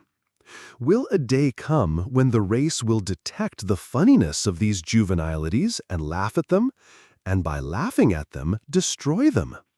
For your race, in its poverty, has unquestionably one really effective weapon: laughter. Power, money, persuasion, supplication, persecution, these can lift at a colossal humbug, push it a little, weaken it a little, century by century. But only laughter can blow it to rags and atoms at a blast. Against the assault of laughter, nothing can stand. You are always fussing and fighting with your other weapons. Do you ever use that one? No. You leave it lying rusting. As a race, do you ever use it at all? No. You lack sense and the courage. We were traveling at the time and stopped at a little city in India and looked on while a juggler did his tricks before a group of natives. They were wonderful, but I knew Satan could beat that game, and I begged him to show off a little, and he said he would. He changed himself into a native in turban and breechcloth, and very considerately conferred on me a temporary knowledge of the language. The juggler exhibited a seed, covered it with earth in a small flower pot, then put a rag over the pot. After a minute, the rag began to rise. In 10 minutes it had risen a foot. Then the rag was removed, and a little tree was exposed, with leaves upon it and ripe fruit. We ate the fruit, and it was good. But Satan said, "Why do you cover the pot? Can't you grow the tree in the sunlight?" "No," said the juggler, "no one can do that." "You are only an apprentice. You don't know your trade. Give me the seed. I will show you." He took the seed and said, "What shall I raise from it?" "It is a cherry seed. Of course you will raise a cherry." "Oh no, that is a trifle. Any novice can do that." "Shall I raise an orange tree from it?" "Oh yes," and the juggler laughed. "And shall I make it bear other fruits as well as oranges?" "If God wills." And they all laughed. Satan put the seed in the ground, put a handful of dust on it, and said, "Rise." A tiny stem shot up and began to grow. and grew so fast that in 5 minutes it was a great tree, and we were sitting in the shade of it. There was a murmur of wonder. Then all looked up and saw a strange and pretty sight, for the branches were heavy with fruits of many kinds and colors: oranges, grapes, bananas, peaches, cherries, apricots, and so on. Baskets were brought, and the unlading of the tree began, and the people crowded around Satan and kissed his hand and praised him, calling him the prince of jugglers. The news went about the town, and everybody came running to see the wonder, and they remembered to bring baskets too. But the tree was equal to the occasion. It put out new fruits as fast as any were removed. Baskets were filled by the score and by the 100, but always the supply remained undiminished. At last a foreigner in white linen and sun helmet arrived and exclaimed angrily, "Away from here! Clear out, you dogs! The tree is on my lands and is my property." The natives put down their baskets and made humble obeisance. Satan made humble obeisance too, with his fingers to his forehead in the native way, and said, "Please let them have their pleasure for an hour, sir, only that, and no longer. Afterward you may forbid them, and you will still have more fruit than you and the state together can consume in a year." This made the foreigner very angry, and he cried out, "Who are you, you vagabond, to tell your betters what they may do and what they mayn't?" And he struck Satan with his cane, and followed this error with a kick. The fruits rotted on the branches, and the leaves withered and fell. The foreigner gazed at the bare limbs with the look of one who is surprised and not gratified. Satan said, "Take good care of the tree, for its health and yours are bound together. It will never bear again, but if you tend it well, it will live long.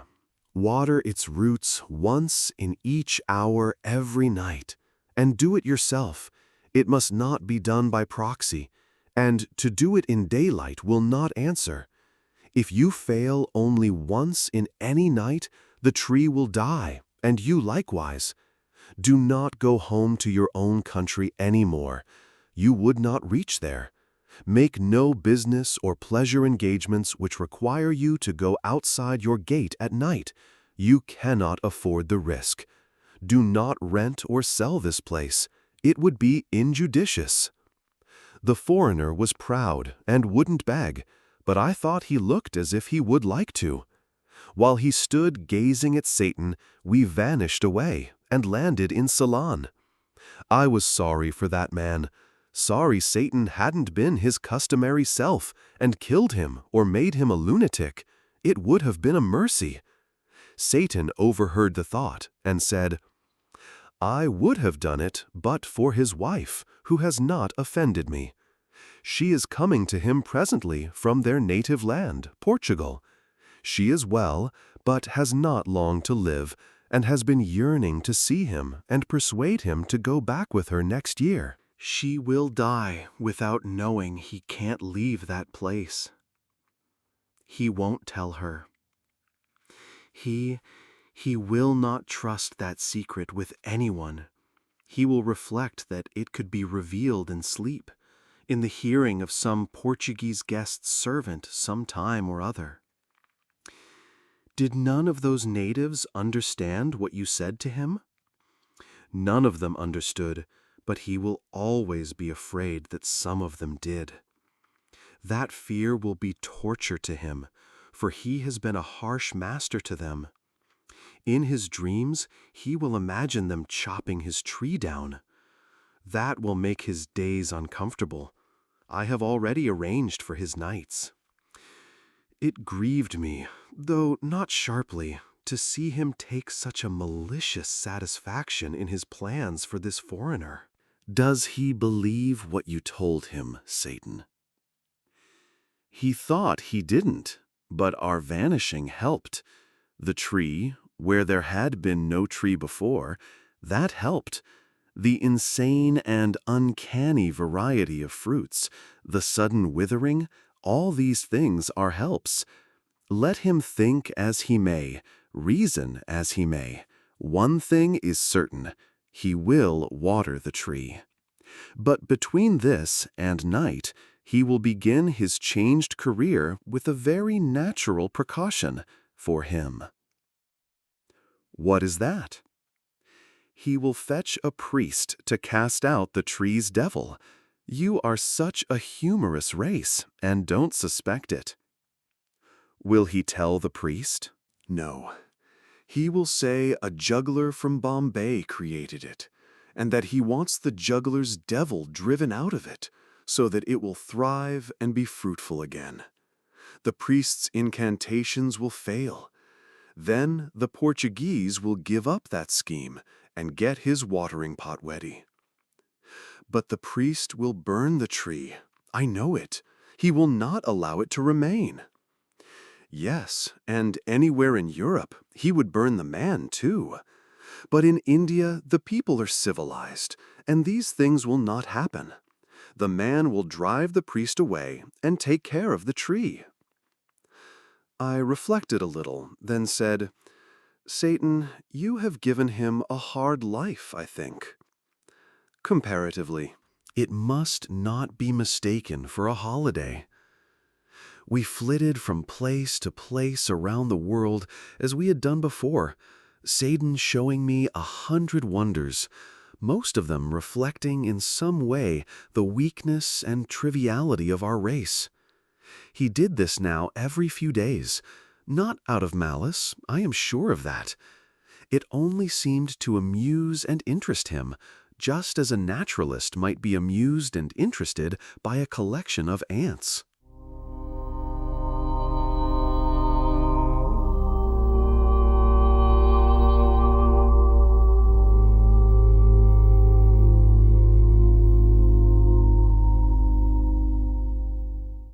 Chapter 11.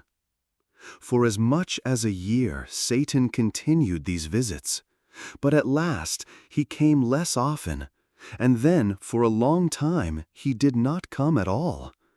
This always made me lonely and melancholy. I felt that he was losing interest in our tiny world and might at any time abandon his visits entirely. When one day he finally came to me, I was overjoyed, but only for a little while. He had come to say goodbye, he told me, and for the last time. He had investigations and undertakings in other corners of the universe, he said, that would keep him busy for a longer period than I could wait for his return. And you are going away and will not come back any more. Yes, he said, we have comraded long together, and it has been pleasant for both. But I must go now, and we shall not see each other any more. In this life, Satan, but in another. We shall meet in another, surely.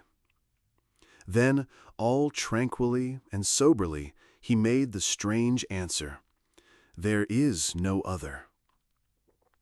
A subtle influence blew upon my spirit from his, bringing with it a vague, dim, but blessed and hopeful feeling that the incredible words might be true, even must be true. Have you never suspected this, Theodore? No, how could I? But if it can only be true. It is true. A gust of thankfulness rose in my breast, but a doubt checked it before it could issue in words, and I said, But, we have seen that future life, seen it in its actuality, and so, it was a vision. It had no existence. I could hardly breathe for the great hope that was struggling in me. A vision. Life itself is only a vision, a dream. It was electrical. By God, I had had that very thought 1,000 times in my musings. Nothing exists, all is a dream. God, man, the world, the sun, the moon, the wilderness of stars. A dream, all a dream. They have no existence. Nothing exists save empty space. And you, I. And you are not you. You have no body, no blood, no bones. You are but a thought. I myself have no existence. I am but a dream, your dream, creature of your imagination. In a moment, you will have realized this.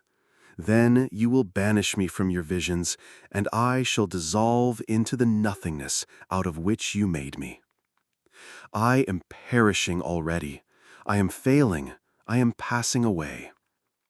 In a little while, you will be alone in shoreless space, to wander its limitless solitudes without friend or comrade forever.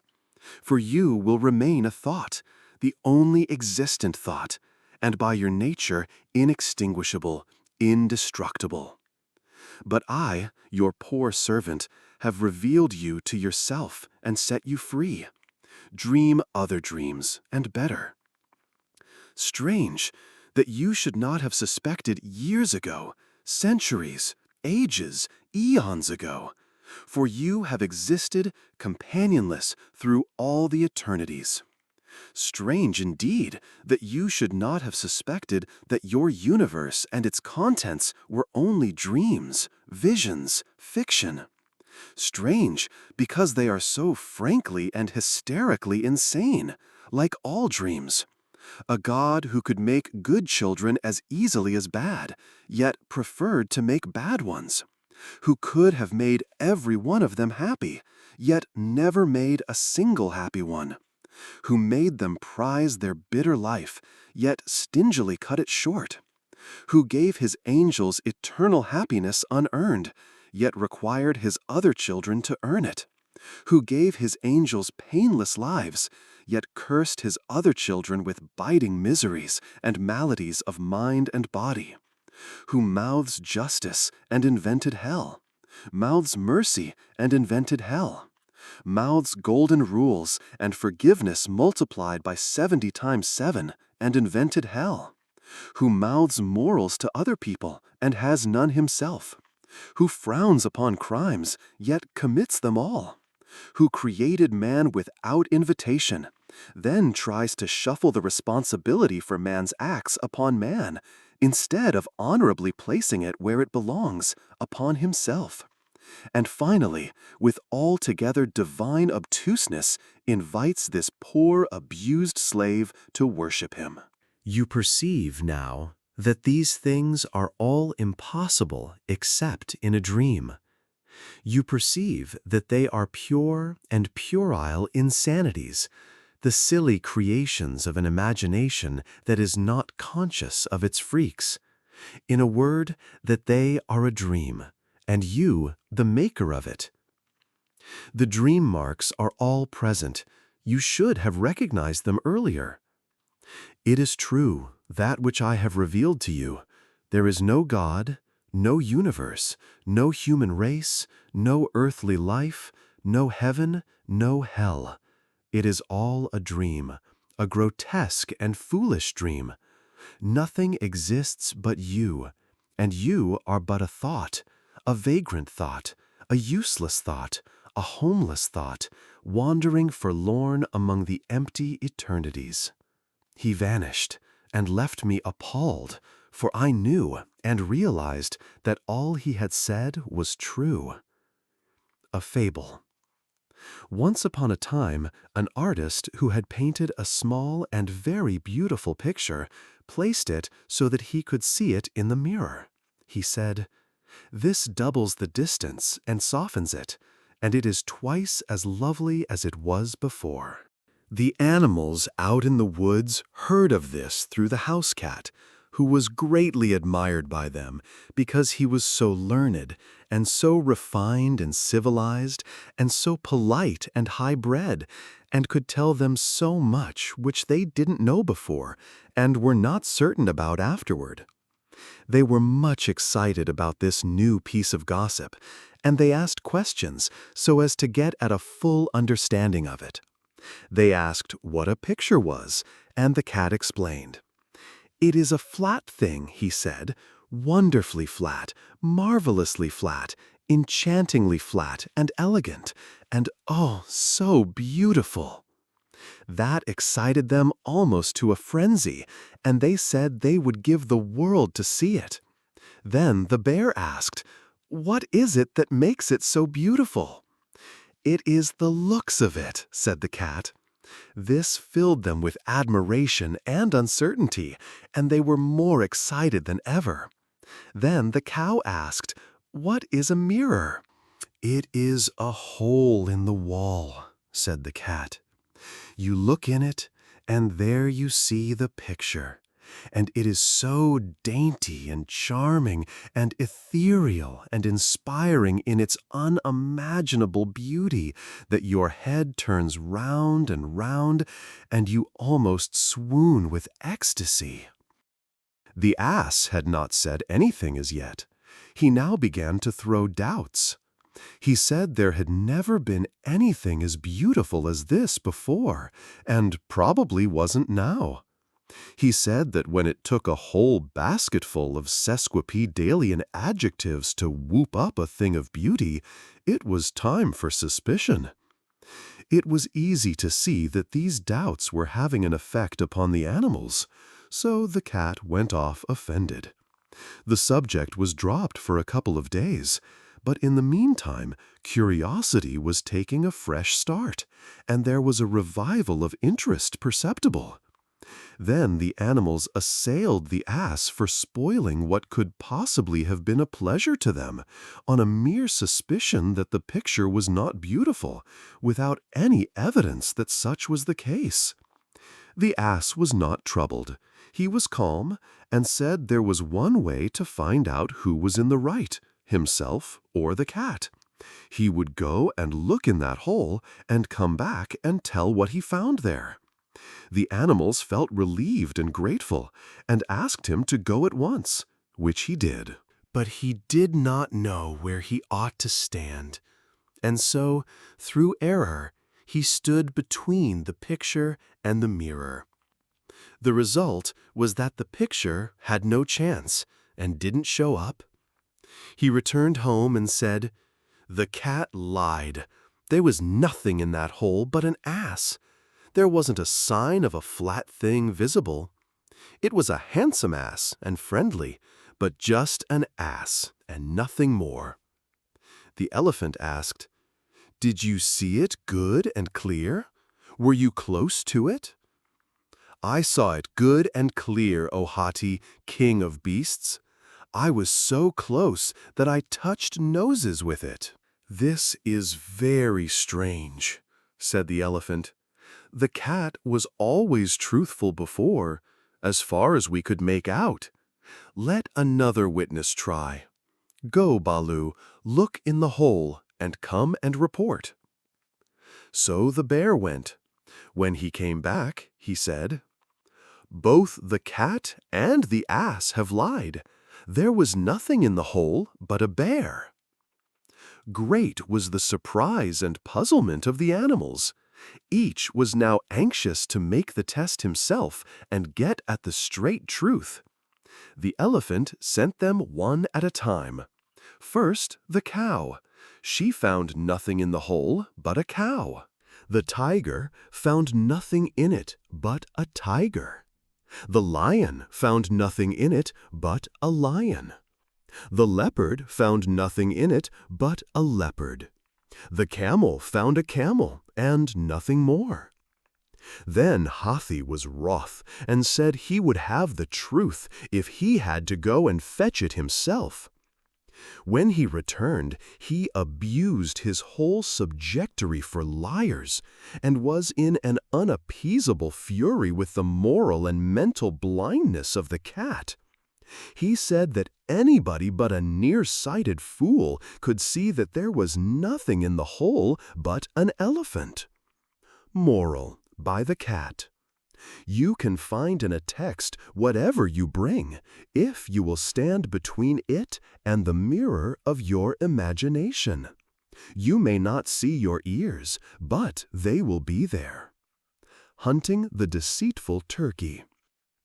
When I was a boy, my uncle and his big boys hunted with the rifle.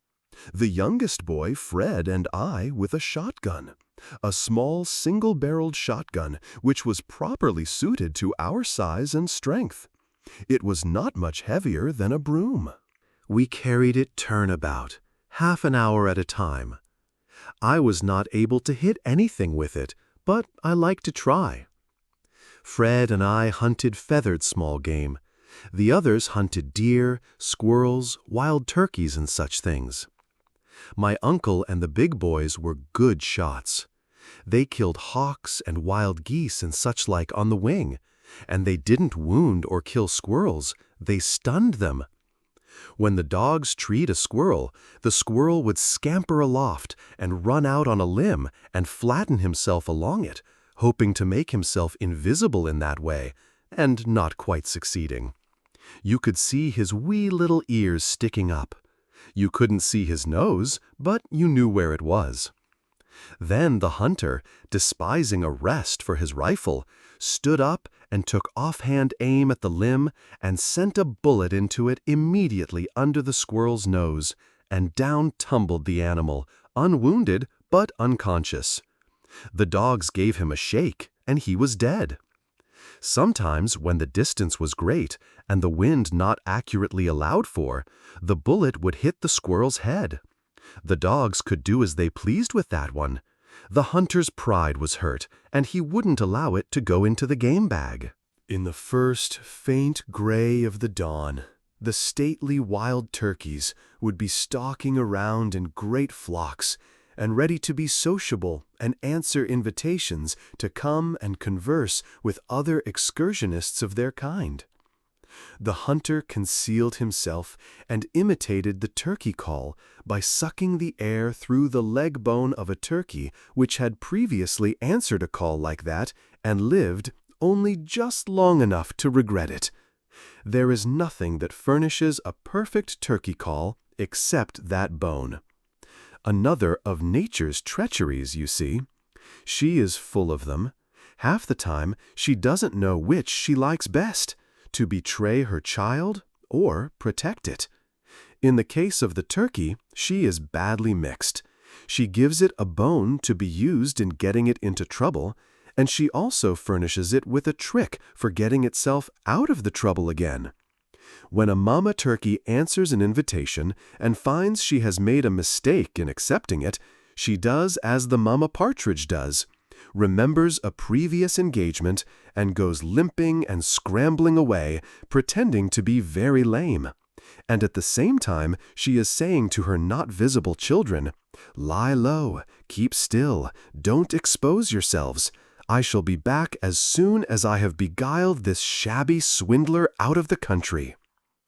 When a person is ignorant and confiding, this immoral device can have tiresome results. I followed an ostensibly lame turkey over a considerable part of the United States one morning because I believed in her and could not think she would deceive a mere boy, and one who was trusting her and considering her honest.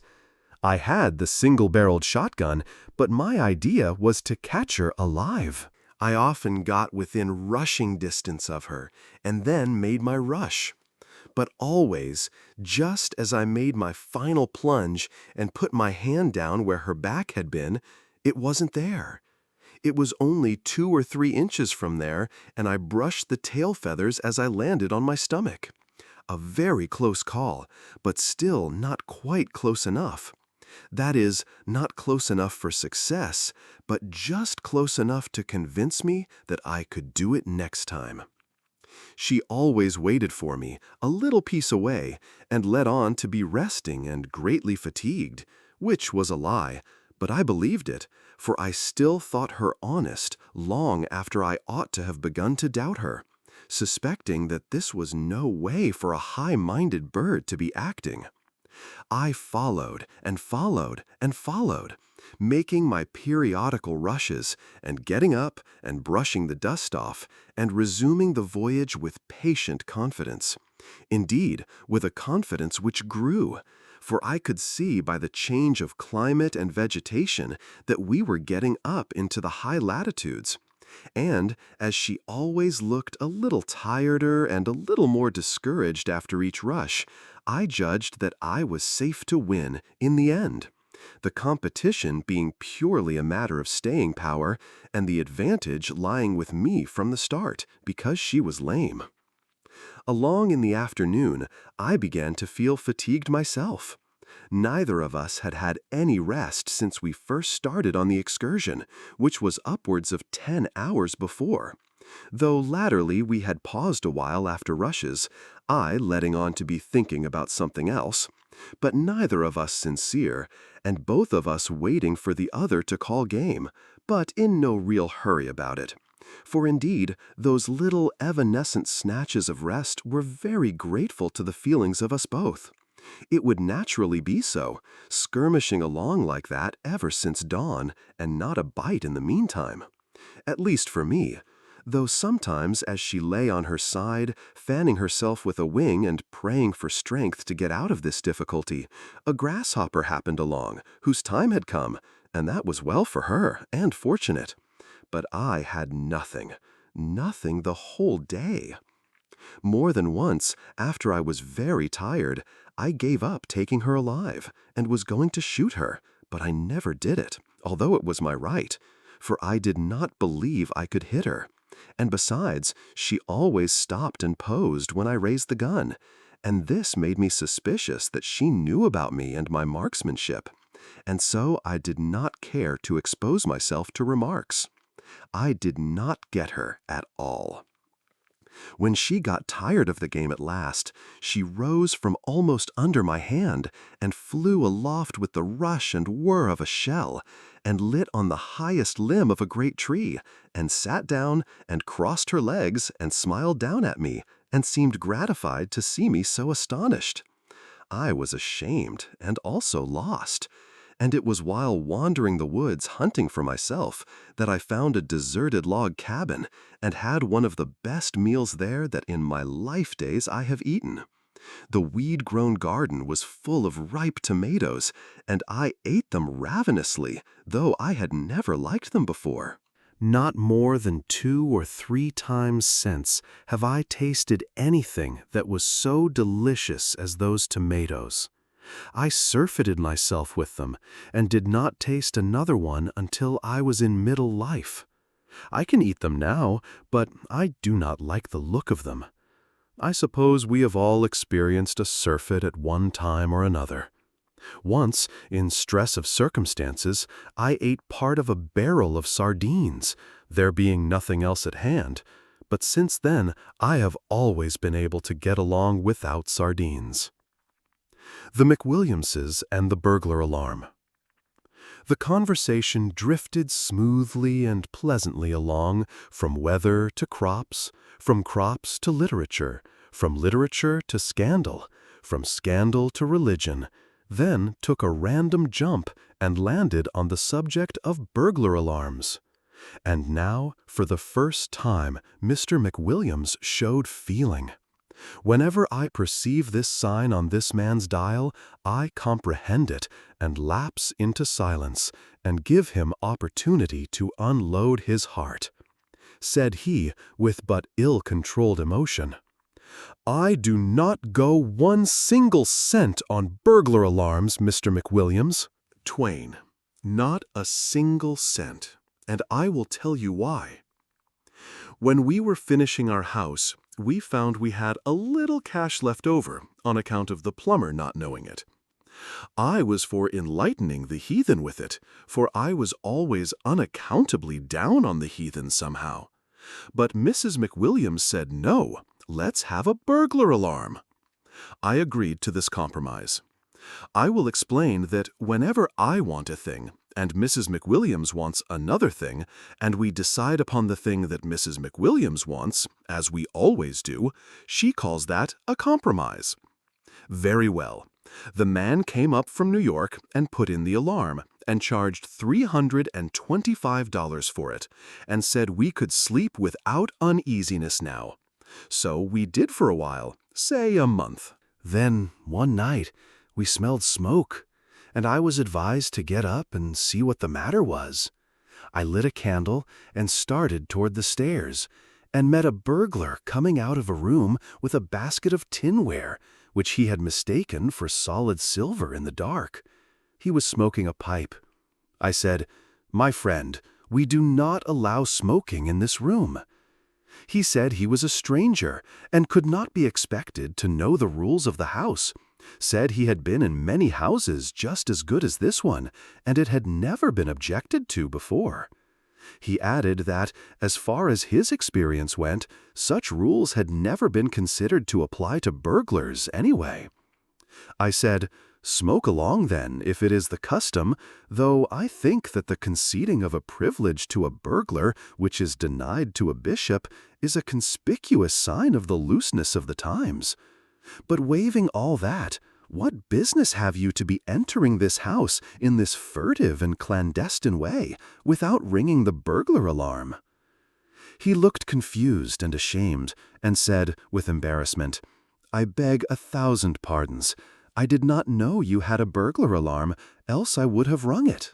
"I beg you will not mention it where my parents may hear of it, for they are old and feeble, and such a seemingly wanton breach of the hallowed conventionalities of our Christian civilization might all too rudely sunder the frail bridge which hangs darkling between the pale and evanescent present and the solemn great deeps of the eternities.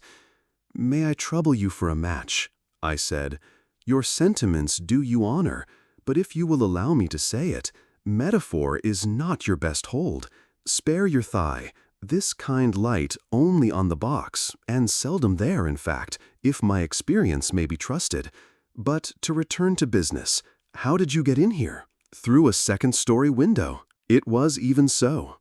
I redeemed the tinware at pawnbrokers' rates, less cost of advertising, bade the burglar good night, closed the window after him, and retired to headquarters to report. Next morning we sent for the burglar alarm man, and he came up and explained that the reason the alarm did not go off was that no part of the house but the first floor was attached to the alarm. This was simply idiotic. One might as well have no armor on at all in battle as to have it only on his legs. The expert now put the whole second story on the alarm, charged $300 for it, and went his way. By and by, one night, I found a burglar in the third story, about to start down a ladder with a lot of miscellaneous property. My first impulse was to crack his head with a billiard cue, but my second was to refrain from this attention, because he was between me and the cue rack. The second impulse was plainly the soundest, so I refrained and proceeded to compromise. I redeemed the property at former rates after deducting 10% for use of ladder, it being my ladder, and next day we sent down for the expert once more and had the third story attached to the alarm for $300. By this time, the annunciator had grown to formidable dimensions. It had 47 tags on it, marked with the names of the various rooms and chimneys, and it occupied the space of an ordinary wardrobe. The gong was the size of a washbowl and was placed above the head of our bed. There was a wire from the house to the coachman's quarters in the stable, and a noble gong alongside his pillow. We should have been comfortable now, but for one defect. Every morning at 5, the cook opened the kitchen door in the way of business, and rip went that gong. The first time this happened, I thought the last day was come sure. I didn't think it in bed, no, but out of it. For the first effect of that frightful gong is to hurl you across the house and slam you against the wall, and then curl you up and squirm you like a spider on a stove lid till somebody shuts the kitchen door.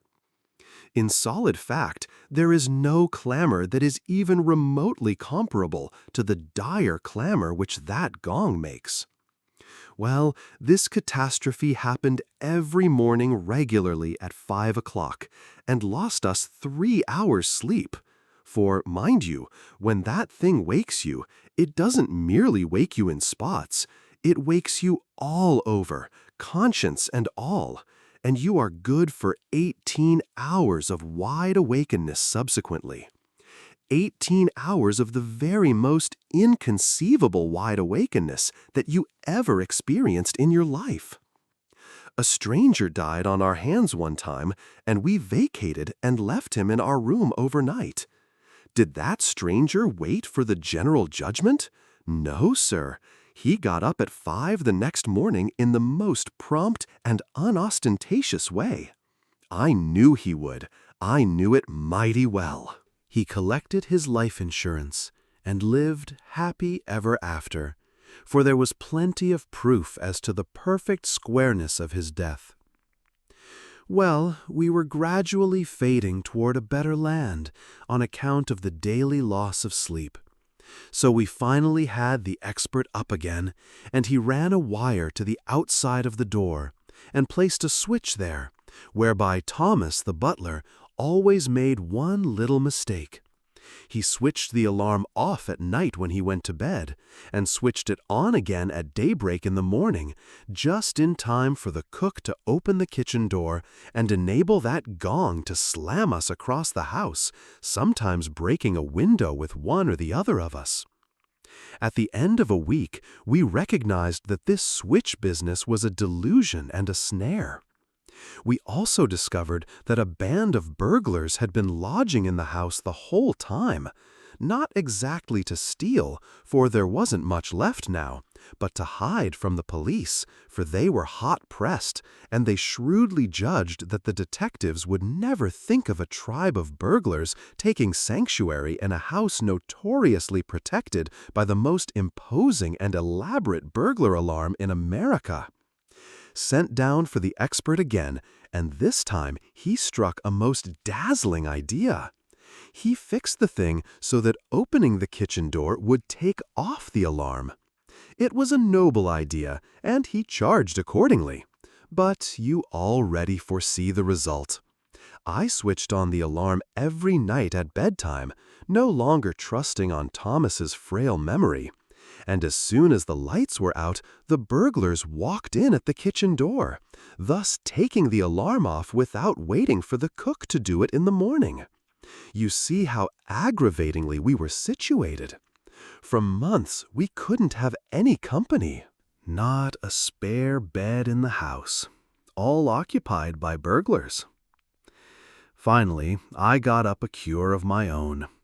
The expert answered the call and ran another ground wire to the stable and established a switch there so that the coachman could put on and take off the alarm. That worked first rate, and a season of peace ensued, during which we got to inviting company once more and enjoying life. But by and by, the irrepressible alarm invented a new kink.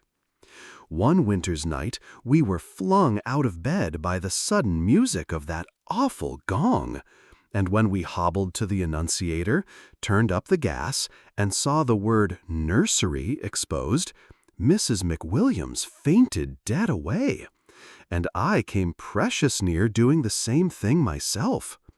I seized my shotgun and stood timing the coachman whilst that appalling buzzing went on. I knew that his gong had flung him out too, and that he would be along with his gun as soon as he could jump into his clothes. When I judged that the time was ripe, I crept to the room next the nursery, glanced through the window, and saw the dim outline of the coachman in the yard below, standing at present arms and waiting for a chance. Then I hopped into the nursery and fired, and in the same instant the coachman fired at the red flash of my gun. Both of us were successful.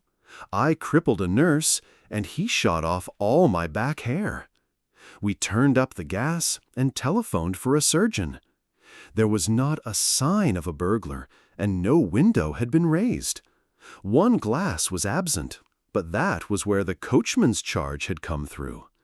Here was a fine mystery, a burglar alarm going off at midnight of its own accord, and not a burglar in the neighborhood. The expert answered the usual call and explained that it was a false alarm, said it was easily fixed. So he overhauled the nursery window, charged a remunerative figure for it, and departed. What we suffered from false alarms for the next 3 years, no stylographic pen can describe. During the next 3 months, I always flew with my gun to the room indicated, and the coachman always sallied forth with his battery to support me. But there was never anything to shoot at, windows all tight and secure.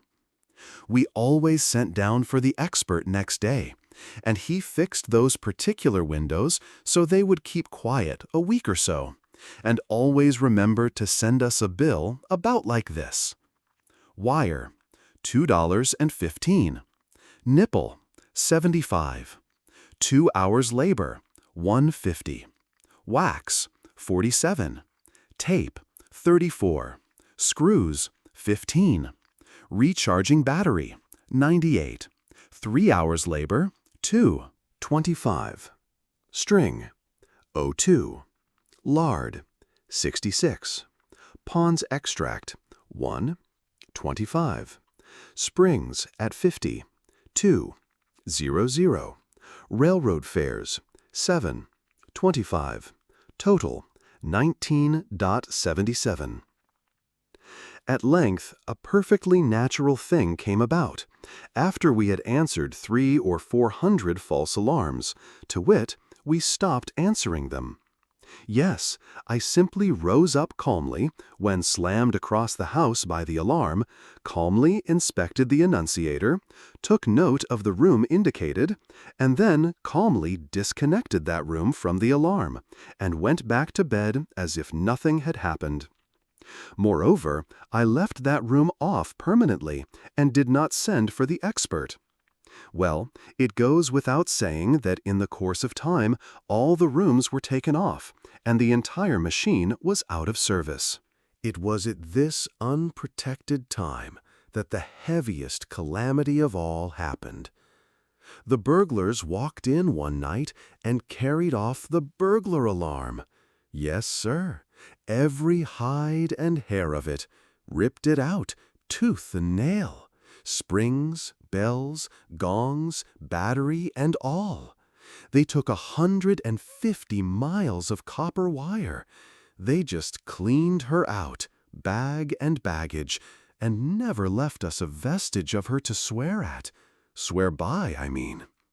We had a time of it to get her back, but we accomplished it finally, for money. The alarm firm said that what we needed now was to have her put in right, with their new patent springs in the windows to make false alarms impossible, and their new patent clock attached to take off and put on the alarm morning and night without human assistance. That seemed a good scheme. They promised to have the whole thing finished in 10 days. They began work, and we left for the summer. They worked a couple of days, then they left for the summer. After which, the burglars moved in and began their summer vacation. When we returned in the fall, the house was as empty as a beer closet in premises where painters have been at work. We refurnished, and then sent down to hurry up the expert. He came up and finished the job and said, "Now this clock is set to put on the alarm every night at 10 and take it off every morning at 5:45. All you've got to do is to wind her up every week and then leave her alone. She will take care of the alarm herself." After that, we had a most tranquil season during 3 months. The bill was prodigious, of course, and I had said I would not pay it until the new machinery had proved itself to be flawless. The time stipulated was 3 months, so I paid the bill, and the very next day the alarm went to buzzing like 10,000 bee swarms at 10 o'clock in the morning. I turned the hands around 12 hours, according to instructions, and this took off the alarm.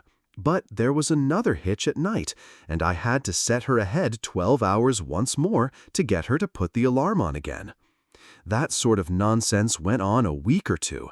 Then the expert came up and put in a new clock. He came up every 3 months during the next 3 years and put in a new clock. But it was always a failure. His clocks all had the same perverse defect. They would put the alarm on in the daytime, and they would not put it on at night. And if you forced it on yourself, they would take it off again the minute your back was turned. Now there is the history of that burglar alarm. Everything just as it happened. Nothing extenuated, and not set down in malice. Yes, sir.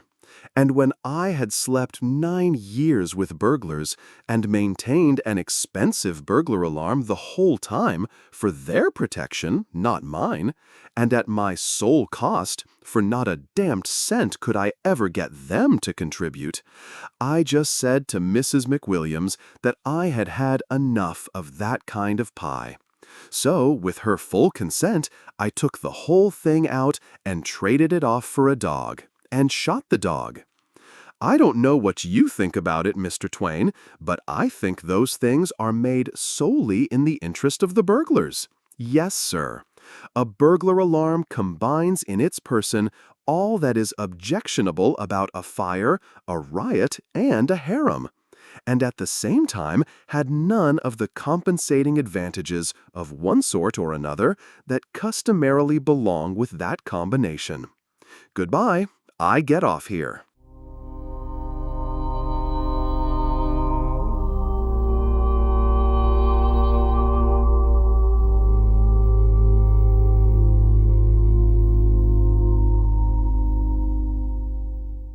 Thank you so much for listening to The Mysterious Stranger by Mark Twain.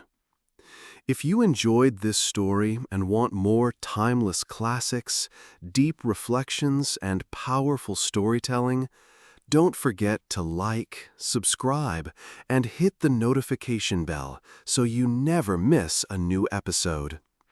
Your support helps us bring more great literature to life. See you in the next story.